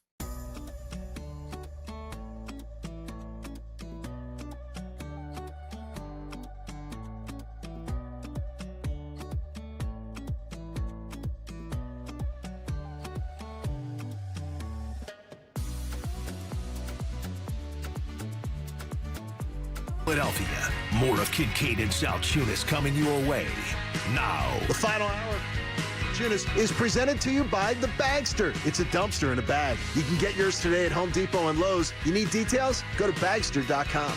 It has been a spirited Friday morning here on Kincade Salciunas. I'm Connor Thomas in for Andrew Salciunas. John Kincade to my left and Amy Fadul in studio with us. Hello. You can get your questions in for Ask Me Anything. Forgot about that. Oh, yeah. Friday. We can never forget about Ask Me Anything. Whatever you want to pick Amy Fadul's brain about, we will get to that in the next segment. And heading into a summer weekend, I'm sure people have a lot of questions about what in the world is going on in the life of Amy Fadul. Maybe I was asking her marital question, like sort of marital questions during the break. I believe she's taken. Like advice. No. Like advice, it's like husbands and wives, like, how to deal with things. It's tough. Absolutely. She's a great sounding Amy board. has great sounding board. Which is why we love having her on. We're also excited to talk to our next guest. Steve Pfeiffer joins us now on Kincade and Salciunas to break down a huge series in Major League Baseball in the National League picture. The Phillies in Milwaukee taking on the Brewers. And Steve, we see Jacob Misiorowski tonight. What has been your reaction to the year he's having, a breakout year on top of an all-star nod last year? How special has been what he's been doing up in Milwaukee? Yeah, he got himself in the Cy Young race, obviously with your guy Christopher Sanchez there in Philadelphia, and has really been more consistent than he was, last year when he gets called up. He comes up, I think his first 2 or 3 appearances, he's throwing no-hit ball, didn't get a hit up, and then he ended up getting hit by a comebacker, and he was out for 3 or so weeks. When he came back, he wasn't the same. He wasn't consistent. He was walking some guys, fell off a little bit. Then when the Brewers got to the postseason, the question was, okay, now the lights are on. Now everybody's watching him like they were when they called him up. Will he step back up again? And he did, and he pitched really well in the postseason. So that was kind of the lingering question in the offseason was, can he be that guy when everybody's not watching him and paying attention to him? Can he be that guy each and every day when the spotlight's not on? And he came back this year kind of on a mission to prove it to everybody that he can be that guy. He can be the leader of the staff and the future Cy Young Award winner. What's the whole vibe there around that team? Because last year, I'll be honest, I thought that they were playing a little over their heads, the success that they had during the regular season, the numbers that they put up. And it seems like they picked up right where they left off, despite the collapse in the playoffs. I'm really, really impressed. What's it about it? What's the special sauce? But, John, be honest. I mean, don't you probably think that every year about the Brewers, where every year the Brewers are probably playing over their head? I am. That's why Murphy wins Manager of the Year every year, because everybody projects them not to be as good as they normally are. Nobody ever believes in them. I never learn is what it is. I never learned better. Right.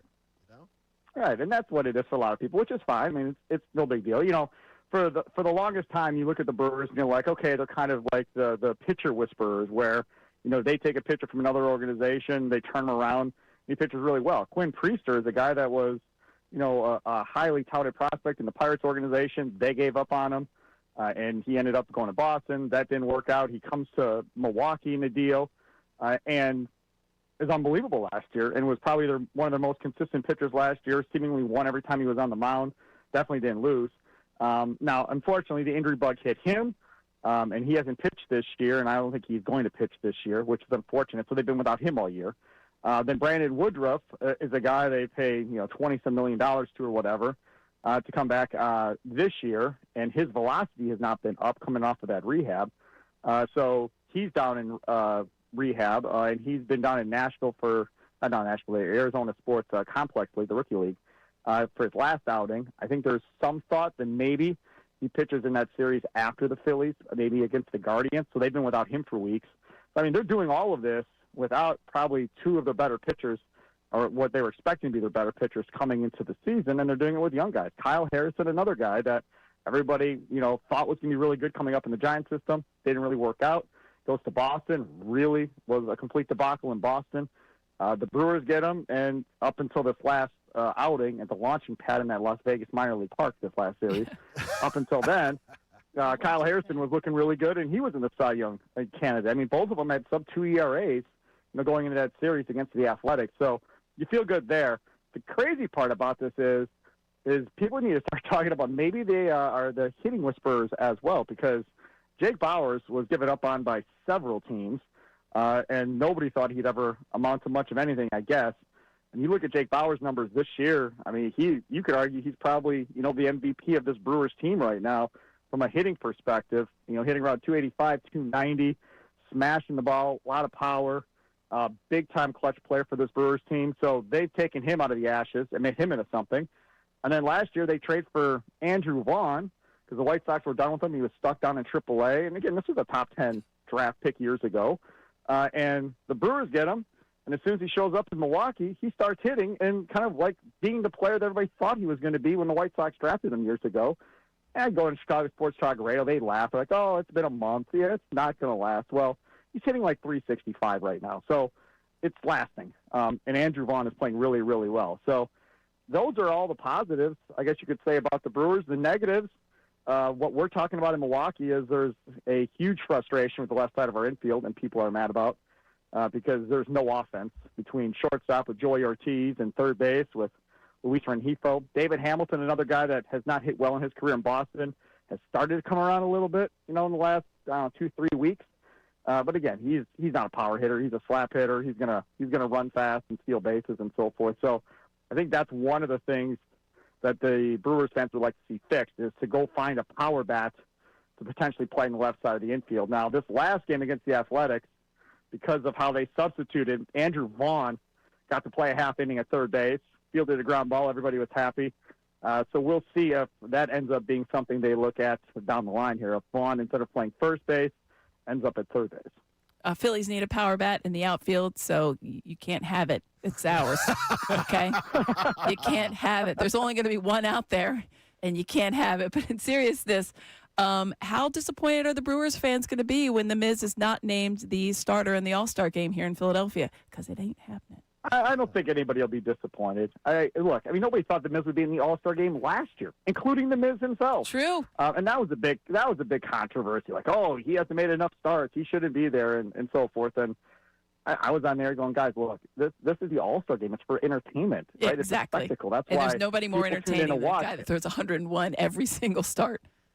Exactly, right. So that's why he should be there. We were having a conversation the other day about should Paul Skeens be there or not type deal. I'm like, I don't care what Paul Skeens is doing currently.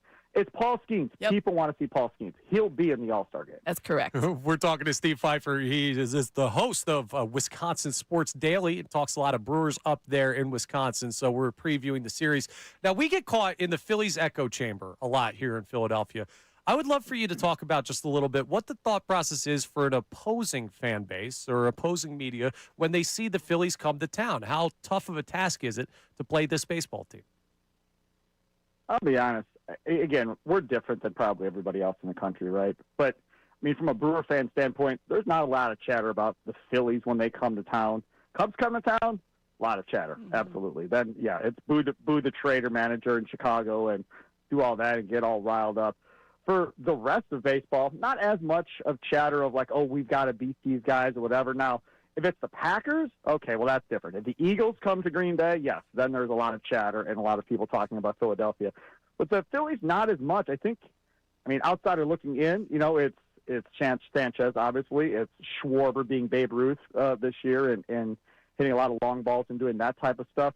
I don't think there's a lot of people that are going to be all up in arms to, oh, my gosh, I got to go run and see this game. I will say that Sunday matchup, Sanchez against Harrison, that's the one I've got circled and one I can't wait to see how that plays out because now after Harrison got blown up at the launching pad in Vegas, now there's a party like, okay, did they figure him out or was that just a situational thing? So that's what we're all waiting to see. Sounds great, Steve. Well, we appreciate you taking the time. Steve. Thanks, Steve. And I'll be talking to you later today on your work up there. So we'll be doing a little That's crossover kind of you action. guys. That's, of course. Hey, Steve, have you ever been to Genoa? We've had Connor on. We've had Connor on before. He's solid. He's good. I like. Have you ever been to Genoa City, Wisconsin? I dated a girl in Genoa City, Wisconsin at one point, yes. Did you really? There you go. Genoa City. That's the fictional town of Young and the Restless. I didn't know if you knew that. Yes, it is. And I watched that show, too. And General Hospital, too, back in the day when I was in college. I watched all those soap operas. There you go. You two are two peas in a pod, aren't you? Good stuff. Victor, go check out Newman Enterprises when you're there. See you, buddy. Yes. Thanks, man. I love it. See you. Bye-bye. Appreciate you, Steve. Yeah. There he is, Steve Pfeiffer, the host of Wisconsin Sports Daily, joining us there to break down what's going on with the Brewers. That's the thing I want Phillies fans to take away from that interview. The issues that he's talking about. I just like he was like, we need some power on the left side. I was like, you can't have it. Yeah, he's like the left side of the infield. Stop it. Yeah, us too. We need a power bat. Us too. There's just going to be the one. But it's good to know other people. That division's very good, though. They're tight. That division. Connor was pointed out yesterday. Save for I guess it's who's at the bottom. The Reds. Everybody's over 500. It's amazing. And even the Reds were in the They're postseason right last there, year. but they're like right there. They're And like they're maybe right one there. game under a 500. 4-game winning streak, 5-game winning streak puts them in second. Yeah, it's like that jump right up. division's ridiculous. But these problems, I'm not telling you to lower your bar for the Phillies. You World better Series not. should be the expectation. I would never. You better not. But if you don't He think never that does. these problems exist other places, like you've got the same issues as everybody else. And if we're all in the same boat, well, that gives you a chance, doesn't it? Does. That's at least where my mind goes. Now, where do the listeners' minds go when we ask them for questions for Amy Fadul? We have Ask Me Amy thing coming your way, and also our final Twitter poll numbers. We'll take a look ahead to USA Paraguay tonight. Just a little look in on Team USA. Just a little peek, maybe one eye open on that one as the World Cup gets going for Team USA. It is Kincade and Salciunas right here on 97.5 The Fanatic. Yeah, I can tell you, if you're getting ready to move, or you're finally going to clean out that garage, Joe, or if you're going to remodel your bathroom, why don't you get yourself a Bagster? The dumpster in a bag. I've been telling you all about it. It's the most convenient, the most affordable way to get your cleanup started. And it's just $29.99. So let's say you were taking your Friday afternoon off to go play golf with your buddies, like my buddy Joe is, when he's got a garage that needs to be cleaned out. If he had bought the Bagster, the dumpster in a bag, for just $29.99, he could have bought it weeks ago. And then he could have set it up anytime. It takes minutes to set up, and it's simple. And I promise you, if I can set up a Bagster, I know you can. And then you set it up. Then you dump all the garbage that you want to put in it. And then you clean it up. And then you have it hauled away. The Bagster's the most efficient way to finally get that project handled. So go find the Bagster at a store near you and then get that project cleaned up. So you've been wanting to get rid of the junk. You've been wanting to give yourself some more space. The Bagster's the way you do it. Clean it up with the Bagster. It's the dumpster in a bag.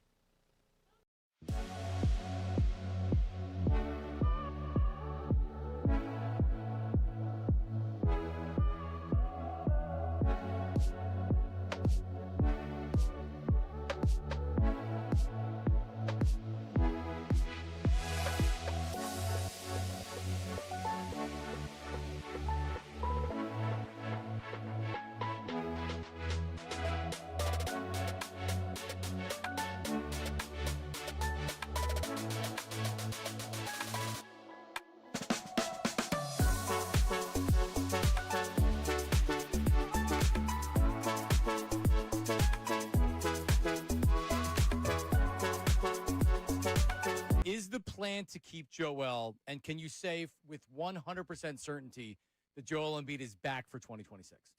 Yeah, Joel's ours right now. I've had great conversations with him. We FaceTimed. I'm actually going to see him in a couple days to kind of sit down in person with him. But, we just got to get Joel on the court. Obviously when he plays, we're really good. He's still a dominant force.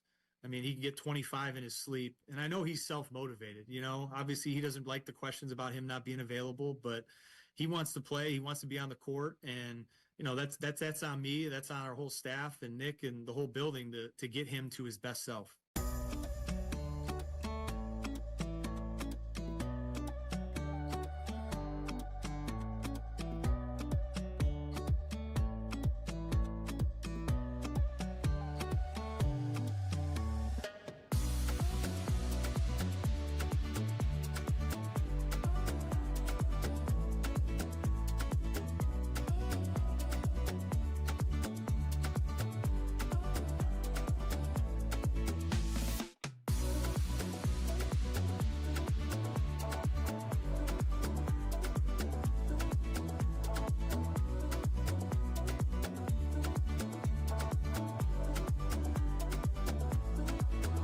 They say this is about competitive balance.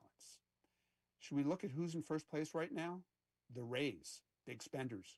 Guardians, they're big spenders. The Brewers, they're often confused with the Dodgers. The A's, until yesterday. Does that seem like a competitive balance problem? Ask the Mets, okay? Ask the Angels. Ask the Tigers and the Astros and the Red Sox and the Giants. They're all terrible. They're all in the top 12 in payroll. So it sounds good to say it's about competitive balance. I think you guys know this is not why these owners are doing this. And honestly, it's not even the biggest issue in their sport. Seriously, this is not a payroll disparity problem. It's a revenue disparity problem. Right now, as the sport works, there's just no path for the Pirates or the Guardians or the Rays to have anywhere near the revenues of the Dodgers. So that's got to be addressed. But it can be addressed with better revenue sharing, with taking that next big new TV deal and divvying up so that it addresses this stuff.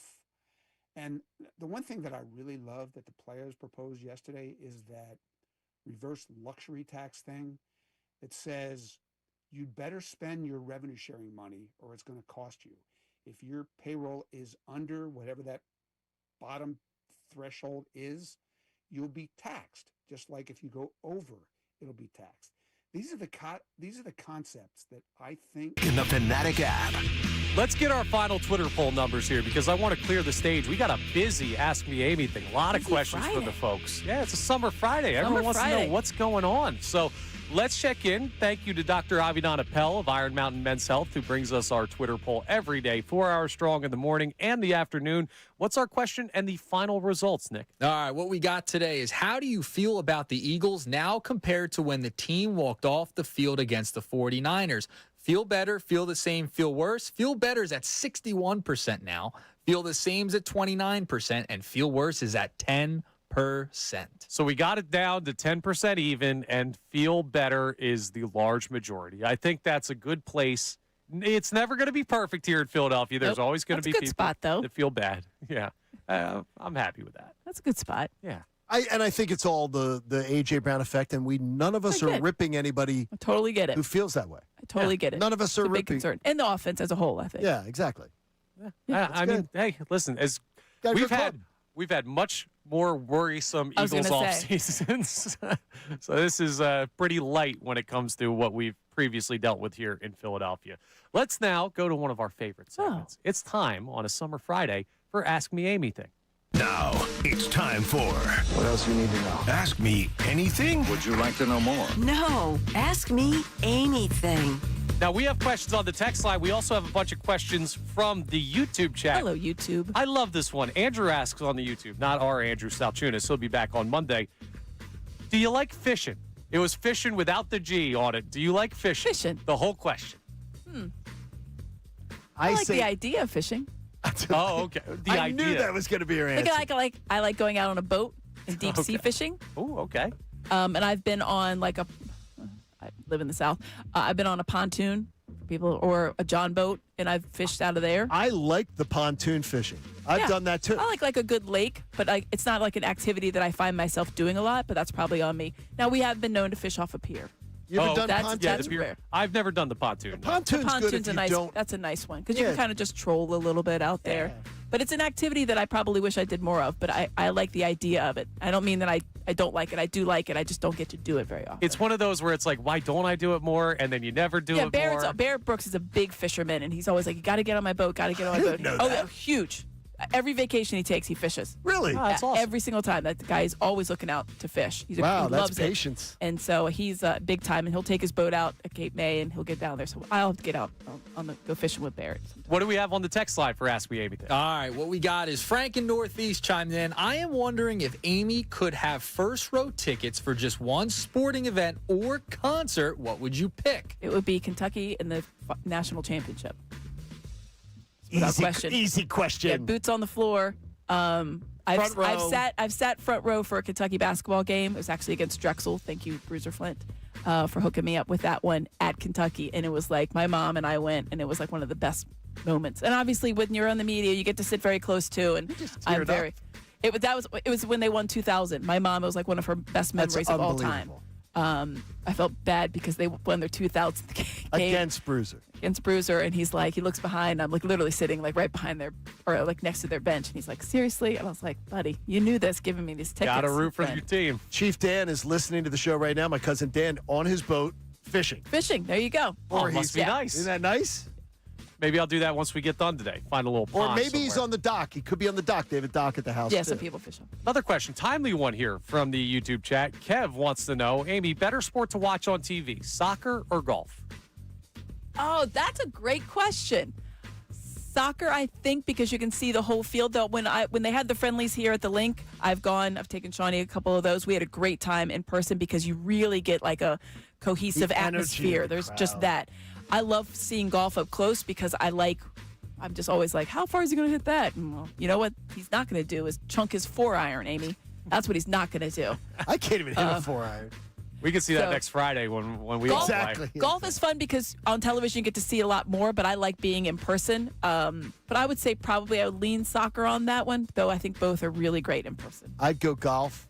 On television? Yeah, because I think there's just more action. Yeah, you can see more action. You're not walking around as soccer, just there's a lot. Yeah, I'm not trying to see a 0-0 draw. Yeah. At least someone in golf is going to score But the energy something. of a soccer match. I'm telling you, even those friendlies, it was amazing. Oh, in person, it's amazing. And if you're going to the World Cup games in Philadelphia, I hope you have a wonderful time. Have a great safe time. travels down and there. enjoy It's gonna be fun. by the way, the parties at the local bars and everything. Oh, everybody's got I hope stuff. everyone's There's viewership. packed. They've had the FIFA festival be that great. opened up the other day. So awesome. Enjoy it all, It's gonna be a and great everybody weekend. be friendly to each other. Don't be New York. I'm going to test some of those bars tonight for the Team USA game. to see how late you can stay. Don't be New York. Oh, 4 4 a.m. I could do 4 a.m. And we have 4 a.m. another one on the text line, Nick. Yeah, we got another one on the text line. Hoagie or cheesesteak? What's your preference and what's your standard order? John C. in Tennessee. If I do cheesesteak, it's a chicken cheesesteak.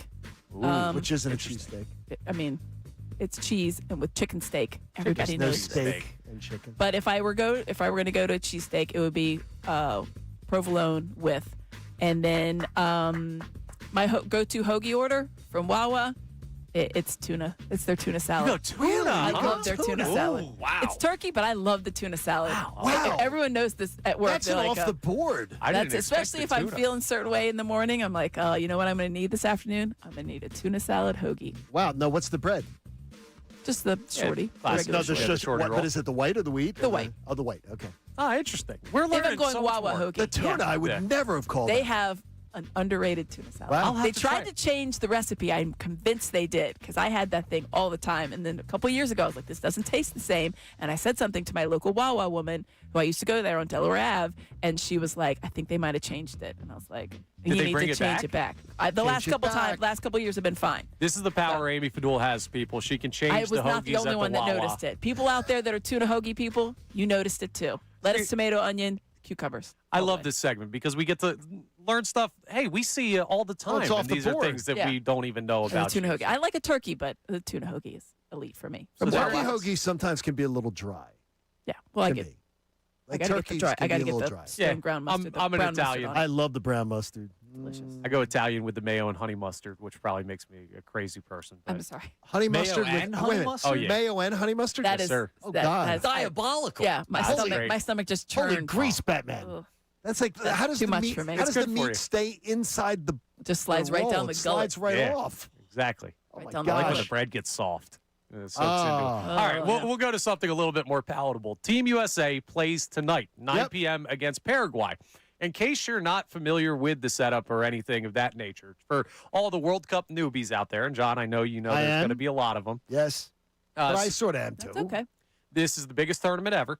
48 teams now. This is also the best USA team we've had in a while. Yes, it is. They are expected to win their group, and they should Well, be their able to group make is it like out. Little Sisters of the Poor, and John, they made a run to the quarterfinals in 2002. right Do you know how many wins they've had across all World Cups since 2002? one. 3 total wins. Wow, Drew with England last time out. 20 plus years. it's amazing. 3 wins. Yes, Get so after it. they Very take good. on These are Paraguay. guys that are Let's playing. get after it. Yeah, these are guys that are playing in the EPL. These are legit stars.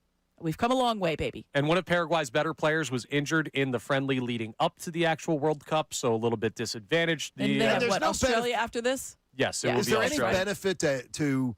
This is one thing in your group. Is there any benefit to how big you win your group? Yes, so Yes, there's point point differential differential. plays. No, but does that Goal differential. does it Yes. benefit you in the It does. next Yes. round? Yeah, it Oh, sets you with up. seeding. Yes. Oh, okay. okay. Yes, so All right, that'll that's be good then. it'll be the round of 32, which actually sets up a little bit easier this year because there are more teams that should be beatable when you There get you into go. the knockout stages. Just win a couple of games. We're not expecting you to win the whole thing. Just win a couple of games. Win it all. Wear It's the a lot of colors. fun. Win it all. And everybody wear the colors proudly and unify. Fun. Unify. Everybody be unified. always fun when We got they a win. common goal. It'll be a very fun event. It'll be Enjoy, a very everybody. fun weekend. Thank you so much, Amy, for Thank joining you us. guys. as Have a good always. weekend. Thank you for everybody job. behind Good the scenes job, doing a Connor. great Earnshaw. job. Good job. Nice work. Good job. Everyone did a wonderful job, and all of our listeners, we appreciate you very much. Middays with Marks comes your way next, and we will talk to you next on Monday here on 97.5 The Fanatic.